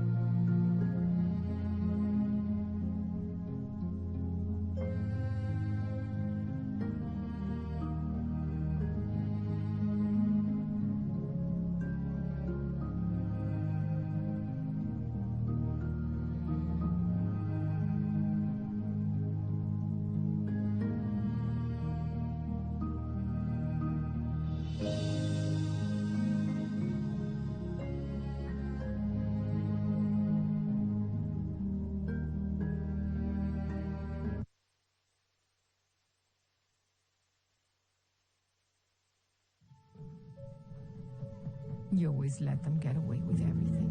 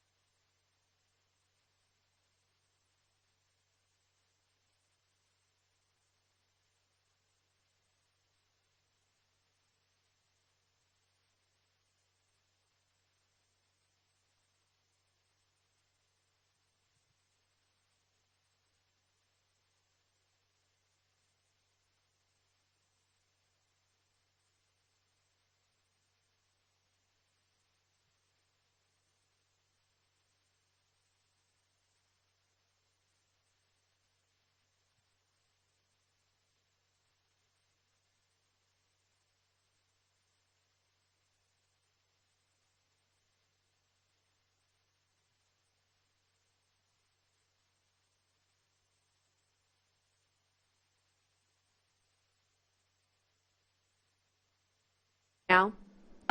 Okay, we're coming back on the record at 1:57, and we're going to queue up Jeff Pollock at this time. Tyner reminded us before the recess that that's item number 3A. 15. Yeah, we're going to talk about 3A15. The letter's not ready yet, but I just wanted Jeff to talk about it, and then we'll ask to table. Right. And Jeff, we know you're on a short time fuse, and so are we, but we know how to get to the crux of the matter. This letter is so important, and it's forthcoming. Tell us about the letter that you're assisting in the draft and where we are, and this court can give some direction to you. Judge, forgive me, Jeff Pollock here. I assume that was directed to me. The audio wasn't on. I'm sorry, Jeff Pollock. Yes, it was. Okay, thank you. So, and I did bring some slides with me as well, which I believe Tyner has and can get on the screen at some point. But which one? This body passed in July a resolution in support of the Harbor Bridge Right-of-Way Coalition. It was a consensus move by Commissioners Court and a great display of leadership and commitment to redevelopment of that right-of-way. Since that time, the coalition has met once in late October, and thanks, Tyner. And actually, maybe I can move forward here, and I'll just provide some of the context for the coalition that we discussed in July, just to remind folks who may not have been present. Tyner, if you'd be so kind as to advance that one. Can you? One more? Yeah. Which one does he want? Slide 2, slide 3? I only see the cover slide right now. Forgive me. I'm sorry. Advance. I did. Hang on. Give it just a second. So. Oh, it's not showing on here. Yeah. I don't know why. So for the commissioners, we just started we're on item number 15 to assist Jeff Pollock, and he was just basically reminding the court of the history that we unanimously approved the resolution for the coalition, and since then he's had a meeting, and we're about to take a look at the summary of events. But before us for consideration is getting him the head nod and the approval to continue with this multi-party letter. And it's probably going to have some tweaks because it needs to go to the other political bodies. But as we say, since they started with us, they've brought back this opportunity to, for our consideration, this multi-party letter. And why don't you just talk about the essence of it, and then we'll get it up in front of us here in just a second. Yeah, I absolutely will. Thanks. So just to remind you all of our conversation back in July, the mission of the Harbor Bridge Right-of-Way Coalition, which comprises the public entities with a stake in the redevelopment of the right-of-way for the Old Harbor Bridge, is effectively to foster collaborative planning by the city, the county, and the port, to foster proactive communication with TxDOT, and with the ambition of accelerating the declaration and disposition of surplus right-of-way that is currently owned fee simple by the state. The coalition has met 3 times over the last 18 months or so, and then has had myriad informal communication by email and phone calls among subsets of the coalition. But in essence, we are at the point where, having received from TxDOT a delineation of the ownership of the right-of-way, we're at the point where, as a coalition, we are ready to furnish a draft letter request to TxDOT, again, representing all parties in the coalition, for the disposition of target pieces of that right-of-way. And in fact, on behalf of the coalition, based on a meeting in late October and input received at that time, I have initiated that draft. It is not, we're working in earnest to get it before you today, and in hope that would be the case, but alas, are just a couple weeks off the mark there. That draft is slowly making its way through the parties in the coalition. We aspire to bring that back for review and ideally for execution by Commissioners Court, as well as by City Council and the Port Commission in January or early February, with the hope of being able to deliver it to TxDOT by the end of the first quarter. So today, what I was hoping to do by way of the slides, which you may be able to see, I cannot tell if you all have them in front of you, but if we flip through there, those slides do include a summary of the salient points that will be in that letter request from the coalition, as well as a summary of what the coalition has accomplished to date and what we see ahead of us. So I can roughly make out what's on the screen. It locks up my computer when I try and share my screen. So just tell me what slide you want to be on, and I'll go there. Sure. Let me pivot here and do that. Okay. So if we can take a quick look at the 4th slide. Okay. Draft request to TxDOT. Got it. We got it up. And so these 6 points essentially outline what you will see in the letter when it comes before you early to mid first quarter of next year. And again, I mean, there will be a couple rounds of feedback among coalition members, legal review, and we've been coordinating with the TxDOT districts, the Corpus Christi district, every step of the way, and certainly intend to vet the draft with them as well. But in essence, identifying the singularity of the opportunity that we as a region have in the face of this redevelopment, acknowledging that it's in a federal opportunity zone, and our collaborative and collective concept for redevelopment does directly support the objectives of that federal program. And then just explaining, simply put, that local entities absolutely need some clarity and some certainty regarding the fate of the right-of-way if we are to continue with detailed planning and design with the aspiration of having shovel-ready projects by the time demolition is complete in 3 or 4 years. Again, I don't think any of us have total clarity on what the time frame for project completion is, but speculatively, I think that's what most of us are assuming. So to that end, we know that this conversation with TxDOT is likely to be quite protracted. We know that there's no way to reflect the complexity of the issue in a simple request. But that said, making a consensus request to the state that clearly illustrates that each of the local entities do seek a portion of that right-of-way and are eager to establish agreements with TxDOT in advance of demolition, I think is the directive that I've received on behalf of the coalition and the narrative that I'm trying to weave on behalf of the coalition. So if we can go to the next slide just for a quick second. Okay.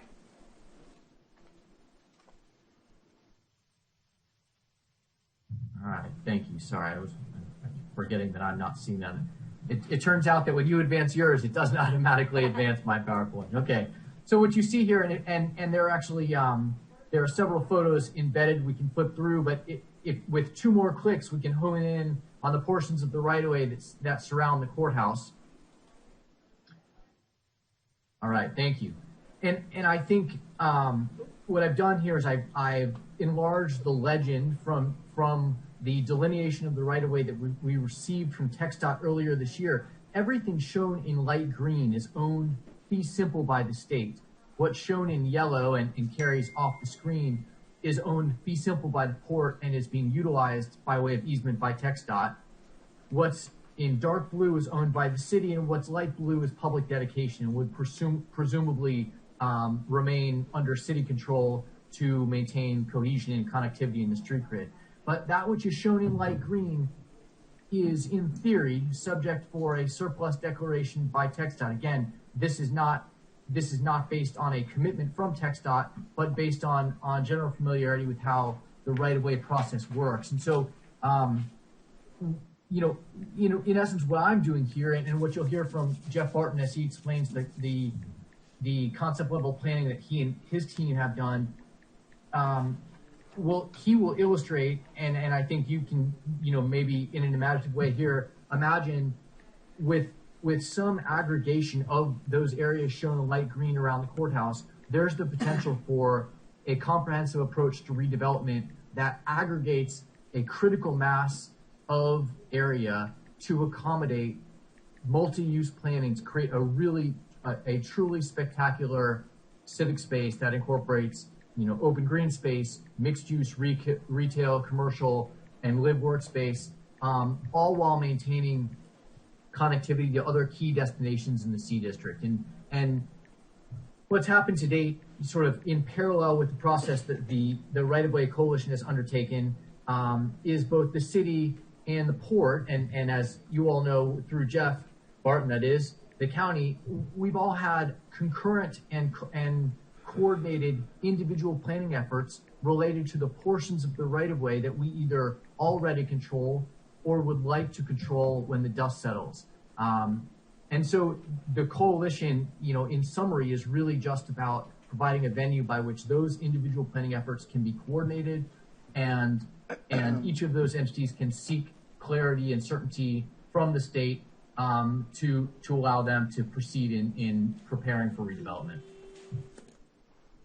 And so, Jeff, in order really to get to the Jeff Barton, which is the next item on the agenda, this really needed to be accomplished first. And we've been working on this as a coalition, for, again, the last year. And because it's the end of the year, I think timing is perfect so that we can really say that we're ready to go to this next phase, which you, I think, indicated would be early in the new year, that you would come back to us. If we could go back to those objectives, the letter would contain all those bullet point objectives, only they would be wordsmithed beautifully, and all the organizations, city, county, and port, would agree to them. So for this purpose right now, Tyner, I think the idea here is just to consider the approval of letting Jeff go to that next step and incorporate all those bullet points that he has articulated. And of course, he has showcased exactly why we would want this to be facilitated by TxDOT, because clearly this is in our economic development's best interest. And Judge, thank you. The last slide actually includes our best guess at the time frames for some of those next steps, if that might. Yeah, that does help a lot. Thank you. Okay, so you'll bring back a final letter for us in mid Q1, and then we've been working with our legislative delegation, and they're very aware of this, everybody. So they're in lockstep with us here. They know these timelines, and then by the end of Q1, we will deliver to TxDOT. So that's why it was important today to get this on the agenda, to make sure that we're all in lockstep here with the objectives, and we'd like to be able to make a motion to allow the continuation this to go forward so we can get the final letter to approve. Are there any questions of Jeff Pollock? Okay, well, I'd like to make a motion that, that we authorize Jeff Pollock to utilize not only the timeline, but the priorities that and the objectives that he's identified for the coalition to construct a letter to bring back in final form for us by Q1. And I've got a second. So they're going to include 16 and 17 or just 15? Tell me again. Just 15, sir. Just 15. The letter, just the letter. It just tees up the next piece of it. All those in favor signify by saying aye. Aye. Aye. Pose same sign. Thanks, Jeff Pollock. We really appreciate you. Thank you. And, Great to visit with y'all. Thanks so much. Likewise, Jeff. So the next one that makes sense is we really can't leave 15 without, going to 16 and 17. They're highly related. And that's because in order to get to where we are with asking TxDOT, we've had to do some work, and we're not done with that work. We started in the middle of our last fiscal year with Jeff Barton of Gap Strategies. He's been our representative on the drafting and urban planning. As you know, the city has urban planners, and what's great about Jeff Pollock is he ran the MPO, so he's chief strategy officer, but he's urban planner extraordinaire as well. So the three of them have been working, quite frankly, in tandem. And so, Jeff Barton, you have some things to run through with us quickly, and we've seen some of it before. But in order to get to the action item that we do have, you've got some important information for us to hear about how we're going to get to those next steps with TxDOT. I do, Judge. Thank you. And can you see my presentation there? Yes. Great. Well, again, Commissioners, Judge Jeff Barton with Gap Strategies, you all brought us on in the summer to begin working with you, and I wish I could be there with you in person today. I took note of your extensive talk about COVID early in the morning, and we're trying to be sensitive to that. But we do have a great presentation for you today, and by great, I really just mean at the end of a tough year and the part of a long meeting, we've got some really good news to present to you today. So along with my colleague Sarah Wosa, who some of you have met, I'll jump into that. Let's see, I'm having a little trouble advancing that for some reason. Let me see, there we go. There. We want to cover several things quickly today about where we are, a progress report that some of you have seen, talk about what the conditions are on the ground, some of the things that Jeff Pollock alluded to, lessons that we've seen from other communities, what we found in this conceptual feasibility study that the other Jeff alluded to, and then where we could go from here in the new year with next steps. It's not just been me, but we have a team behind us of some sub-consultants and also people who work for Gap Strategies that have brought to bear a number of professional disciplines to help prepare this project for you. And let's get right to that. We've been talking with people in the community from downtown and neighborhoods and business groups, and we've been reviewing a broad base of the plans that already exist. The TERS plan that exists out there, the plan that was done by the American Institute of Architects, the North Beach plan, which intersects tangentially, and then other plans such as the downtown plan and a plan that the city has going on right now.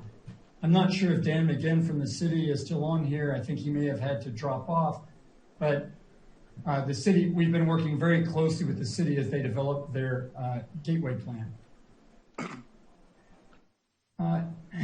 So out there today, you all know this area even better, of course, than we do, but having walked it many times and becoming familiar with it, there's certainly lots of opportunity out there, but some impediments right now to real growth. So this just gives an idea for people who may be watching or aren't as familiar with this area. The Commissioner's Court is the existing 181 and the area around Broadway, where there will be some area freed up. The existing 1914 courthouse that I know you're going to be talking about today.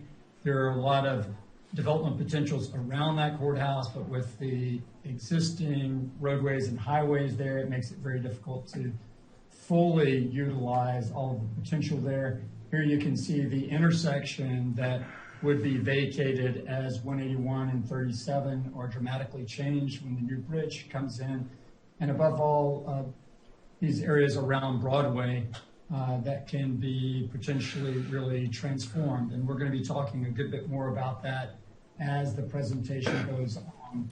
Currently, some of these are vacant lots. The city of Corpus has tried to address those. So we're going to be talking to you about surrounding neighborhoods, what might happen and what kind of land it might be appropriate for the county to request as you go forward, looking at the delineation of these, this land that Jeff Pollock showed you these maps on. All of the studies that have been done already by the county and the city, the TERS, the planning projects that are going on at the city right now, identify this very area in the heart of the city as ideal for mixed use and redevelopment.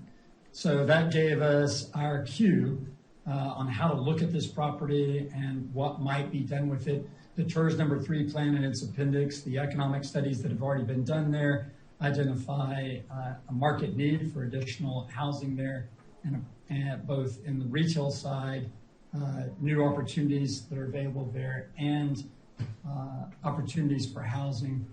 It really points to the fact that with this coalition that you all have built, that the judge is representing the county on here, that there's a historic opportunity for coordination to get some land for the county, for its taxpayers, that has the potential to be of tremendous value.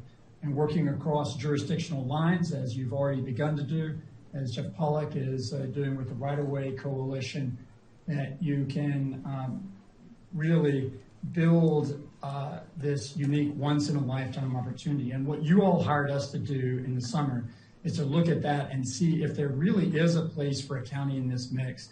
And if the right-of-way that might be released could be worth something. Could it be used? And therefore, is it worth the county making this request from TxDOT that this land around the historic courthouse, along the edge of Broadway at the intersection, should some of that be released to the county? And what should the division between the city and the county and the port be?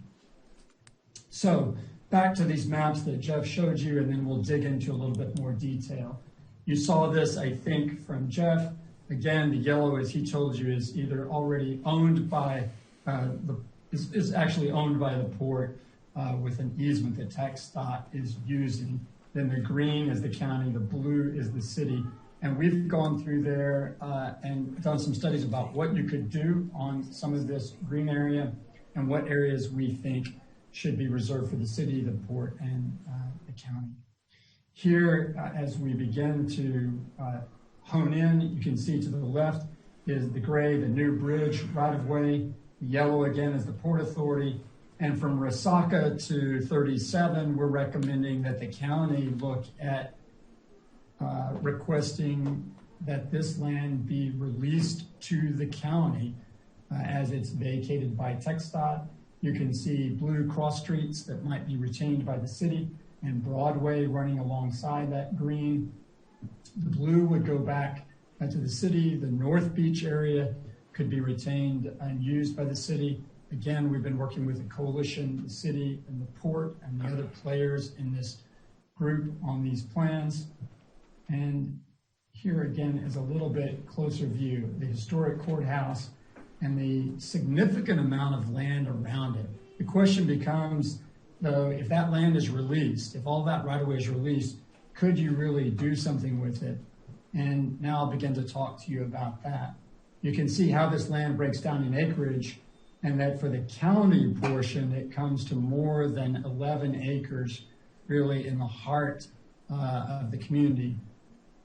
So what have other, we're going to talk to you in a moment about very specifically what you can do that. I want to talk to you first really briefly about what other communities around the country have done with these kinds of opportunities. We look not just in the state of Texas, but all around the United States at places where communities have seen highways vacated or major public right-of-ways abandoned in the heart of their communities. At Pearl Brewery, a place many of you are probably familiar with, at Seaholm in Austin, where they took an old power plant in the heart of the city near the Colorado River, at the Vitruvian Park, a part of an economic development effort up in the North Texas area in the Dallas Metroplex, and at other locations in Texas and again across the continent. And we found some commonalities, and we found some good examples for Nueces County. We've produced a report looking at what might work for Nueces and what are the lessons to be learned for us here, recognizing that all these communities are unique and different, and yet what can we pull out of them that would help this project? Looking at Pearl Brewery is just one example. Building these really close cooperative public partnerships with developers so that you're not putting a lot of taxpayer money at risk, but you're asking the private sector to invest, with the city carrying a part of that by looking at maybe the land in this case or some of the public infrastructure. But you're looking to the developers to create, to manage a lot of the risk and the real investment. The financial incentives that could be things like fee waivers or tax rebates, small things that the county could manage and get a really high return on your investment for. Adaptive reuse, taking historic buildings like they did at the Pearl Brewery, which you have the opportunity to do here in Nueces County, and making them really a jewel of the site that helps not only bring in local residents, but tourists, and activate the site for use and to become something of a landmark. Making sure that there are open space links, placemaking to really create a space that people want to gather that has cultural amenities, and sustainability, meaning that really just incorporates some new features and looking towards cutting edge ways to address making this a long-term play for the county, but also that it addresses things like walkability and even multimodal access. Multimodal being a fancy word for lots of different kinds of transportation access. And we'll talk about more about multimodal in just a moment. So at Pearl, for example, it's been a tremendous success, as most of you know, with attracting thousands of visitors, new jobs, substantial tax base, housing units, and both retail and office space. We recognize that Corpus is not San Antonio, but we think that some of the same kinds of opportunities over time really present themselves on this site. Another place we can draw lessons from is the Seaholm plant there in Austin, which went out for a complex solicitation on this public property with a lot of similarities, which we're pretty familiar with. Again, this kind of careful solicitation, public-private partnership with developers so that they're bearing a lot of the risks, and negotiated development standards and a robust RFP, RFI, RFQ process in their case, adaptive reuse, and linking together greenways, something that you have the opportunity to do here. And our conclusion, looking at these all around the country, looking at this property and what it could be used for, is that you really do have the potential to gain an incredibly valuable asset for Nueces County at little or no cost to the county if you can obtain this from the state.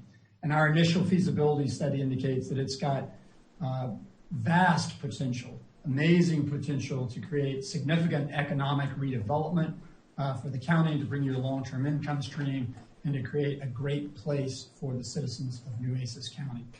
And Jeff, if I might just butt in here as we kind of finish up here, one of the things that we want to make sure is that people are making the nexus and the link. So we had Jeff Pollack give us the rundown on the coalition and getting the letter together, and then your team has been focused on making sure that we not only understand what the feasibility is, but what our redevelopment options could look like, and in fact have worked with the city so that we could come up with this consensus on how we would divide and conquer. But the next step is either an RFI, RFP, or some sort of hybrid process like you just showed us in Austin. In other words, you're not just showing us good projects for the sake of, showcasing their work, but more in line that we're about to have an item here on our agenda, and there's a will in this court to do something with this courthouse, but it's not been done in the way that San Antonio or Austin or Discovery Green in Houston or any of these other successful projects has been done in the past. And that's what we're trying to avoid, is the mistakes of the past, so that we can really figure out, okay, is this a public-private partnership? What are the robust RFP parameters that would get us the development that we're looking for so that we can bring those jobs in? And, I think, I just wanted to make sure we're making the nexus for the court and for the public. This is why we're going over this, is to get us to authorize this next step, and we're going to need help with that process. Is that a fair assessment? It is, Judge, and I've got a couple of slides that speak directly to that. It's incredibly important. One of the things that we found from talking to people in the development community who might be interested in investing here is that it was very important to them to hear that the county had really thought through this process, presented it in a thoughtful way, presented as much information as possible, gave them as much surety as possible, and this idea of presenting it as a whole was tremendously attractive. That it might not just be a courthouse or a public green, but all of these things together that begin to create something that many of them would be willing to invest money in and bid on and bring great capital to the table.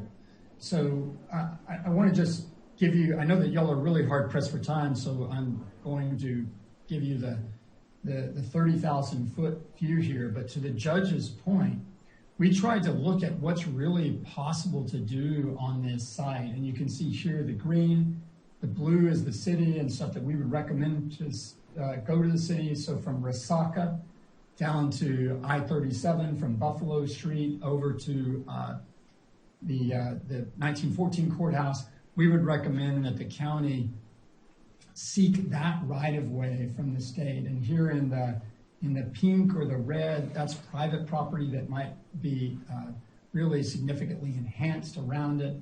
You can see some dark blue that are city properties that could be greatly enhanced. There might even be a cooperative venture from the city to see these redeveloped as well. And what we wanted to make sure is that you could take this property and actually use it if it comes to the county, that it wouldn't be a burden to the county, but would be a real asset to the county if you did it in the right way, Judge. And in fact, TxDOT isn't going to just say, hey, that's a great idea, county and city. Let me just give it to you. Without this type of backup documentation, without this backup conceptual planning, I mean, it isn't going to happen without all this work being done. Isn't that correct?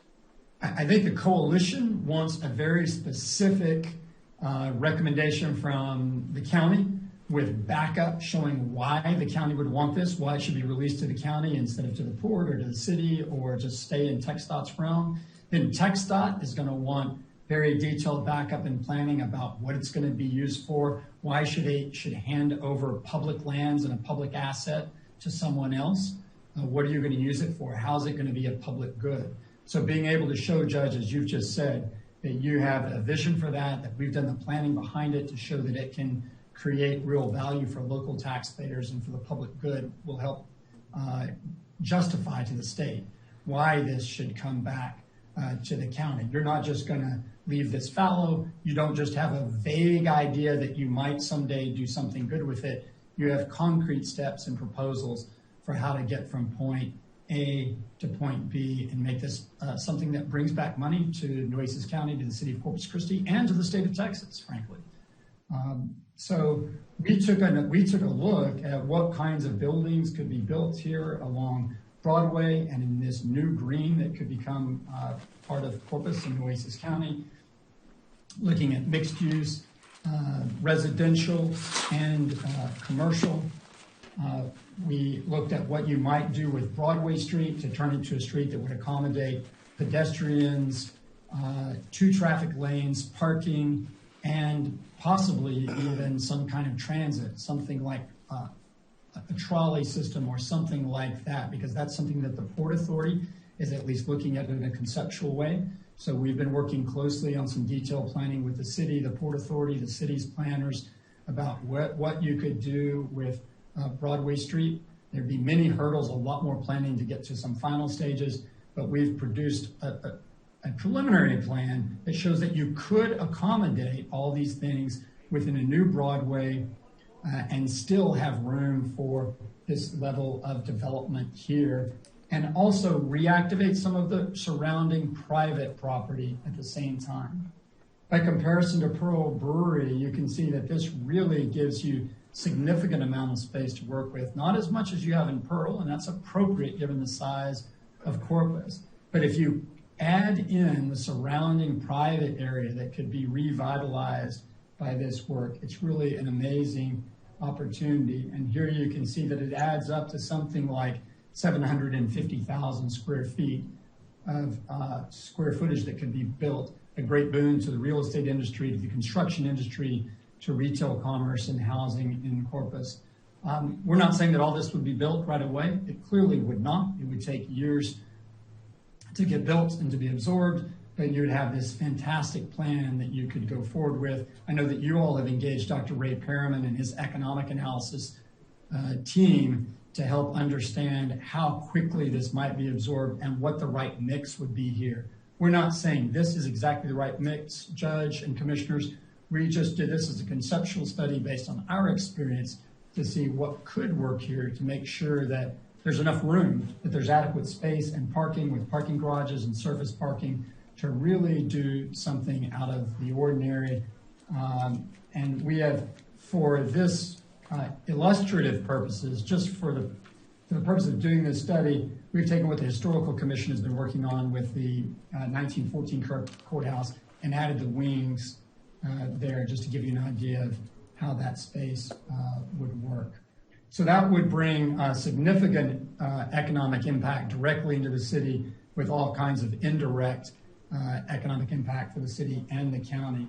This gives you an idea of what this might look like from the exchange here. Here it is today. You're all familiar with this view. And now a before and after, an artist's rendering of what that green might begin to look like between 37 and Belden, a close-up of that view. And here's 181 and what the plaza might look like there along Broadway. So all that would be worked out later in detail.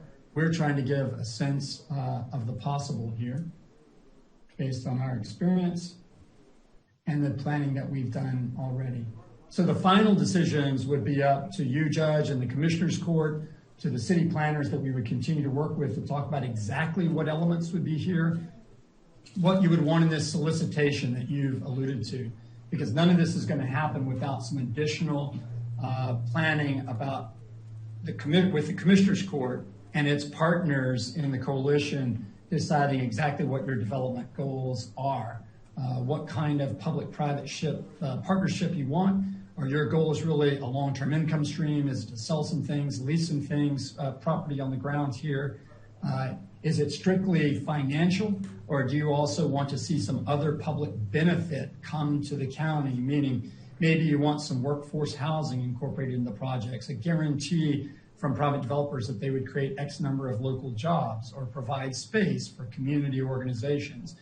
There may be certain design guidelines that you want to put into place to make sure that it honors something like some of the heritage homes that are a few streets over. There are lots of bits and pieces of control that you can still exert if you decide to move forward into the process. And that process could lay out, just as you said, Judge, with something like an RFI, that's a request for proposals, or a request for information, or an RFP, a request for proposals, or some combination of the two, so that you test the marketplace to understand what ideas are out there, and then move forward with very detailed design guidelines.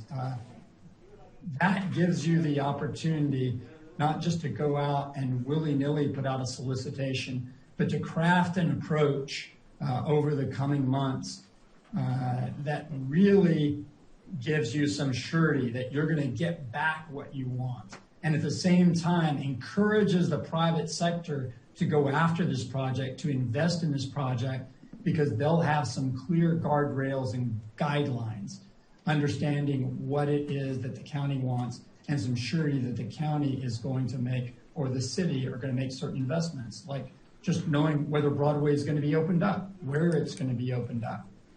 First of all, of course, we've got to concentrate on this issue of the delineation of the right-of-way, meaning really clarifying this right-of-way issue with TxDOT, doing all of the detail work that it will take to work out all of these individual parcels at the parcel level with TxDOT and the different coalition partners to go forward and try and get TxDOT to do something that is really extraordinary, really unusual, outside of their norm, and that is to expedite all this, get this unified request moving fast and approved so that the local community can move forward and be ready to go, be already deep into the planning stages when the bridge comes down.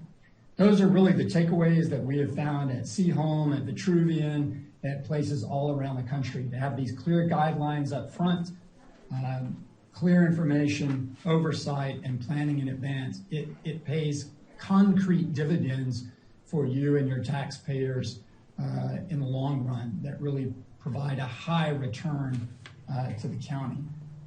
We've gone through, as we look at next steps, we've gone through initial data and findings, through conceptual feasibility and analysis, working with everybody from Dr. Perman to local stakeholders and the coalition partners. We're now refining those conceptual plans and working on the next step of delineation with your partners. What we think the county should be doing next is looking at some kind of solicitation. That probably doesn't happen for a few months until you've clarified things with TxDOT, but an RFI or RFP drafting and working on long-term agreements and a structure that you want to see. So what we're really looking for today from our perspective, Judge, is general consensus on direction, any red light issues or red flags that this planning to date raises, and then direction to continue working with the Harbor Bridge Right-of-Way Coalition. Since the summer, we've been working with the oversight committee that you appointed, commissioners. That's Judge CANALES and Commissioner Vaughn. It's been a great working relationship. We've worked very closely with Jeff Pollack at the Port Authority and appreciate all they've done to really make this a cooperative venture. If you decide you want us to keep working on this, then I think there's a contract renewal also on the agenda today. And with that, I'd be glad to answer any questions.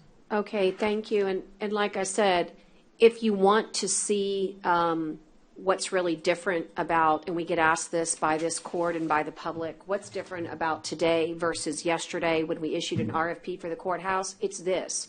This is what makes everything different. It's what makes it, quite frankly, feasible for a developer. So you're going to see on our agenda an item that has to do with getting this RFI process started that Jeff mentioned, and now you have the backup documentation, and so does the public, as to why we should be doing that process. For everything we do, there has to be the backup documentation.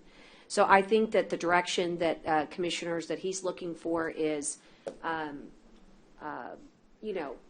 would propose that he continue to work with the coalition and its members, and that we continue to move forward with developing this RFI, which we'll have an opportunity to vote on here shortly, so that we can get to that beautiful place that's possible. We've never had this opportunity before. It's never existed, and now it has, and so we got to plan for it. And I feel very confident with Commissioner Vaughn at the NCDC. They had a vetting. You all saw this. I'm sorry, with Dr. Perryman saw it, yeah. And I believe it'll be presented as well to the CCREDC. I've spoken with Ian about getting it on the January agenda so they can also have a resolution to support. But basically, the idea is we need to, it's the recommendation of the committee to continue the efforts, and in very short order, as in early next year or mid-year, we should be able to have this RFI / RFP process yield good results for the courthouse and all this associated property. And taking it to TxDOT takes all of this to get there. Are there any questions for Jeff? Okay, hearing none. Tyner, is the contract a part of this agenda item, or do I wait for another one? These are the presentation Pieces. items.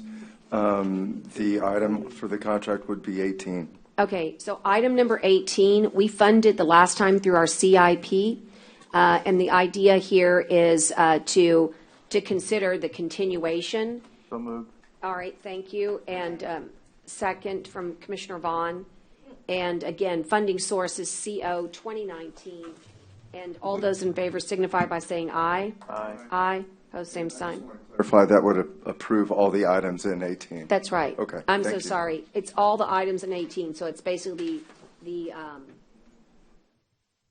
yes. Well, as He it's kept listed, working. We right, have to the pay him for delineating some Harbor work. Bridge right of way, all the Yes. work associated with that. That's correct. Okay, thank you, Tyner. So, Jeff, you have your directives, and I don't have to tell you that we wish it were already in our hands, but we could not be poised better in this legislative session to have advocates in our corner, and they're watching closely our actions today. And I know I could not be there because I'm here, but there is a great meeting with Chairman CANALES, who obviously supports this as the chair of the Transportation Committee from last legislative session, and we hope that he will do so again this year. So thank you, Jeff. We're going to let you roll, and but hang on if you want to see item number 2 in just a moment, if you want to. If not, Sada can maybe monitor. I will. I'll stay on. Thank you very much, Judge, Commissioners. Okay. Look forward Thank to working with you on this. All right, so we got 15, 16, 17, and 18 gone, and now we'll come back in order, and we've done.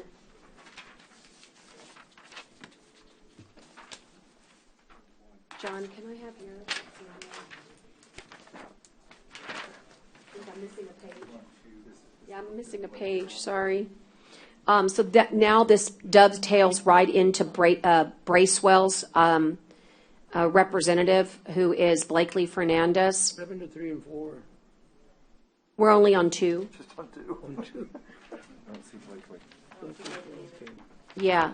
If Blakely's not on, let me run to 3 so I don't lose Chase. Okay, let me run to 3 while you get Blakely. Tim,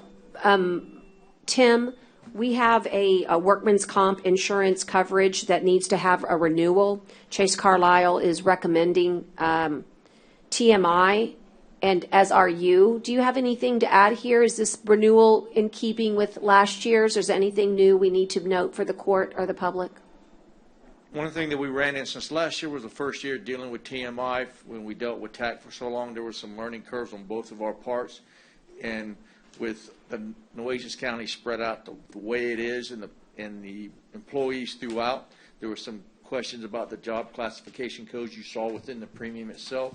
So any of those numbers were taken out of the auditor's office. So for budgeted, that's where budgeted, because we're budgeted for jurors and things of that as well. So, and also for the pay increases and things, it's self-explanatory on the PowerPoint present that I presented to you all. But I do recommend it. Once we get a baseline average, the law of averages, so to speak, we'll start to see those dividends grow larger and larger and larger. Are there any questions? No, sir. Chase, do you concur? Yes, ma'am. Can everybody hear me okay? Yes, sir. Yeah, I mean, the main point, just to drive home, there was a rate increase, but it's being driven by nearly 100% loss ratio this past year. Our claims are still running pretty hot, and therefore, obviously the rates are going to increase as long as that occurs. So that's where you're seeing a cost increase. You also had roughly a 16% increase in your payroll, and of course, that's driving the cost up some as well. Okay. Well, that's exactly how it makes sense then, right? I mean, okay. All right. Well, let's hope those dividends pay off for us. We will eventually, right? Yes, ma'am. All good things come to those who wait. All right. Thank you. I have a need for a motion and a second. And all those in favor signify by saying aye. Aye. Opposed, same sign. Okay, that's number 3. Were we able to get Blakely, or should I move to Go ahead and move one more, and I think she's going to get on shortly.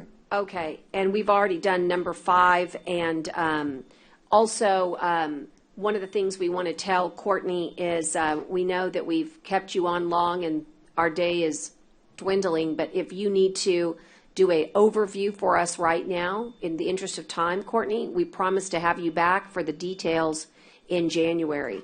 But we're happy to have Senacor Foundation represented by Courtney Schroeder today and tell us about the 2019-2020. And most importantly, let me also ask the court to please bear in mind, we're going to authorize their new contract. Thank you very much. Y'all are very busy. Y'all are doing important work today. It is absolutely my pleasure and my honor to be invited back this year. Senacor Foundation has had a very interesting year. I have a very brief presentation. It'll probably take about 3 minutes. Sounds good. I'm going to try and share my screen in the interest of time. If it doesn't work, I can verbally go over some things. Are you guys, let's see. Are you able to see my presentation? Yes, we are. Thank you. Okay. So for FY19, you guys had funded us for about 12.5%. There had been some change in some issues. Last year in FY20, Nueces County graciously gave us $55,000, which was about 36% of what is required as far as local cash match. Just for those of you who are not familiar, Charlie's Place Recovery Center became part of Senacor Foundation in October of 2018. We still offer the full continuum of services. So we have an inpatient detox unit, ambulatory detox, intensive and supportive inpatient. And then we have some really unique and specialized services, such as services for women with children and some co-occurring psychiatric and substance use disorder treatment options. And it's through the gracious funding of Nueces County that we are actually able to continue those services and provide much needed medically indigent care services in the community as well. What I really wanted to focus on for this presentation is, our FY20 substance use statistics. Please bear in mind, this does not just reflect Nueces County. It reflects really the state of Texas at large, but primarily the population we serve is from the local areas, or at least what we call the United Way areas, so the other probably 9 to 12 surrounding counties as well.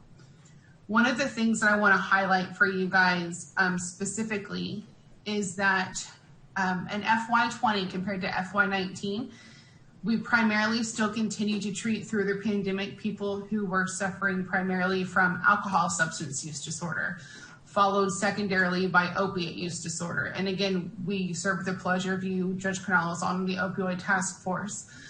And there are a couple things that are promising but alarming if you look at these statistics. It is great to see that those saying that opioids are their primary substance use, that's on the decline. It's actually only 59% of what it was in FY19.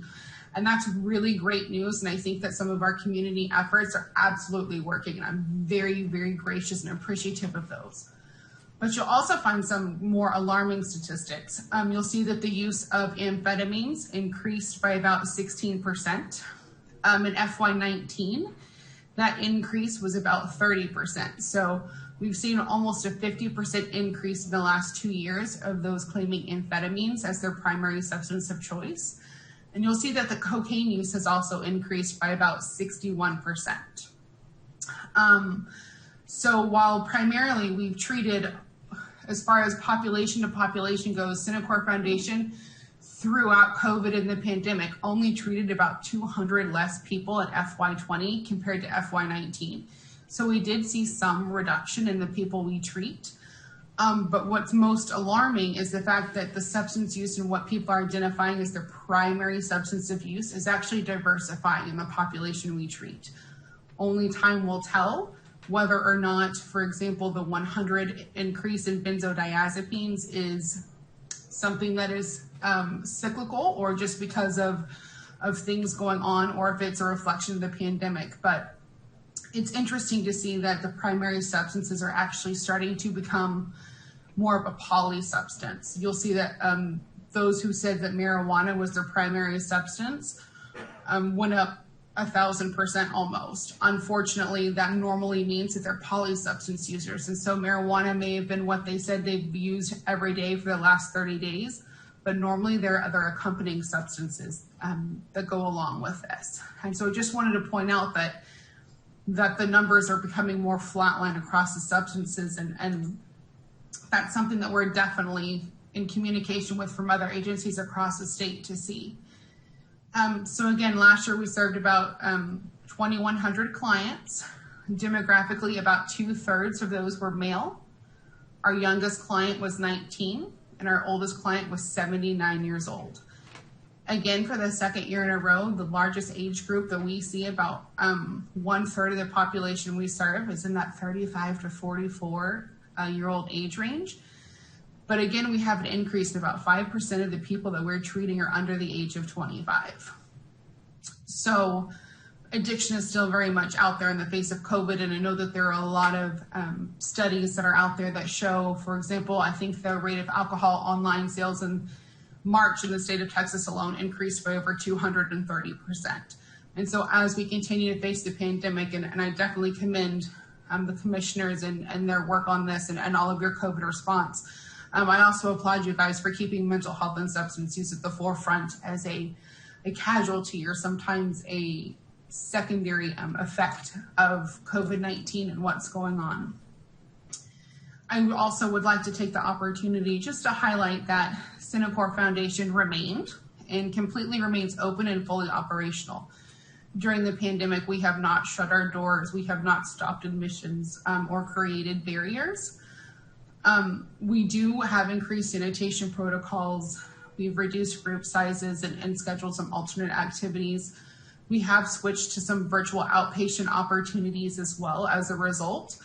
But again, I firmly believe that we have high levels of stress, and holidays are already triggerous events. And then, of course, all of the occurrences that have happened in 2020 with the pandemic, that we are still fighting an epidemic in the middle of a pandemic. And so I just graciously want to thank, again, the court for their support. And I know specifically Commissioner Gonzalez, you were a champion of some increase in funding for us, and I greatly appreciate it. You're welcome. Just a champion.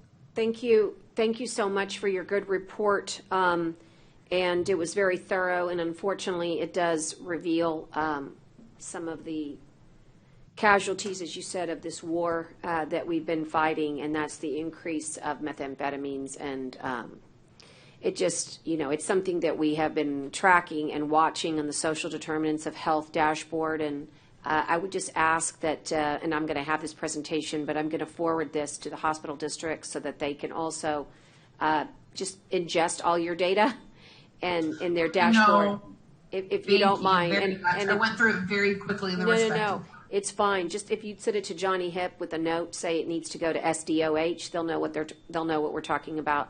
But that was our preliminary study from the opioid task force, and unfortunately, you're verifying it.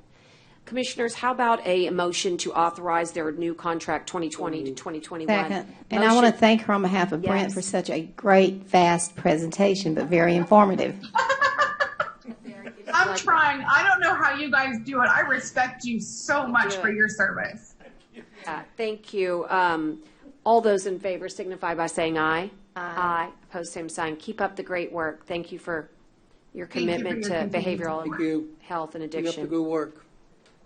Okay, and thanks really to the hospital district, because the way that got paid for was through the hospital district, not through Commissioner's Court. So it was a great thing to champion. Well done. At this time, we have our next contract. I'm sorry, I got to go back. Blakely, I just see Blakely here. So if you'll try to keep in your mind, we were trying to keep it all steady. Items 15, 16, 17, 18, all related to something that get us also to number 2. It was actually always going to be in a different order. But we have Blakely Fernandez, who is with Bracewell, represents Nueces County, and she will be the person, if this court so chooses today, to help draft this 2-step procurement process for the courthouse, and using all of the great information that we have with this right-of-way coalition. And we will also need a county oversight committee in order to be able to do this. So Blakely, welcome, and thanks for bringing this summary to us on how this might work or might look in the RFI. Sometimes people showcase it as a, an insight to what things could be. That's what an RFI kind of gives you, that glimpse. How would you characterize what you see is in the best interest of Nueces County here? Hi, Judge and Commissioners. We spent a little bit of time with your staff talking about what the next step on procurement might look like for the courthouse and the surrounding area. I know you're going to hear a presentation from Gap Strategies that will help define better what some of the scope of this project might look like. And so I know there's some moving parts here, but as that scope starts to evolve, what we're recommending is a two-step procurement process. Instead of beginning with an RFI, beginning with an RFQ, we'll need some scope of the project to get the right qualifications, but it would still be two steps in nature. So the RFQ would allow us to shortlist qualified developers, and that these would be developers that would have historic expertise, redevelopment expertise, and would have some master planning expertise to work with the coalition and others. Once you've got the short list together, then we can look at an RFP to get their specific proposals. But it will, this will give you the opportunity to attract, I think, developers from around the country to spend some time looking at the project more seriously and putting their best ideas down. Okay, thank you, Blakely. So it's obviously multifaceted, this agenda item. The first is authorizing Bracewell to develop this two-step procurement process. She'll be working very closely with Michael and his team in procurement and with Gap Strategies in order to facilitate the right language that will draw in, as she said, the right developers. And again, most likely it will be a two-step process, most likely like an RFI, and that would transcend into an RFP in order so that we can make this work. I like the way Jeff said it. He said we don't want it willy-nilly, and that's exactly right. It's got to be an incredibly thoughtful process. And it's not that we didn't do a job before, but again, it's like I always say, nailing Jell-O to a tree. If you just throw it up there, you're only going to get that which you've written. And this time, we have a very different approach. And so the purpose of today's agenda item is to authorize the beginning of this two-step process. Is there a motion for consideration to authorize Bracewell to do this work, to get this RFI written and established? And only question, and I know the answer, but I just want to put it on record. Go ahead. And if Laura's still on there, Laura? This would not constitute any funds that would extend the historical designation. This would not violate anything there or make it to where we have to extend that out, correct? Sorry, I didn't hear that. I couldn't hear it. I'm sorry. Let me try that again. And I think I know what the answer is, but I just want to put it on the record. I believe that these are not, if we spend these funds, these would not be funds that would be spent and that would require us then to extend that historical easement on the courthouse that we had to do before because we spent some funds. And I think that was federal, but again, I just want to ask those questions when they come up. No, you're absolutely correct. No, okay. This would not extend the easement. No. This is to try to sell the property. I know. I get it. I just want. Yeah. I knew the answer. Got was it. a softball. I just sure. Want to ask Okay. it. Hey, let me know what you're pitching. Give me a signal good, or something. I'm good. No, I'm sorry. It's it was an easy confusing. one. I promise. I'm a yes. I'm a yes. Okay, sounds good. All right, I've got a motion by Commissioner Vaughn and a second by Commissioner Modis, and all those in favor signify by saying aye. Aye. Aye. Opposed, same sign. Okay, believe it or not, we've done number 3, we've done number 4, we've done number 5. That leaves, how about Creston Cook? He is on the line. Creston, you have a contract as well. And would you give us a brief overview? And we promise to bring you back as well for more details in the new year regarding the South Texas Military Task Force. We certainly want to get that contract for our court's decision, though, today. Absolutely, Judge. I'll make it short today. Thank you and the commissioners for the work that you do in support of the military in our area. The South Texas Military Task Force is here to preserve, protect, and expand the military facilities in our area. The economic impact of the military in Texas is a $123 billion industry. That is second only to energy. In our local area, the military installations provide over $5 billion to our economy. They provide 10,000 direct jobs and 30,000 direct and indirect jobs in our area. Very important, and that's what the task force is here to do, is to support the military and work with the decision makers in Washington and Austin and local governments to be sure that we do everything we can to support them. Just last week we had the Salute to the Military, the Chamber of Commerce event. I'm sure some of y'all sat in on that. And we had all of the area commanders do briefs to the community to describe a little bit about their installations. We had the commander of Corpus Christi Army Depot, Naval Air Station Corpus Christi, Naval Air Station Kingsville, U.S. Coast Guard, and the Chief of Naval Air Training. And that's Admiral Westendorf, and he is in charge of all training within the Navy and Air, including the Blue Angels. And by the way, he did say that the Blue Angels were going to visit Corpus Christi in May as part of the Buccaneer Festival, and we'll do some flyover shows over the Bayfront. And that's good for our community, and he expressed his support and the support that he gets from us.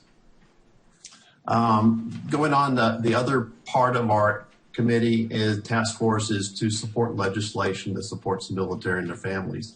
As a matter of fact, I look at the legislative agenda that commissioners approved last week, and we have similar legislation requests to the 87th session coming up, and we can definitely work in lockstep to get that approved. Thank you, Preston. Our budget is not huge. Matter of fact, I'm the one employee of the task force, and most of our budget goes towards lobbying and in the DC level and in Austin. And we're here to support you. Again, thank you for the support that you've provided to us, and we hope to continue that relationship in the future. Thank you. I'm open to any questions. Thank you, Preston. Motion, yes, sir. Apologize. No, go ahead. Motion to approve by Commissioner Chesney, and a second. The only discussion is, now that you bring it up, it has been on my mind because you mentioned the legislative agenda and our military item. I think it would be wonderful to get Larry Myers brought up to speed, the South Texas Military Task Force, lobbyist, and just, like anything, it's good to work together. And so if you could do that for us on the IGSA piece of it, that sure would be terrific. Yes, ma'am, I certainly will do that. That's wonderful. Thank you so much, Creston. And I also want to thank you for all the support you've also given to us with regards to the Nueces County Airport. We actually have some items on that on the agenda later, but we all know that things are changing on the south side of town, incredible growth and encroachment, and there's a real opportunity perhaps in the future, if it's the will of the Navy, to potentially utilize our facility. And I think preparing ourselves and that facility is probably the highest and best use. And so our efforts will be intricately linked, I think, in 2021. So thanks for all your work on support for that effort. Absolutely. All those in favor of approving the 2021 contract signify by saying aye for the South Texas Military Task Force. Aye. All those opposed, same sign. Okay, great. And then now we've got, thanks, Creston. We're going to let you go and swing into action on item number 7 with Melissa Sweeting. She also has a contract before us, and this is the Coastal Bend Council on Alcohol and Drug Abuse. And Melissa, I've noticed your name all morning long as well, now into the afternoon. Good girl, participating in good government. Thanks for hanging with us. And would you follow suit with the way the others have done with an overview, and then also give us any highlights that we need to know about on your contract? Okay, absolutely. Short and sweet is not my forte, but I will do my very best. It's not mine either, Melissa. But it's grand. I wanted to, before I got into really anything, I wanted to thank Commissioner Jag for the additional funding that we did receive. That really couldn't have come at a better time for us, and so we're very thankful for that. I would be remiss if I didn't mention Commissioner Chesney. Thank you so much for your support. We recently had our Safe and Sober online auction since we were not able to have our event. So thank you so much for that. We did drop your stuff off with Paul. I hope you got it. I got it. Thank you very much. Wanted to kind of give you guys just a really quick overview of our agency. We're kind of known in our community for, we do outpatient drug and alcohol treatment, but we really have just a whole continuum of care. We have education where we go into schools. We've been doing that for over 20 years. We go in and provide all sorts of education for children. We have a prevention program. We have intervention, which is we have a pregnancy and we have a pregnancy program, postpartum program where we help moms become better parents. We help dads. We offer anger management. We just recently received a new grant, and that is working with service members, veterans, and their families. And I'm very, very excited about it. We're able to help veterans and their families with any barriers that they have.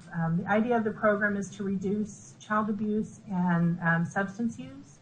And so we're able to help them with emergency financial assistance, case management, all kinds of training and classes and support. We recently, we found a veteran who had a back wall that was crumbling. You could literally stand in his kitchen and the breeze from the outside came in. We were able to fix that. We helped them pay their electric bill so they don't lose their utilities. I think the one that I really wanted to share with you guys today, and I'll make it really quick and won't even show y'all pictures or anything, but we found a 99-year-old World War II combat veteran who his riding lawnmower broke, and his grass was almost 4 feet high. People had been throwing trash in his yard. His grass was so bad it had grown over his sidewalks. You could no longer see where to walk. He had tires and trash and old lawnmowers, and it took us 2 days and a whole group of people to go in and clean that up. And we even fixed his riding lawnmower because that's the only thing that he really enjoys doing is mowing his own grass. And he is 99 years old. And I love that we were able to do that for him. Normally when I come talk to y'all, I really talk a lot about our recovery support services because I'm so very proud of those and they're so needed. We did not receive funding this year. In fact, nobody in Nueces County received funding for recovery support services this fiscal year, which really hurts our entire community. Those services are so critical. We continue to look for other funding sources. We just recently applied for another grant through UT. So we're hoping that some money comes to our county.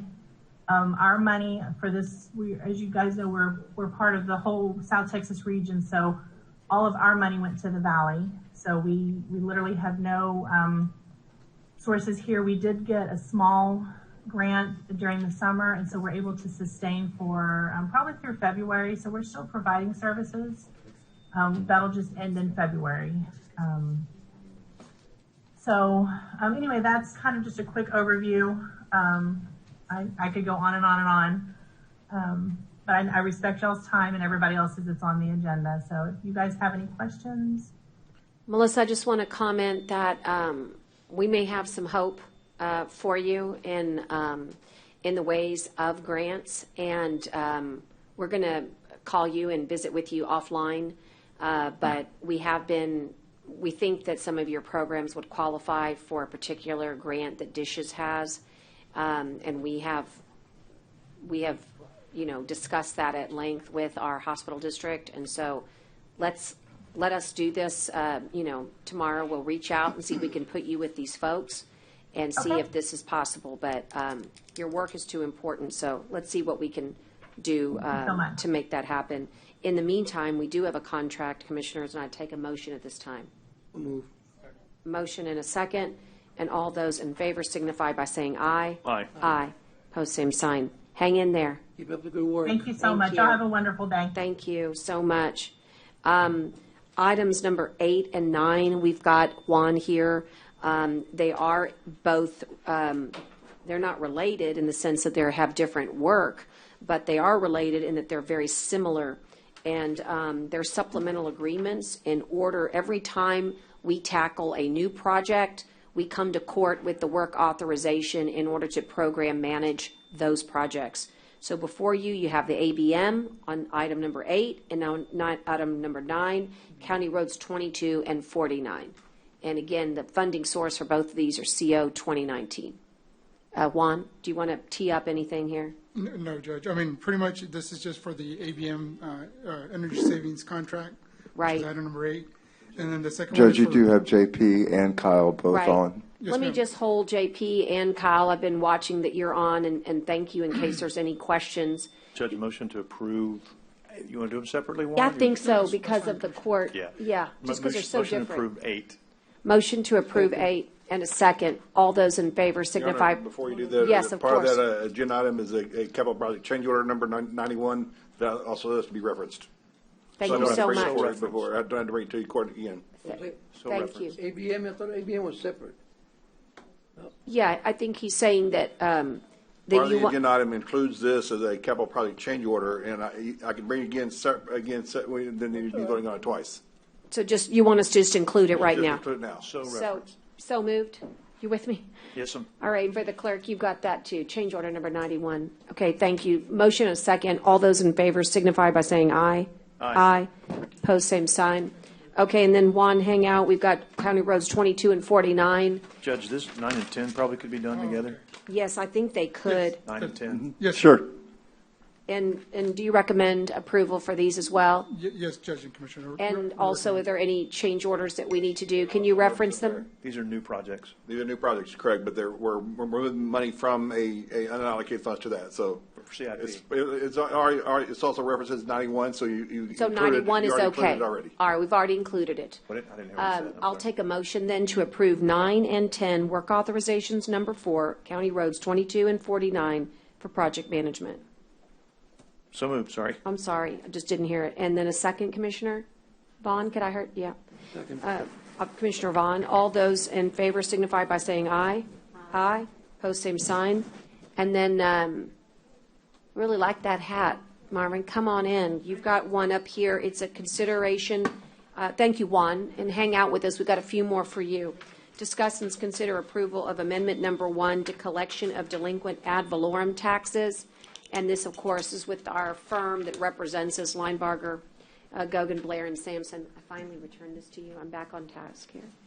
Judge, And this so- is just an extension or? it's an amendment? Actually, we're going to get the explanation right now about, this is actually to conform to code and to the statute, that we really just had this gap, loose end. Would you like to explain? We also have county attorney on as well, but go ahead.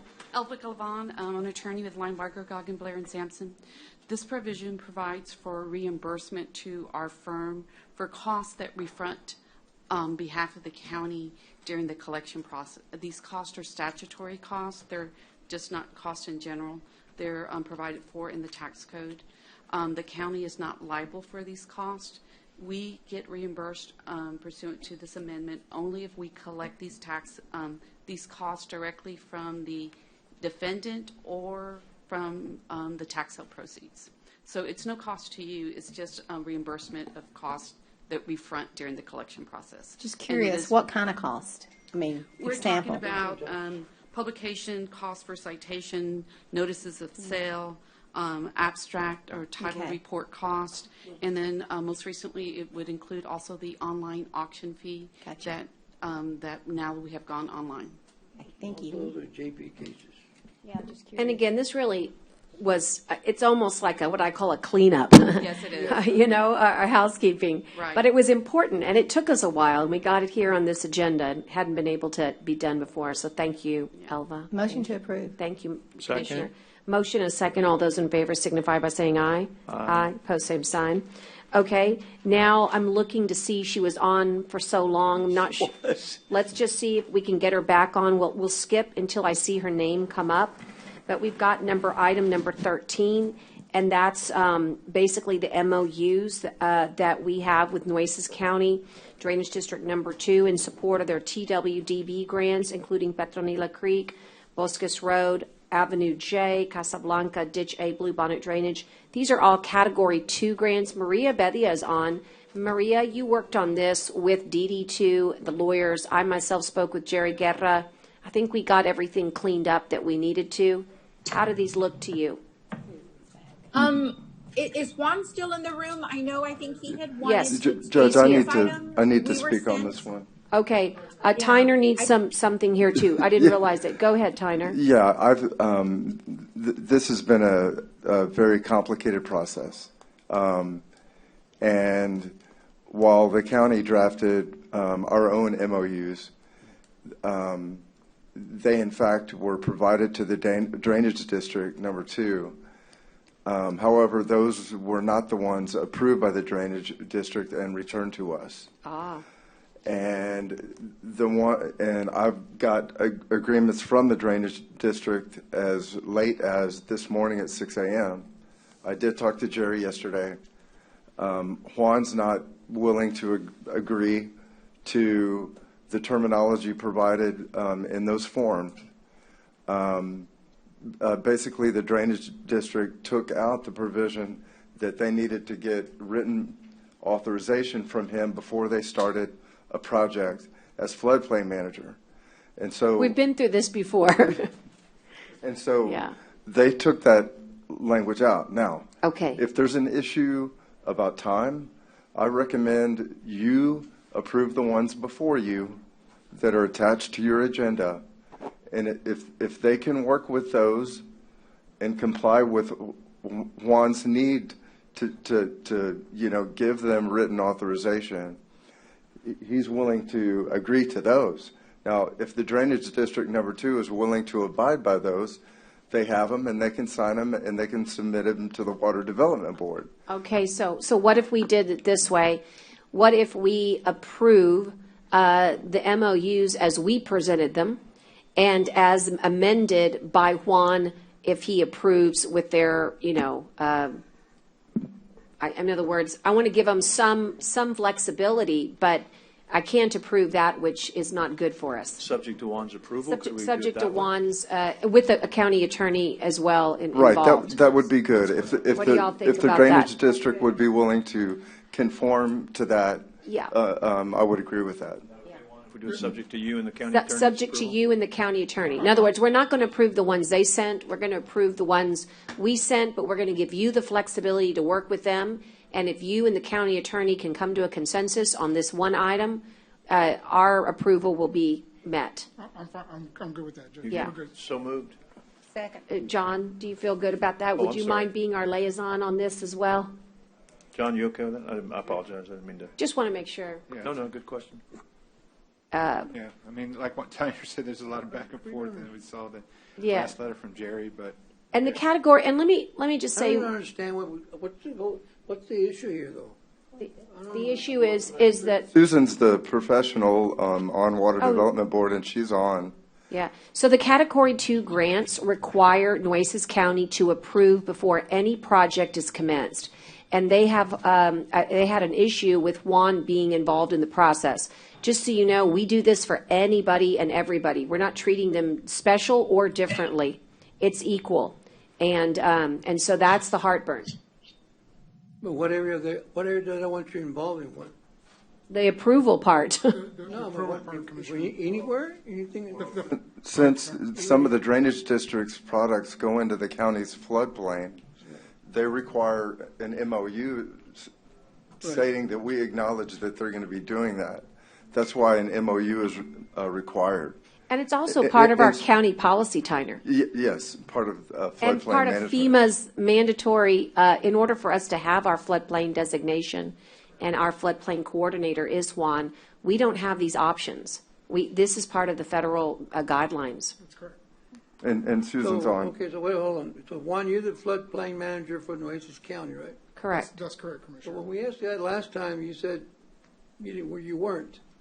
So. No. When? No. So we asked him a while back about, because we're doing some stuff in Petronila. The city of Petronila wanted to do something there. They wanted For a floodplain manager to, for the county to sign off on it because they don't have one. And we're doing For some the work there. city has their own The city Petronila Yeah, don't the have city, any. well, yes, sir, but. They it's don't with- have any. So that was the issue right there, that they don't have any, you see. I mean, none of the small cities have it. So we in Nueces County should be able to do it for them, because we do it all the time. We're always in those areas. We're always in those areas. The small cities don't do anything. We do it all. You know, so, I mean, and we are the floodplain managers for the entire county. So when there's a project or to come up, you know, we shouldn't have an issue that says, well, I can't do it because I'm not the floodplain manager, but I'm going to do it because I'm going to approve it to help the city of Petronila or Agua Dulce or whatever. You know, so it shouldn't be an issue. If it's going to be across the board, it's going to be across the board, right? I mean, that's the way I see it. So you agree then that the MOU needs to maintain our county policy? You're asking me or you're asking Juan? Yeah, I'm asking you. Yeah. I mean, but once we have the MOU, if a project comes up, we're going to be we're going to be able to help the small city and say, you know, say, we're going to be the floodplain managers, yeah. If you get something for me to sign off on the grant, we'll sign off on the grant, because we are the floodplain managers. Right. That was what was odd, is they object to Juan doing it. That's what's odd about it. And so we have a disconnect, and we just want to approve it because we know they need it for their Category 2 grant, but we have this little hiccup, but we think that Juan and working with the county attorney and their lawyer can fix it.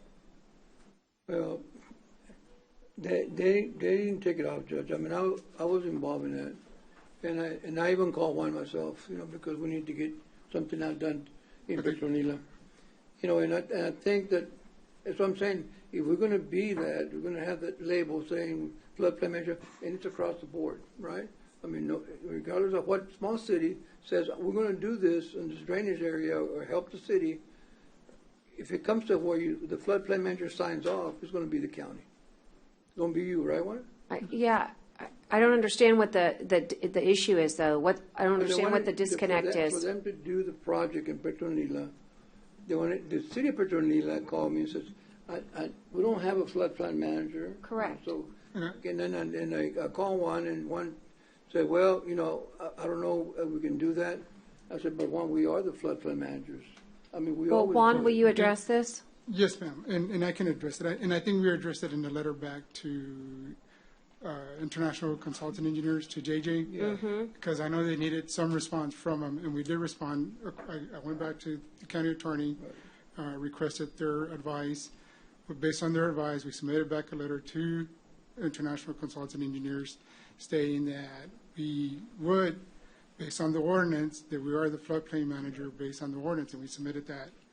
But are we talking for the same thing, or is this a different project? It's a different. Yeah, well, let's talk about the agenda item. Yes, ma'am. I'm trying to figure it out. But this is part of the agenda item as far as I'm concerned. No, it's not. It has nothing to do with it. We're talking about floodplain managers. If it's going to be. He is, by statute, by law. Good for one is good for everything. At that time, Judge. Agreed. We had an issue because it wasn't done until days later.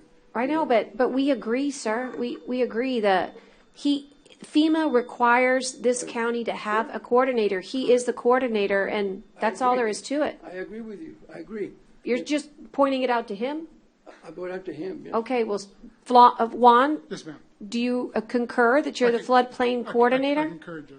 Okay, so. The last time I talked to him, he wasn't sure. I say, well, we got him now. You got him now. Good. Okay? Now you got him. All right. Now, on this item, on this agenda item, our issue is the MOU, and I'm trying to just make sure we have a motion that gives Juan the authority, you know, to help work with Jerry Guerra and the county attorney to get this done. We want to help DD2 get these Category 2 grants done. They cannot do it without an MOU, and but we have this little hiccup, right? So, can I get a motion from somebody that would? We got it? All right, thank God. Here we go. The second. All right, so all those in favor signify by saying aye. Aye. Okay, now you got to do a little work on that MOU. Tyner, would you be so good as to continue to assist? Because it seems like you're in the loop here with this language. Yes, we will. Okay, and I notice that ICE is here. Can I ask you what the issue is, given that you're probably, give him a second to finish cleaning for you. I would like to know what the concern is so that maybe we could even address it right here. On what? On what he was, oh. Yeah, in other words, he's got to, we're not approving it the way they approved it and sent it to Tyner at 6 a.m.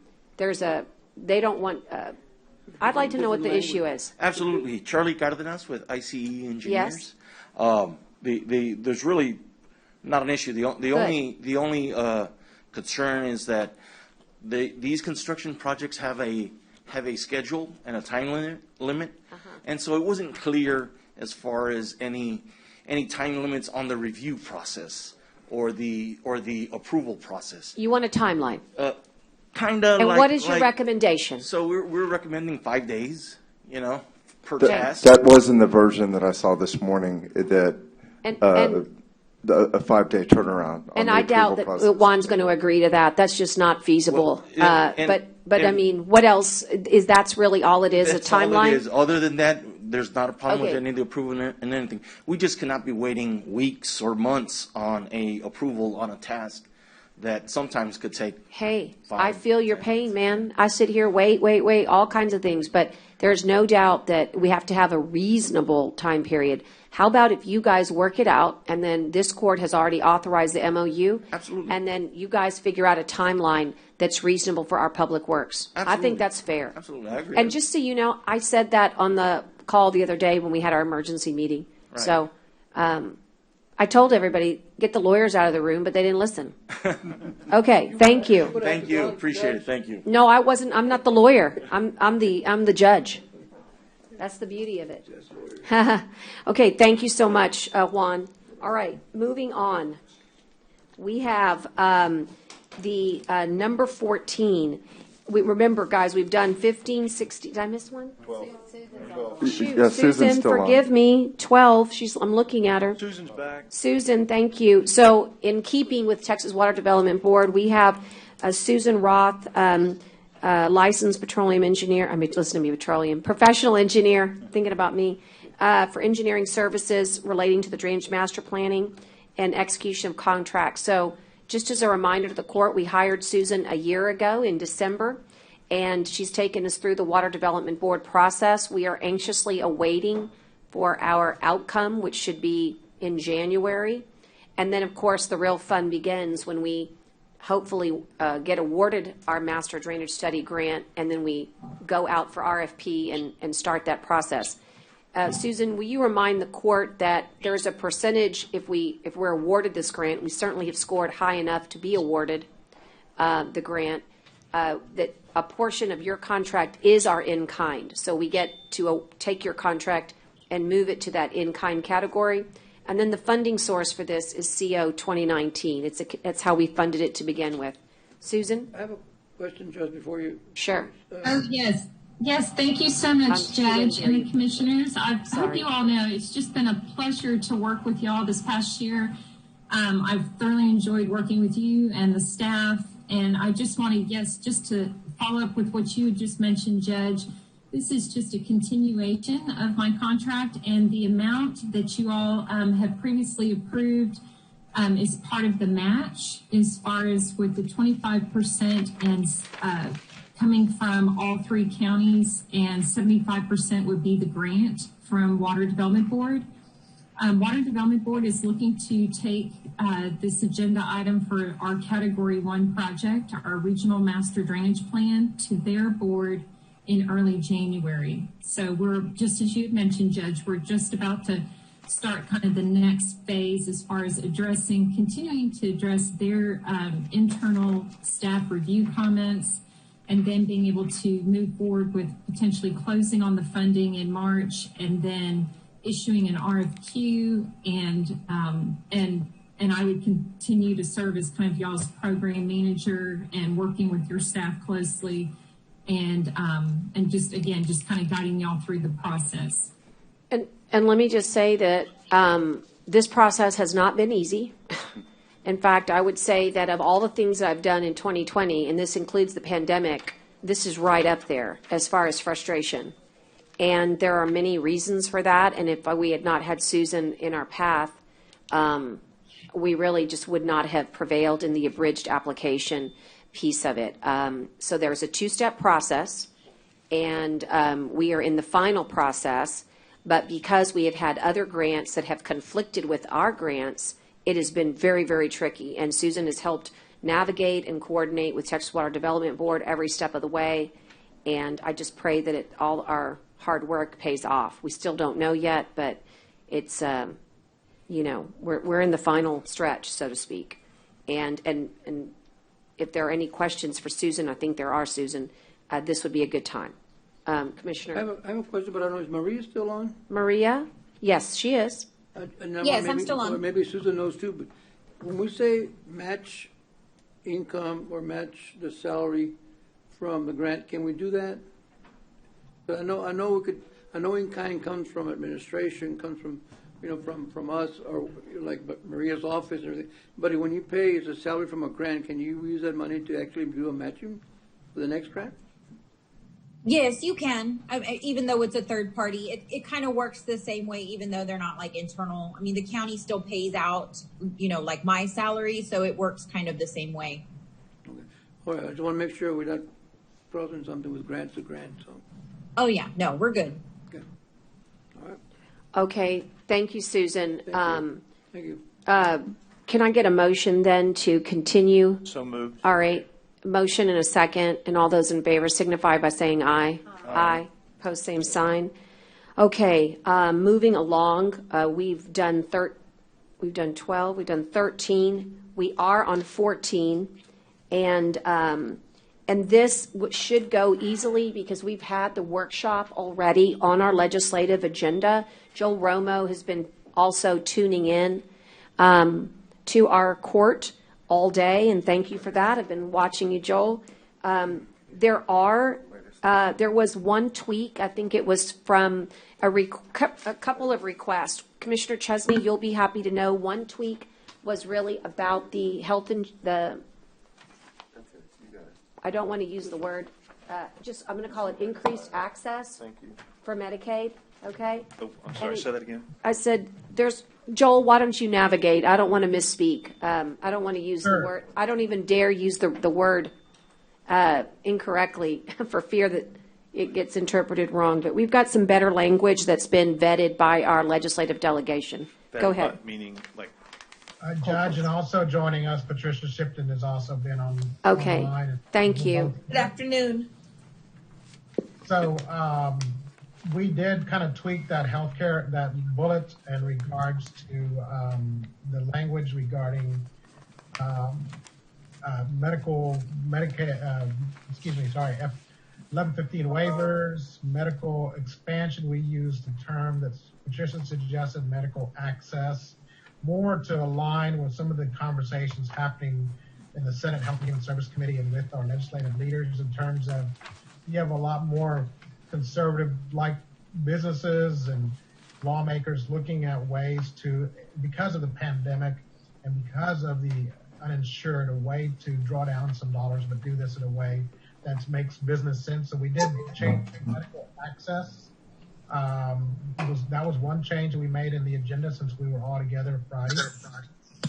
And you're saying, and that's the bullet point, support legislation that develops greater medical access for the number of insured. That one, Joel? Yes, sir. Okay, so that's the one you've run by. Have you run by Lois, Chewy, Todd, and Abel, like all four of them? Well, we did discuss that with Senator Cokhorst's office, which is great. And we shared it with all the delegation, but they have seen an iteration of this language before. Okay, I just want to make sure they all see it. I mean, Cokhorst is important, obviously, but she's like a small part of our delegation, meaning she only has Port Aransas, and we love her, and that's great. But obviously, I want to make sure Todd and Chewy and Abel see that too, please. Yeah, well, Abel. Yeah, I mean. I know. I mean, I'm not trying. There are people who would want it a lot stronger. This is the best version. And I'm trying not to leave anybody out, yeah. But you know what I'm trying to get to. I know. You know. I think, like I said, Joel and Patricia really worked on this language so that it meets with the spirit of what we're trying to do, but has the right wordsmithing. Is that fair, Joel? Yes. Patricia, anything you want to add to that?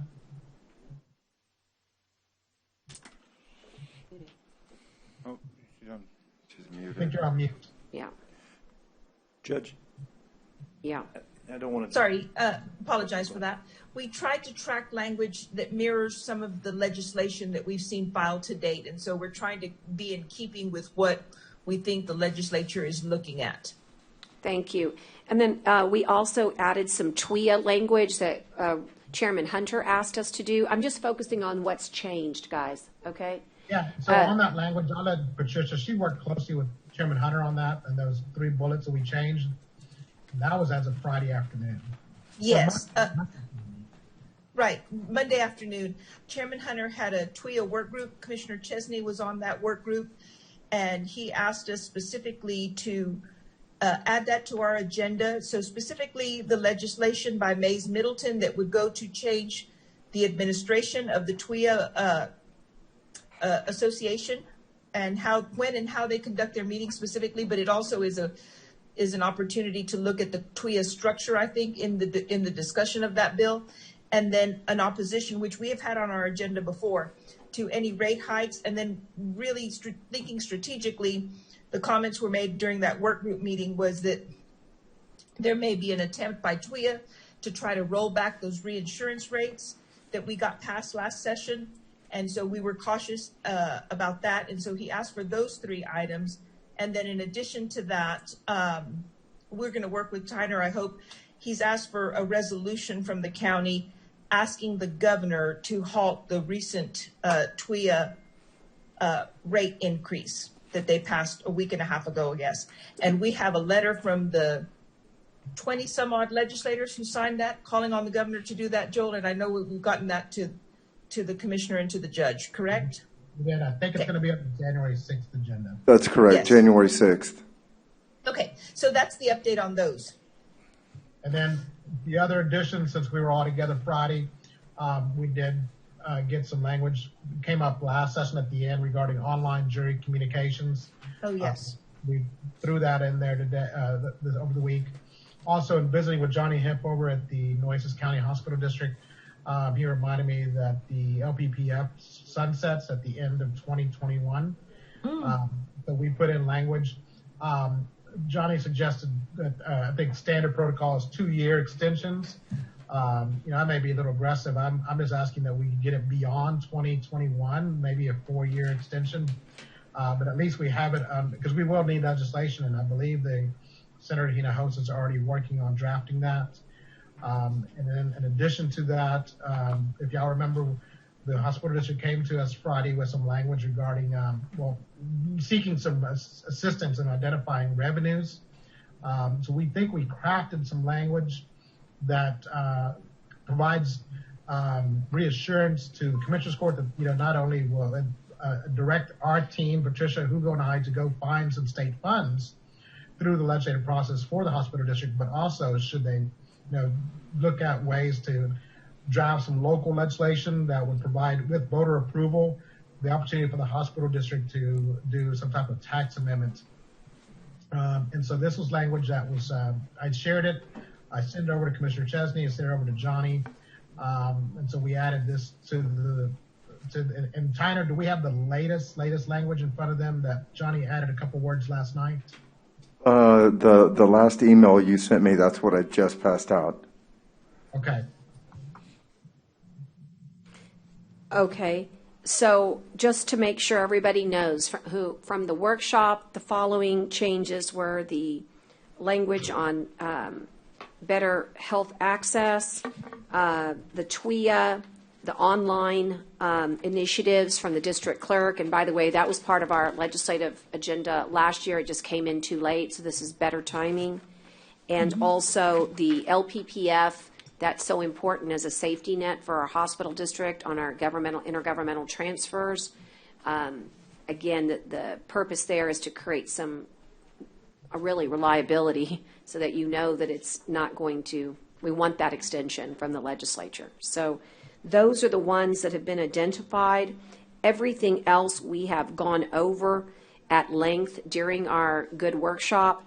And at this time, what I'm looking for, and I have one, but it's kind of like, it would be nice to treat it almost like a consent agenda. In other words, let's take out anything that really needs to be voted on, or let's find and then vote on everything else that we agree on.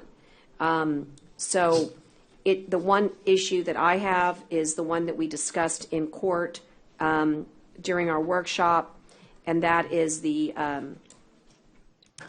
give me just a second because I need to Judge, read it. I would say we just pull the one you're talking about out Yeah. and vote on the rest of it. Let's for do now, it. and It's then under talk about that one. infrastructure. So let's pull out infrastructure, removing the historical designation of the old Nueces County Courthouse. And then, but I'll first take a motion, always do the good first. I'll take a motion to approve the rest of the legislative agenda. Second. So moved in second. Commissioner Vaughn and Modis. All those in favor signify by saying aye. Aye. Post same sign. Vote on the rest of it, right? That was the motion. That was everything else, Commissioner. And then on the supporting legislation to remove the historical designation, I'd like to respectfully request that we remove that. And I'd like to make that motion from the agenda. And I'd ask for a second. Second. A second. And all those in favor signify by saying aye. Aye. Aye. And then opposed? Nay. Nay. And thank you so much. You now have an agenda to work with, Patricia, Joel, Hugo. We all, you know how we are. We're very ambitious over here. We've got a good, robust agenda. Yes, but ma'am. but that's because we've got the best team ever, and we're excited about this session, despite the fact that it will be different. The people's voices, ma'am. the people's voices will still be there. We'll just be zooming a lot, and you're so important to us. So thank you for sharing our priorities with our delegation. If things change, we're going to be coming back, right? We'd love to have reports. I think that the will of the court is to hear from you more often. And so how about if we just plan on talking again in January? I know there'll be a lots to say, and there could even be some additions. Fair enough?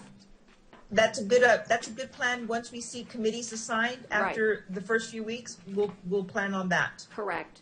Okay. Thank you so much. Thank you. Yes, ma'am. Thank y'all. Thank you, Have a Joel. great- Joel. Okay, y'all. if we're going back in order now, we're going to go to number 19 and the agenda.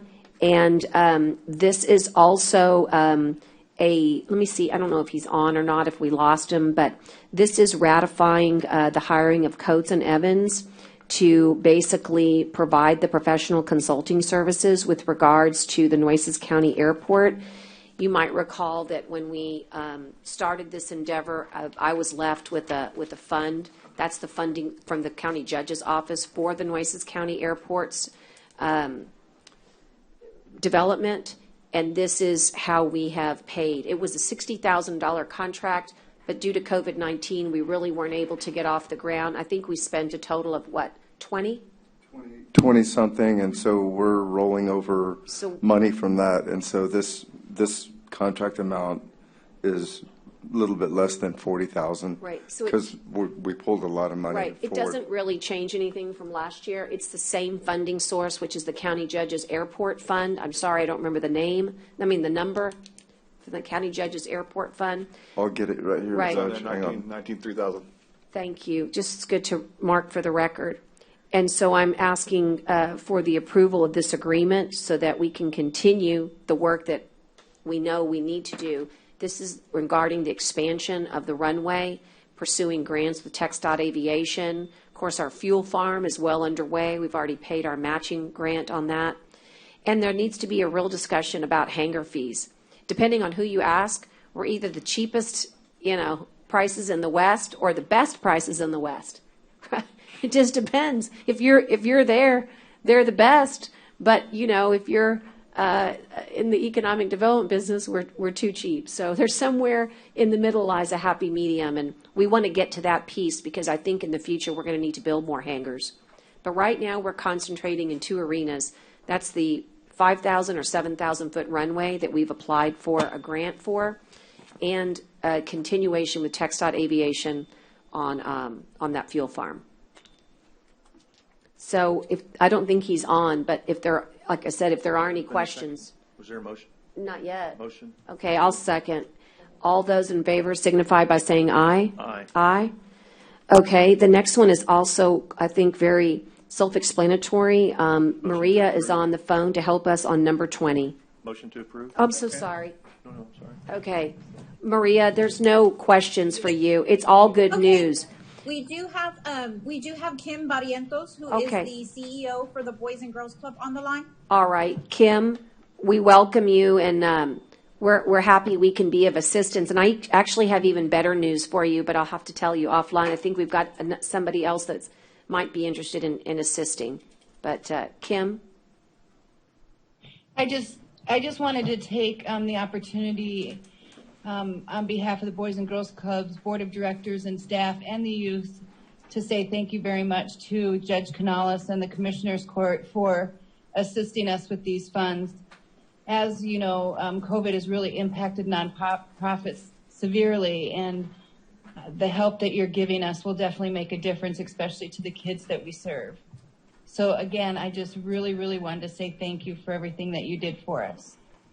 Thank you so much, Kim. It was our pleasure. I wish it could have had a zero behind it, the way I feel about the Boys and Girls Club, but we did as much as we could, and we're still out there advocating for you. And as a matter of fact, when GCCV came to see us, we said you need to give to the Boys and Girls Club, and I think they did. And anybody who asks, we always tell them, you're changing lives and giving kids a place to find support and nourishment and programs and exercise and wellness, and we can't thank you enough for what you do inside our neighborhoods. Thank you. Thank you. Maria, do we need to? I just want to point out that Yes. it's a two-part agenda item, so you'll be approving the agreement as well as authorizing the payment. I'll take the motion, Commissioner Chesney, in a different way then. She needs an agreement approved and the payment. A motion and a second from Gonzalez. All those in favor signify by saying aye. Aye. Okay, the next one is always on our agendas to make sure we don't have any overtime to consider. Dale? Yes, Your Honor. The staff I have that's constantly working on this had to be quarantined because of contacts, because of COVID. So trying to manage this stuff while you're here is almost impossible. Doing it remotely is almost cannot be done. So I'm asking to table this until next meeting. I'll got a motion to table in a second from Commissioner Modis or Gonzalez, either one. All those in favor signify by saying aye. Aye. Aye. Post same sign. That's to January 6th, everybody. The next one is to approve the supplemental engagement letter with Justice Enoch. We're continuing our litigation. Got a motion and a second. All those in favor signify by saying aye. Aye. Aye. Post same sign. Also, the county attorney does request, on item number 23, to request the approval of professional services from the Texas Attorney General and related matters. Or what? I didn't know. Allowed, it doesn't. It's on here, but this is for, well. No, Let me double check that. If that's for. No, it doesn't say. She's trying to talk. She's on mute. She's on mute. Give her a second. This is her agenda item. You're on mute, Laura. Laura, you're on mute. Sorry, I got it. It's going to be Snapka? 23, 24, 25, and 26. All of it is together. Oh. And the court approved going out for to file a diabetes lawsuit, and was approved back in court. As of January 1st, the AG reviews all agreements involving contingency fees, just like this one. So we send out everything as we were required, and basically the AG felt like it was not sufficient in terms of the notice provided in the agenda and of course the webpage. So here we are. We're asking to rescind that one, and we reissued and redid the language.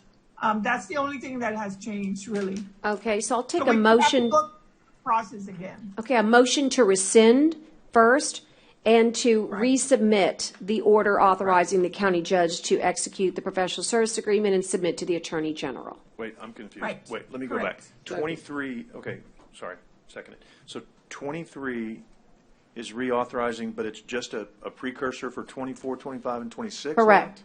Okay, Right. So do we have to do Correct. anything on 23, or do we just move right to 24?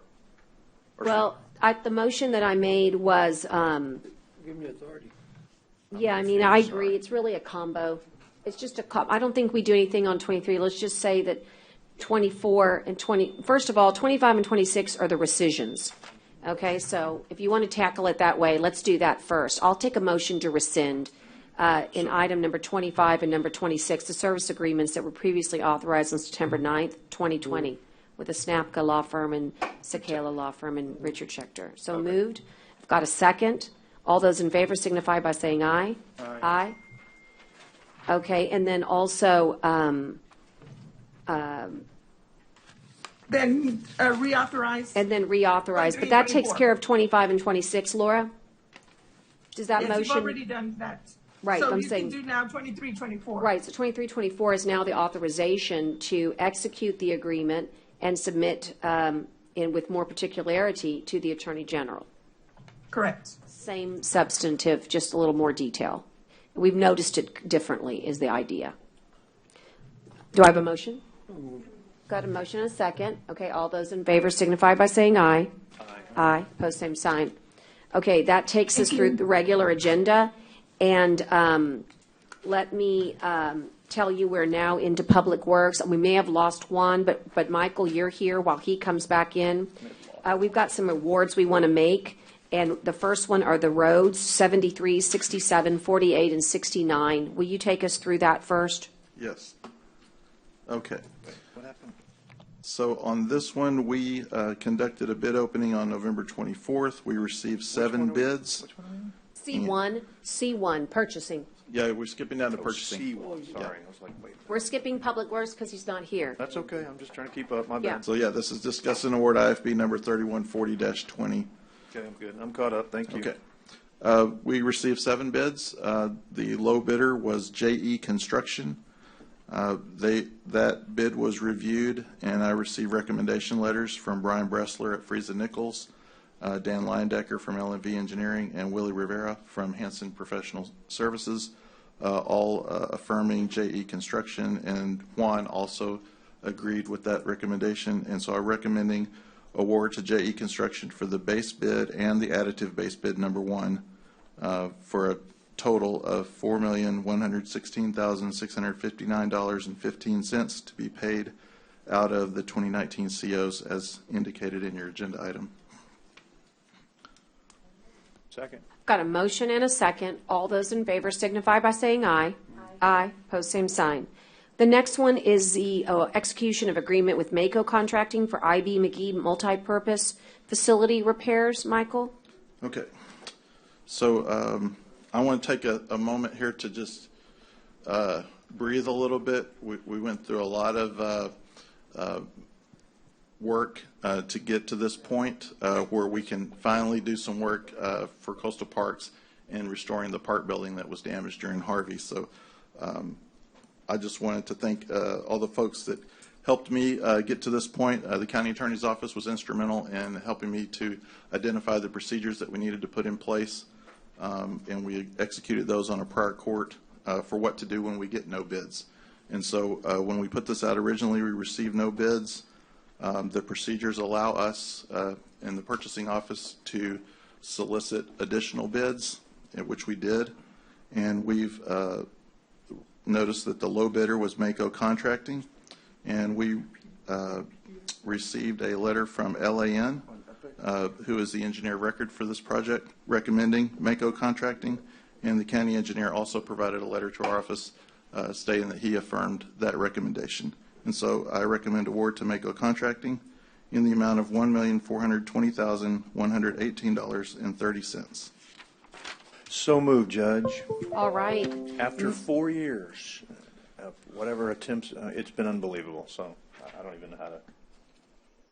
So thanks to the court for allowing this to happen. This is the one, if you remember, that we're having to borrow from ourselves through the CIP funds because we're still fighting with insurance companies over proceeds that they, how do I say that nicely, screwed us out of, is the only way I can think of to say, out of Hurricane Harvey. And so hopefully we'll be continuing to fight them and get that money back someday. But thanks to the court for the support. It's appreciated. It's going to be a wonderful new facility. It's going to be it's going to be up to code with fire suppression. It's going to have ADA modifications, and it's going to be wonderful. And I'm excited to be able to, be there on that grand opening when that happens. So all those in favor signify by saying aye. Aye. Opposed? I have a question. Yes, of course. It's for Juan. Can you give him just a second? Juan, we have a question on IB McGee. Let me orientate you. We're on that item one, C2. On Mako and land, do they come through you for this or what? Yes, Commissioner. Well, Commissioner, at the end, yes, we did discuss it a couple of weeks ago, or a week and a half ago, regarding the Mako proposals. I know that there was 3 proposals that we had gotten. One was from Gordian, which is Barcom. The second one was from Mako, and then the third one was from Spyglass. So you're going to be, who's monitoring this land or what? You're going to be monitoring it? The project manager, well, the engineer will be, or architect is Lan, and then the project manager will be Scott Mears. Scott Mears. AG, I can't think of it. It's Advanced Construction, yeah. Yeah, LAN doesn't program manage this one because they happen to be the architect, so they can't do both on this one. The program manager is what, he's hired by land or what? No. No, the court hired them in a previous, They've been on this for about a year plus. yeah, we hired him a while back. He's been on this over a year. All right, better make sure somebody hired somebody. Yes, and Juan also monitors, he's got folks out there as well. Yeah, so we really have multiple layers on this. Okay, I'm just make sure we do. I'm going to hog the stage since I was already up here. That's I okay. only got one more item You left. can go to number 3. So the last one is to, let's see, discuss and consider granting an exemption for the purchase of plexiglass for the Nueces County Courthouse. This is going to be used in all of the district courtrooms and the JP offices. And we just need that approval, basically, so that we can get our COVID funding. Absolutely. And I'd like to bid farewell to Ms. Vaughn. It's been a pleasure serving under you. And you've always treated me well and asked my opinion at times, and I appreciate that. So, And she's got one more meeting. One more meeting. Well, I still want to wish you best of luck because I don't know how many items I'm going to have. Oh, that's a Thank you, good point. Michael. I enjoyed working with you. You're you. great. That's what you told me the other day, Mike. That's great. Such a gentleman. Thank you so much for that. And I'm not sure for the clerk, we need to, are we good? Right, I'm saying, but we got the motion, second, you've got it recorded. All those in favor signify by saying aye. Aye. Post same sign. Even though Juan, you're right there, Dale just got one. He just got one item. Dale, you've got a budget change order number 5 for our fiscal year. Will you take us through that one? Yes, sure. This Then we'll is come back very to easy. Juan. Our JP downstairs, JP11, is needing a little bit of temporary staff to have some items. The balance is available in his travel expense, and I submit it for your approval. Thank you. A motion and a second. All those in favor signify by saying aye. Aye. Post same sign. Okay, now Juan, we'll finish up. We've got 2 items. The execution of the subdivision construction agreement. You want to do that one and then we'll do the presentation? Yes, ma'am. Okay, let's do item yeah. number 2, the execution of the construction agreement for Stonegate, Unit 2. Yes, ma'am. Public Works is recommending the execution of the subdivision agreement for Stonegate Unit 2. Let me ask you a question. One, is this, we having a problem with the road there too? No, sir. This is a new subdivision. Stonegate Unit 1 is Amanda Lane. Stonegate Unit 2 is adjacent to Stonegate Unit 1. So, no, we're not having any issues, Commissioner, that I know of. No, sir. The road's going to be We've been out there to do some site visits, Commissioner, and they're doing a good job out there. So they're doing good work. And what was the complaints about those from Amanda Lane that said that they were going to have traffic coming through? Wasn't that an issue at one point? There is that is still an issue, Commissioner, because Stonegate Unit 2 is attached to Stonegate Unit 1, and they are still using Amanda Lane as an egress to their new subdivision, which will be the new subdivision. And they're going to tear up the road even worse, and there's a safety issue with the trucks flying through there, but Juan's done his very, very best to try and get a road, an easement down there, and unfortunately, the attorney says, no, we can't do it. Correct. So they're stuck again. That's another one of those. When you say a lot of traffic, one is it construction? It's the construction traffic. It's it's very dangerous. Yeah, right now there is some construction traffic going through there. In addition, there are going to be, I'm approximating over 50 to 60 homes, brand new homes. Can we put speed limit signs for now until we finish? 15 miles an hour? We can't do anything within the Amanda Lane right Private away. road. Yeah, that is correct.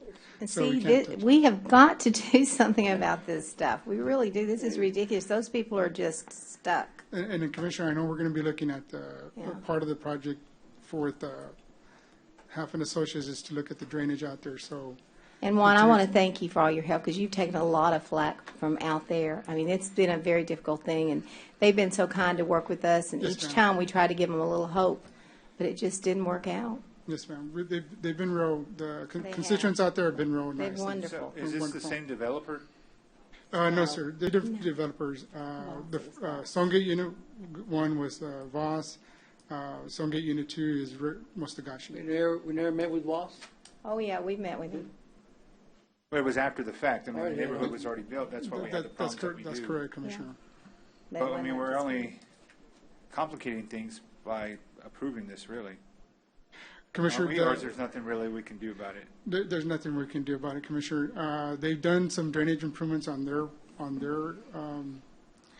subdivision, so they met their requirements. So you can't really. They've complied. As long as they I mean, meet the specs, you can't deny it. It's awful. Oh, well. Thank you, Juan. Yes, ma'am. I'll defer to the You recommend We're the recommending. execution? Yes, ma'am. Yes, and so I'll take a motion. Okay, thank you. If you'll move, and then I'll need a second. Second. Okay, and then all those in favor signify by saying aye. Aye. Juan, will you be doing the EPIC presentation today? Yes, ma'am. Thank you so much. Stephen Boca with Epic is not going to be Midstream is not going to be able to make it. So to this meeting, so I'll do a brief presentation, Judge, and I have a couple of or a few exhibits. Yeah, to be no, looked that's at. what we needed an update before the end of the year, because if something's not going well, we need to address it. So Yes. walk us through it. This is just an aerial of the existing conditions of what nothing's there in front of Suburban Acres. Suburban Acres is on the. Can you scroll down a little bit? Suburban Acres. That's Suburban Acres right there. What road is that one? Sir, What road is that? that's I used to live there. I can't remember the name. Suburban Acres, what road? Yes, sir. Calico. I don't remember the name off the top of my head, Commissioner. I think it's Too many roads. yeah. And he's too old. It's I'm just kidding. But it's fronting Calico Road, and then you got County Road 48 on the north side, and then offhand I can't remember the name for Suburban Acres, but this is just an existing conditions of what's out there. If you can go to 2A to the next one, Those are our roads, one? those are our roads. Yes, sir. We maintain those roads. This is afterwards. This is within the last year. Suburban Acres still to the left, and then to the right you have the tankers for the storage. So it kind of gives you an idea of what Epic. We've been meeting with Epic for the past year and a half. Is that correct, Judge and Commissioners? That's correct. We've been meeting with them. We talked to them about trying to provide an alternative route for the constituents that live within the Suburban Acres. Because as you can see, the road just goes directly into the fronting the storage tanks. Epic has talked to us about acquiring a piece of property. The line that you see on the top left corner, that was one of the alternate routes that Epic had been working on for the past 6 to 8 months, probably even 9 months or 10 months. And they've been talking to the adjacent property owners about trying to acquire some property, which is like a 60-foot right-of-way. They would build the road, or they would allow us to build the road and return pay us for the construction of the road. Epic has since then has informed us that they pretty much have put a stop to the negotiations with the property owner. So they're not sure if this alternative route is going to be constructed. And that's based on the last conversation that we had with Epic. I did invite Stephen Boca with Epic to be here He couldn't make the meeting. Probably we can reschedule for next Commissioners Court so he can do. So if y'all have any questions, Judge and Commissioners. I want to vent. Judge, give me just a minute. That's Okay, fine, they have not been good neighbors. They have reneged on several things that they said they would do, Juan, and we know they did. That's correct, Commissioner. And I have talked to the lady that they were negotiating with. I know what the land is selling out there. She's not being unreasonable, I don't think. I do not think she is. But they've just had it with them. They've had it. And so now Epic's talking about eminent domain. I won't be here, but I certainly hope this court does not do that. Epic should be made. We can't make them, I know that, but they made promises they did not keep. Even with the trees they planted over there by those tanks. They planted these little old bitty trees. Obviously, they didn't put any kind of sucker hoses up there to give them water because they're about dead. And they're about this tall. It's going to take them 20 years to get up there and cover those tanks. But I just don't think they've been good neighbors. It's been very disappointing. It was okay when we were dealing with the first round of people, but ever since we've been dealing with this last gentleman, it has just gone south. And you're correct, Commissioner. We've been having several meetings in my office and also conference calls with Jack McFarland and also Stephen Boca with Epic. And all along they've been assuring us that this project would be pretty much a go. So here in the last couple of weeks, we found out that it's pretty much has put at a standstill. Yeah. And they recommended eminent domain. So Can I ask a more detailed questions about, let's just pretend for a second that they were ready to go. What is the time that it would take? And what was their process? Who were they going to, do they already have somebody who's bid the road, who's ready to move on construction, and did they give them a timeline? I don't know if I've heard those details. My understanding, Judge, based on our meetings that we had with them, is that they already had contracted or had talked to a contractor about building the road, and it was going to be to our standards, and also to do some drainage improvements alongside the new road and also to the Do you think rest of that. You think you and I could work in getting a meeting so that we could, I'd like to see all that. Yes, in other words, can. we pre-plan everything we do. I'd yes. like to see it, so Yes. at least I know that if we could solve the legal issues with the easements, that they were ready to move immediately. Yes, ma'am. And if you see also, there's another exhibit, which is a plat that they had submitted to us. This is kind of like the final layout of the proposed road. You can scroll down a little bit. Or scroll down a little bit out, right there. This was going to be the new route. This is a route that they were going to finalize with the developer, which they had sent to us, Judge and Commissioners. So this is kind of giving you what we're going to finalize as part of the road. Well, Carolyn, I think that, there's a lot of days between now and December 31st, my friend. We need to call them. Okay. And we need to work on it. And again, we when we have a grant that we know is coming in, we go out for RFP, we get our specs, we get the engineering. I want to see that they have all of that. Otherwise, it's just going to delay this process. Not just Okay. be hot air, man. Who knows? Well, and Well- it has been hot air. And Judge, is it appropriate to table it and bring this back? Yeah, we can do that. Can we Let's do just do that. So I move Why don't you to go ahead table it. in a second, Thank you. and we'll make those calls, because I think at the highest levels they would want to know that we're not, doing as well as we would have liked, and that we need resolution. Okay, all right. Thank you, Juan.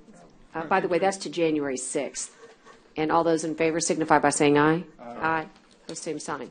Okay, that takes care of, we're going to move into human resources. It's a series of important items. We handled number 2 earlier this morning. And number 1 is let's see, Julie. Okay, Julie, go ahead and take us through number 1. This one is actually a total savings of $9,400, but walk us through it.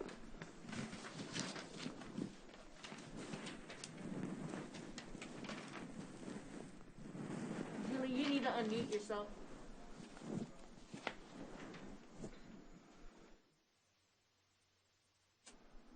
Mute. Okay, Julie, if you can hear us, you just need to unmute. It's coming in. There she is. Thank you, Julie. The first one is from the DA's office. And we're having trouble hearing you. I'm sorry? Are y'all having trouble hearing, or is it just me? Because my neck is killing me, so I don't know if it's... We're having trouble hearing you. If you're on speaker, would you... Closer to the mic. I have no control over her volume. Okay.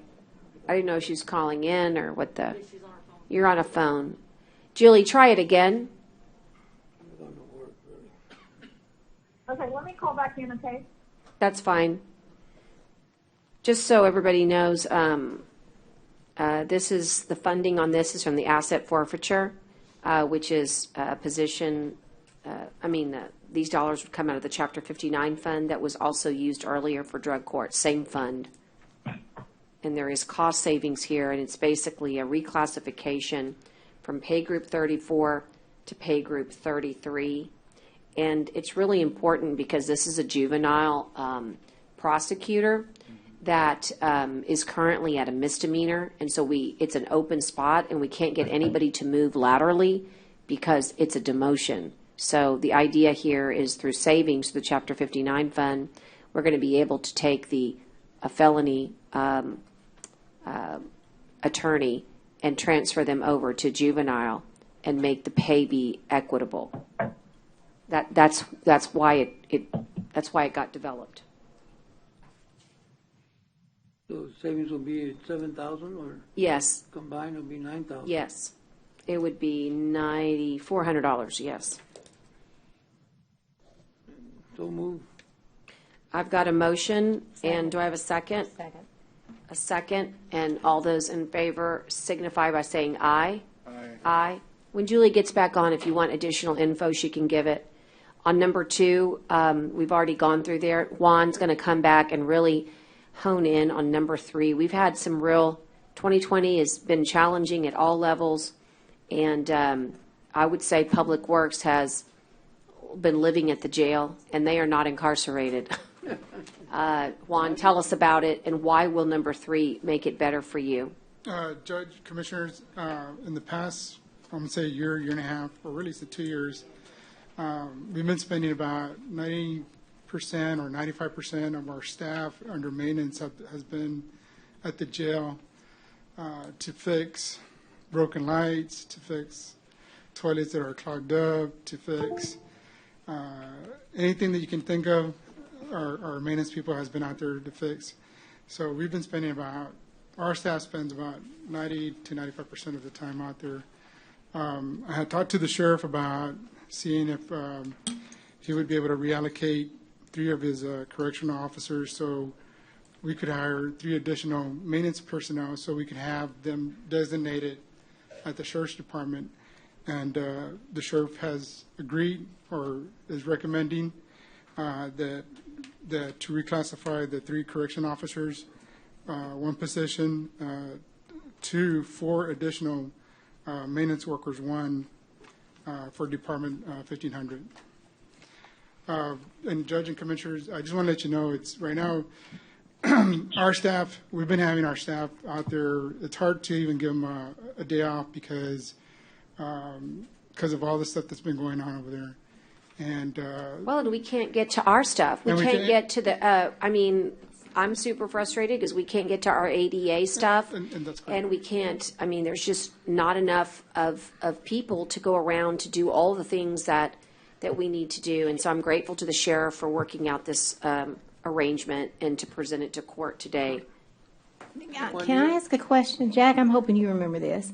I thought we ran into this problem when I first got on the court, maybe 6 months after, and I thought we assigned someone from Public Works to the jail for this very reason. And Commissioner, there is 1 person. So you need more than 1. But 1 person, Commissioner. We have. You have 2 shifts. Okay. We have a staff of.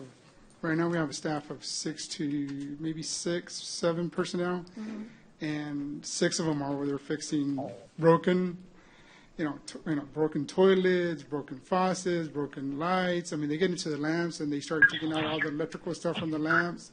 And anything that you can imagine happens. So we have to go out there. And so we're spending continuously, our staff. So the inmates are tearing stuff up. The inmates are continuously tearing stuff up. You'd be surprised. No way, those inmates are tearing stuff up? I make a motion that we, for the discussion if you want, but I can understand the fact that if we're going to assign somebody one in the daytime, somebody in the evening, it'll work. But if you're going to assign everybody in the daytime, it's not going to work because you're still going to have somebody. Commissioner, I had a discussion with my staff because this was as part of the agenda. My recommendation to my staff was to, during the weekends, what happens is that we fall behind because there's nobody here Saturday and Sunday. So what we're going to do is with the new personnel, once they understand and they've been working here for quite a while, and they can get a background of how everything works within the jail, is to schedule a few staff, a different staff, either Wednesday through Sunday, and then the other ones come in, the other That's a time. good idea, and that's what the health department did already. Their staff, they're off on Sundays and Mondays, so they want them to do the overtime. So now they work Saturday and Sunday, but they don't work Sunday and Monday.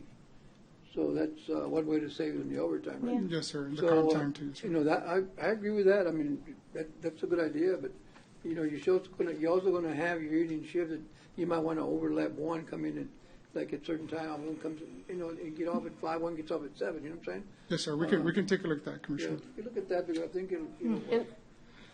And I would just ask that, and you know better than anybody the issues that we're having. So, the job descriptions, are pretty broad. Mm-hmm. But in the hiring, you've got to find people with experience, because the idea that you put somebody on a task and then they cause issues is killing us. And I really think that I know it's hard, but you've got Workforce Solutions right next door. Mm-hmm.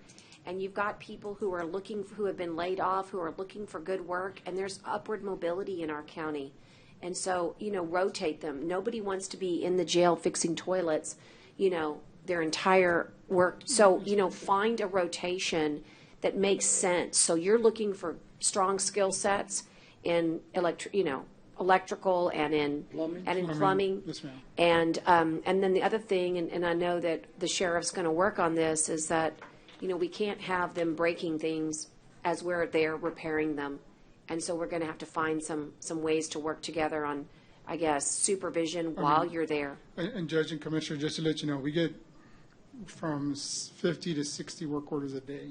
That's a day. It's ridiculous. Yes. So on Mondays, we have about 100 work orders piled up in the queue. Well, maybe, and we probably can't do this. I'd get fired if I did it. Maybe we need to show a little tough love when they stop that toilet up, but I'm staying there for about 3 days with it. I'm sorry. It just makes me angry. We're going to miss you, Commissioner Vaughn. You're outside the box thinking. Hey, I'm telling you. Did we make a motion on this? Go ahead. Second. Motion and a second, and all those in favor Before signify. voting, Your Honor, there's one Yes. clarification. Yes, Because sir. if you look at it real closely, we're reclassifying 3 corrections officers, but having 4 maintenance workers. So we're actually adding 1 new position. Okay. Wait a minute. It's 3 and 3, but adding 1 new position. So you need to make sure, it is 4 maintenance workers, but we're only reclassifying 3 And corrections so what officers. is our funding source for the 4th? Still a general fund funding source. I want to make sure you knew that it was. Can we just have the even swap, 3 and 3? That's fine, Judge. I mean, we're I think happy at to this get- point, you should develop your team and let us know how it's working, and then we can always come back and say it's not enough. But why don't you present a plan to us? I love the idea of figuring out the shifts and the background, and we did that, and maybe Bobby can get back on ADA stuff. Yes, ma'am. So that would be. Yeah, we can work it. So do you want to just swap stick 3 and 3? stick to 3 and 3 then? Okay, let's make an even swap. Okay, so but with the opportunity, one, to come back to us if it's not working. Yes, ma'am. I will. Okay. 3 for that one you have, so it's 4. Savings, though, just in that direction. Oh, there'll be a significant cost savings because the cost of a maintenance worker is That's a lot about less than a corrections officer. $8,000. It's about So then we $8,000 a So position. could we Okay. get the other one with So then- that, with the yeah, cost then- savings? My crude math is you would need to come up with $10,000. Oh, well, that's different. Juan, can you come up with that? Okay, well, then that's for our consideration. Commissioner, I misunderstood. I thought we were a whole salary. Would you all, is it the court's will to give him the 4 and provide the 10,000 from general fund? I Is would. it budgeted? Where do we come up? What is it? General fund, Dale says. You gotta have that, man. It's important. Yeah, Basically 2 during the day and 2 at night. I make a motion for All that. right, thank you. Motion and a second. All those in favor signify by saying aye. Aye. This is a good lesson. It's how we ask, right? Yes, ma'am. Okay. Thanks, All right, Judge, thank Commissioner. you. Appreciate it. That's my last gift to you, Juan. Julie, are you back with us? I see the phone lit up. Judge, the only reason I put this back on there, I thought that I think Commissioner Gonzalez, everybody agrees on the latest job description. I thought there was going to be some minor changes to the job description, but I didn't see anything come through. I think it was like the word is preferred. You know, the licensure component needs to be preferred, and that was not added on, and so we're missing all the people that could have other skills, but not necessarily be practicing licensed. I think that Judge, is if we do move away, take away the director, I don't think he's going to direct anybody or manage anybody. We use director, manage, and an expert. I think if he's a coordinator, he's going to coordinate the programs in the community, with the hospital district and the county. I thought it was a mental health liaison. What did I lose? Am I missing a word? No, I had a liaison. Pardon? Coordinator, mental health programs liaison. So. Okay, I can't find we just had too many directors. Right, so you have it the way you like it now? Is it been edited, Tyner? I can't find the job description. I went through the whole job description, Judge, and, I didn't want to give it to nobody because, it's a lot that I went through, but. Here, let me see if I can get that up to you. Here's the thing, we can continue to work with Julie on this. The most important thing that was brought up to me by the court by Tyner, was that there was a word that was left out, which is important, and that has to do with the word preferred regarding the qualifications. And what we seek is to be able to not restrict our applicant pool to only licensed counselors, because there are people who have public health degrees, but they're not necessarily licensed counselors because they're not in the active practice. But they could have had, and so that was one thing that I was in favor of. Instead of required, preferred. Preferred. And Johnny Hip is on, by the way. Johnny. And then, just so you know, they will be directing people, because yesterday the hospital district approved the PARI initiative, and then in January they have Cloud 9. And so it really does need to be a director, because they need to be able to, on behalf of the hospital district, oversee these initiatives for the benefit of the hospital district. And so that's why the Meadows Foundation, who, like I said, they're the ones that crafted the title. And also, if there's a deputy who's just working on, let's say, opioids in the future, if we were to get a bunch of grant money, then that person would be managed or directed by this individual. Johnny?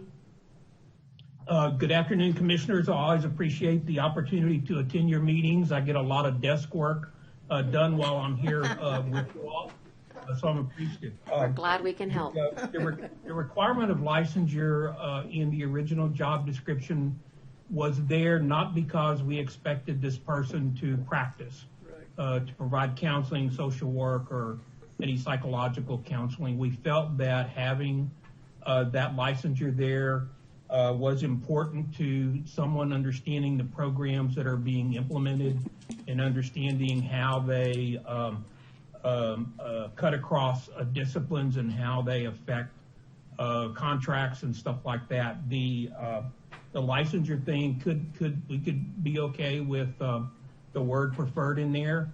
When you have someone that's licensed, you get some things that go along with that. And the licensure usually brings minimal education requirements. It usually brings required continuing education. It brings a lot to the table and stuff. And so while it may not be a requirement, the word preferred would be sufficient for us because of what it brings to the table. But I think the most important things that we're looking for in this job is the ability to work with the commissioners, the district, to work across groups, to build consensus, to problem solve, to be able to lead these programs, to make sure that they're successfully implemented, and when they're not, to recommend changes and stuff. Certainly when we come to budget times, to give us a fair assessment of where these programs are and they're doing what they're intended to do, and if they don't, then what changes and stuff need to be made. And as I've said before, the hospital district has nearly $5 million next year assigned to mental health programs, and I believe it's important to keep someone in front of these programs to do all the things that the money was intended to do. So, I'm not, the title to me is whatever y'all want to work out. If that's something the board recommended, whatever. If somebody has a better idea, whatever. My main concern was similar to the judges, and I think Commissioner Gonzalez's too, which was we want to include more applications, not exclude. So if Julie's on the line and hears this, and you're on the line and hear us, what my intent, or I would hope the court's intent would be too, would be to say, as the judge said, instead of required, preferred, so that if someone has a degree that doesn't meet the suggested or preferred, that they're not automatically eliminated just because of that. If they have a higher level degree or another degree or some other license or whatever the case may be, that they would be included, their work experience would be looked at, and then when Johnny's looking at these persons or person to do this, that he's got a wider application pool, not a narrow one. So that's kind of why I asked Tyner to put it back on the agenda. And So would it be okay if we make that motion and get that accomplished that right part now? first, sure. Then I So would, is that a motion? yes, ma'am. If And you would like could me, I ask you to second it? And then all those in favor signify by saying aye. Aye. Julie, you have a directive now, and that way it will allow us for a wider net to be cast, and I think that helps Johnny Hip quite a bit. The second piece, it really goes to, why don't I let Commissioner Gonzalez work with you, Johnny, on any of the suggested language, and just, see if that can be, fit in. When we do, when we sit and interview people, we can always, I'm not sure if there's anything substantive that really needs our action right now. If there is, Commissioner, would you point that out for us? Is there something that you really want us to vote on or to add for Julie's purposes that you think is a game changer, or is it really just more of a working with Johnny? I'm just trying to. I think I'm working with Johnny because I need to know what Johnny really is going to do. Correct. Okay, how about Johnny? May I give you that assignment to kind of work with him and really work, on this? Because when we do interview, you're going to want to know. So I'll just have Commissioner Gonzalez reach out to you, Johnny, and he can share with you some of the things that he's gone over. Judge, that would be a good. The only thing I bring up is if we're going to change the contents of the job description, we need to do it soon, and I think that the position needs to be re-advertised, because if the elements of it have changed, we already have an applicant pool based on the original job description, and I think to be transparent and certainly fair to everyone who would be We agree. interested. I think Commissioner Gonzalez could reach out tomorrow to you. I don't think that this would take too long. I think it's just a matter of. It's not really changed. John, everything's okay. Just I think certain words need to be tweaked. Yeah, just small things. Something's going to that you're going to be able to live with too. Because you're going to have this person doing not just one thing, but like 10 things. and then you can. So on, Thanks, Monica. Absolutely. Starting to feel so it. on this one that you just handed me, Tyner, we would Ebony. then go back and add the word preferred, but not. We don't want. It doesn't say required on it, but it just kind of implies it. So I just want it to be ultra clear that it's not. I don't want there to be a requirement that it has to be a licensed psychologist, a licensed social worker, or a licensed professional counselor. That can be preferred, but I don't want that to be the requirement. So, Johnny, I don't know if we have to. I think by next Monday, we can re-advertise make or this not. a new, if there is a need for posting, Johnny, we'll kind of do a self-imposed deadline for Monday to get to Julie. So if you would work with Commissioner Gonzalez tomorrow, you can if there's just some words, just to Preferred make but you. not required, maybe? Preferred but not required? Yeah, preferred but not required, but then he's got these other words, right? Yeah, And then we'll make sure that by Monday, we get it out there. I think that's fair, and we don't want to lose out on the opportunity to start onboarding somebody at the new year. We have new programs and new initiatives, and you don't want to have initiatives like PARI in place and not have a director simultaneously, you know? I agree, Judge. So, I think if we just okay. say required but not or preferred but not required, that's all that covers. The rest Yeah, of it looks. thank you. Yeah, so Judge, I think that'll work. I'll work with Commissioner and Julie to get that done. Thank you. The original, as I said, there was already a pool of applications based on the original description. So Correct. When that pool was filtered, they kicked out people who weren't licensed, and so All right, well then bring those back. Yeah, and I'm not sure you have to re-advertise. Well, I think you just go back and keep everybody in that application pool. just go back and look at That's the even application better. That way form. it's as transparent as it can be. Sounds great. All right, thank you, everybody. And did we vote? We've already voted, so we're good. Okay, thank you, Johnny. Thank you, Julie. The one that I tried to explain it the best, but I just want to make sure you heard what I said and that it was accurate on item number 1. It's for the juvenile courts and the DA's request. And you didn't have anything to add, did you, on any of your human resource items, rather? Really? Okay, she didn't. Okay, all right. A perfect ending to a perfect day. Okay, a perfect ending to a perfect day. So let me say that it is time that I give public notice that we're going to go into executive session. I'm going to ask everyone to leave the courtroom except for commissioners. And Laura's going to call in, and I'll put her on the speakerphone. And I'm giving notice that we are authorized under the Open Meetings Act, Chapter 551, the Texas Government Code, to go into this session. And, of course, the accordance with the government code that are applicable are sections 551, 071, 072, 73, 74, 745, 76, 86, and 87. And this is so that we can discuss matters including matters relating to litigation, real property, gifts, matters of personnel, termination, county advisory bodies, security devices, economic development matters, and any other matters that may be discussed that's appropriately noticed in executive session. Upon completion of executive session, we're going to come back into open session. We're going to take action. Honestly, I can't predict, but I bet Laura can. Is this a 15-minute type of event? Clerks, just if you'd wait close by, we can finish up. We'd ask that we go into executive session at 4:32 p.m. Okay, would ask that you turn mics off and get us set up for executive session.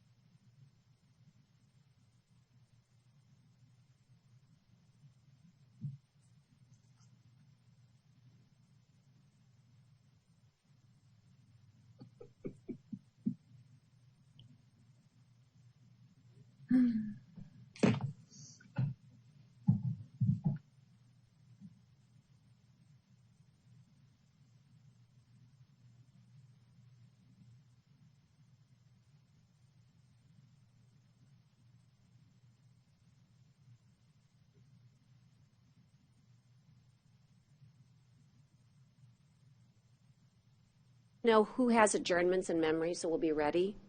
I don't have any. Come here, Carolyn? No? John? No? Jack? No? Brent? Yes? No. Okay, I'll end us quickly with one that's going to make all of you sad. Oh, you know, I didn't do. Did we do Tony about that? That was the one we were going to do today. Okay, Judge, we're back up and running. Okay, thank you so much. It's 4:46 p.m. We're back on the record from executive session. We do have items that we need to address. The first one is item number A, discuss and consider settlement of the Belfour property restorations claim and related matters. And we do need a motion that states the amount. And so is there a motion? Lauda, would you just remind the court of the amount of the settlement? Yes, the amount is $95,000, and obviously subject to the release. And subject to the But release. if approval, my recommendation is the $95,000 for settling the case. Thank you, Commissioner. Do I have a second? Second with Commissioner Vaughn. All those in favor signify by saying aye. Aye. Opposed, same sign. The next one is considering the claim of Eduardo Gonzalez and his demand for back pay. And do we have a motion to deny?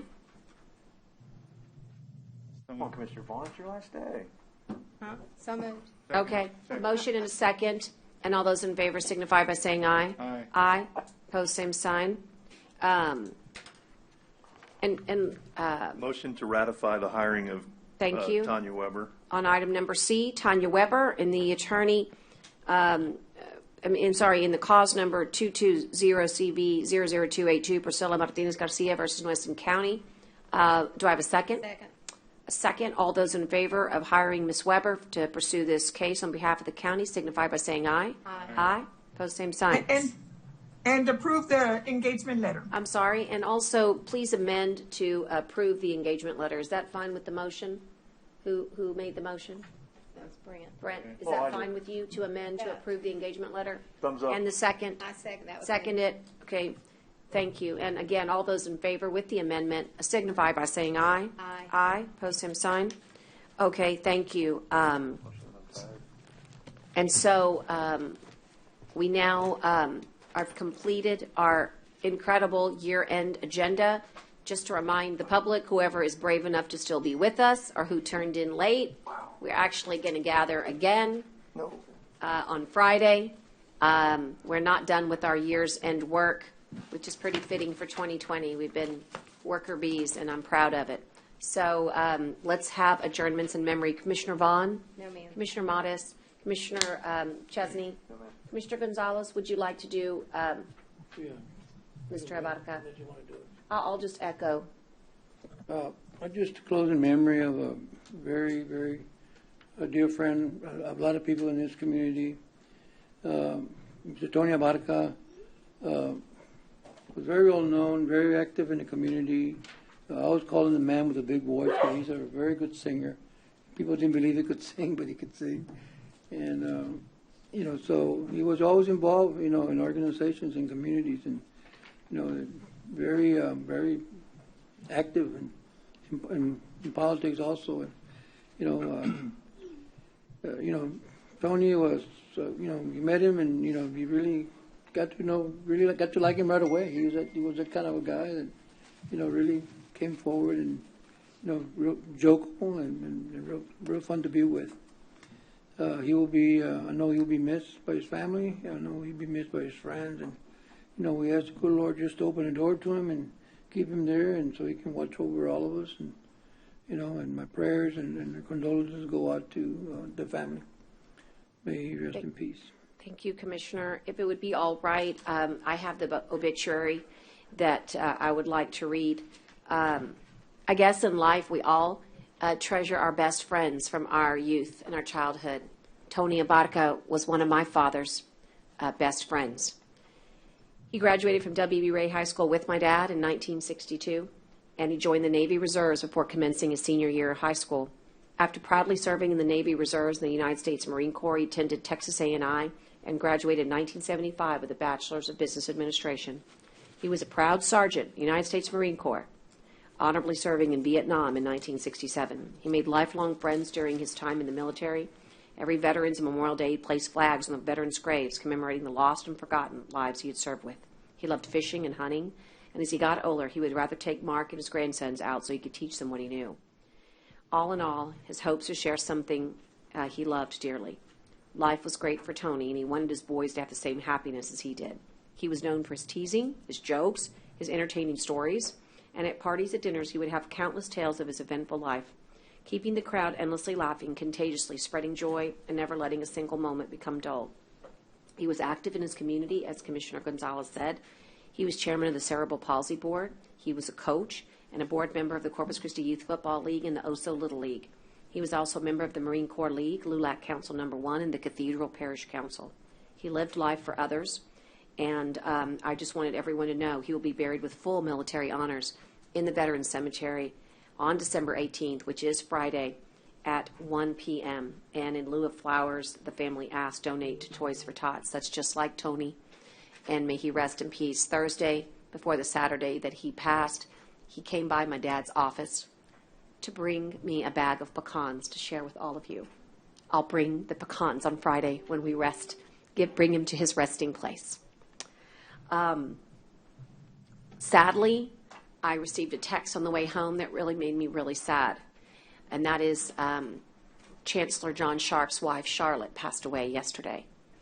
Charlotte had been ill for a long time, but for me, anytime a spouse is lost of a friend of ours, it makes me feel so, I don't know, I just feel so much for them because they've been married for 43 years. Can you imagine just your partner not being with you anymore? And so because Chancellor Sharp is such a great friend to our community, and he was a great friend specifically to County Judge Lloyd Neal, I just want us all to adjourn in memory of Charlotte Sharp and Tony Abarca, and as always, all of those 500, and yesterday it was 517 citizens of Nueces County that have lost their lives through COVID-19.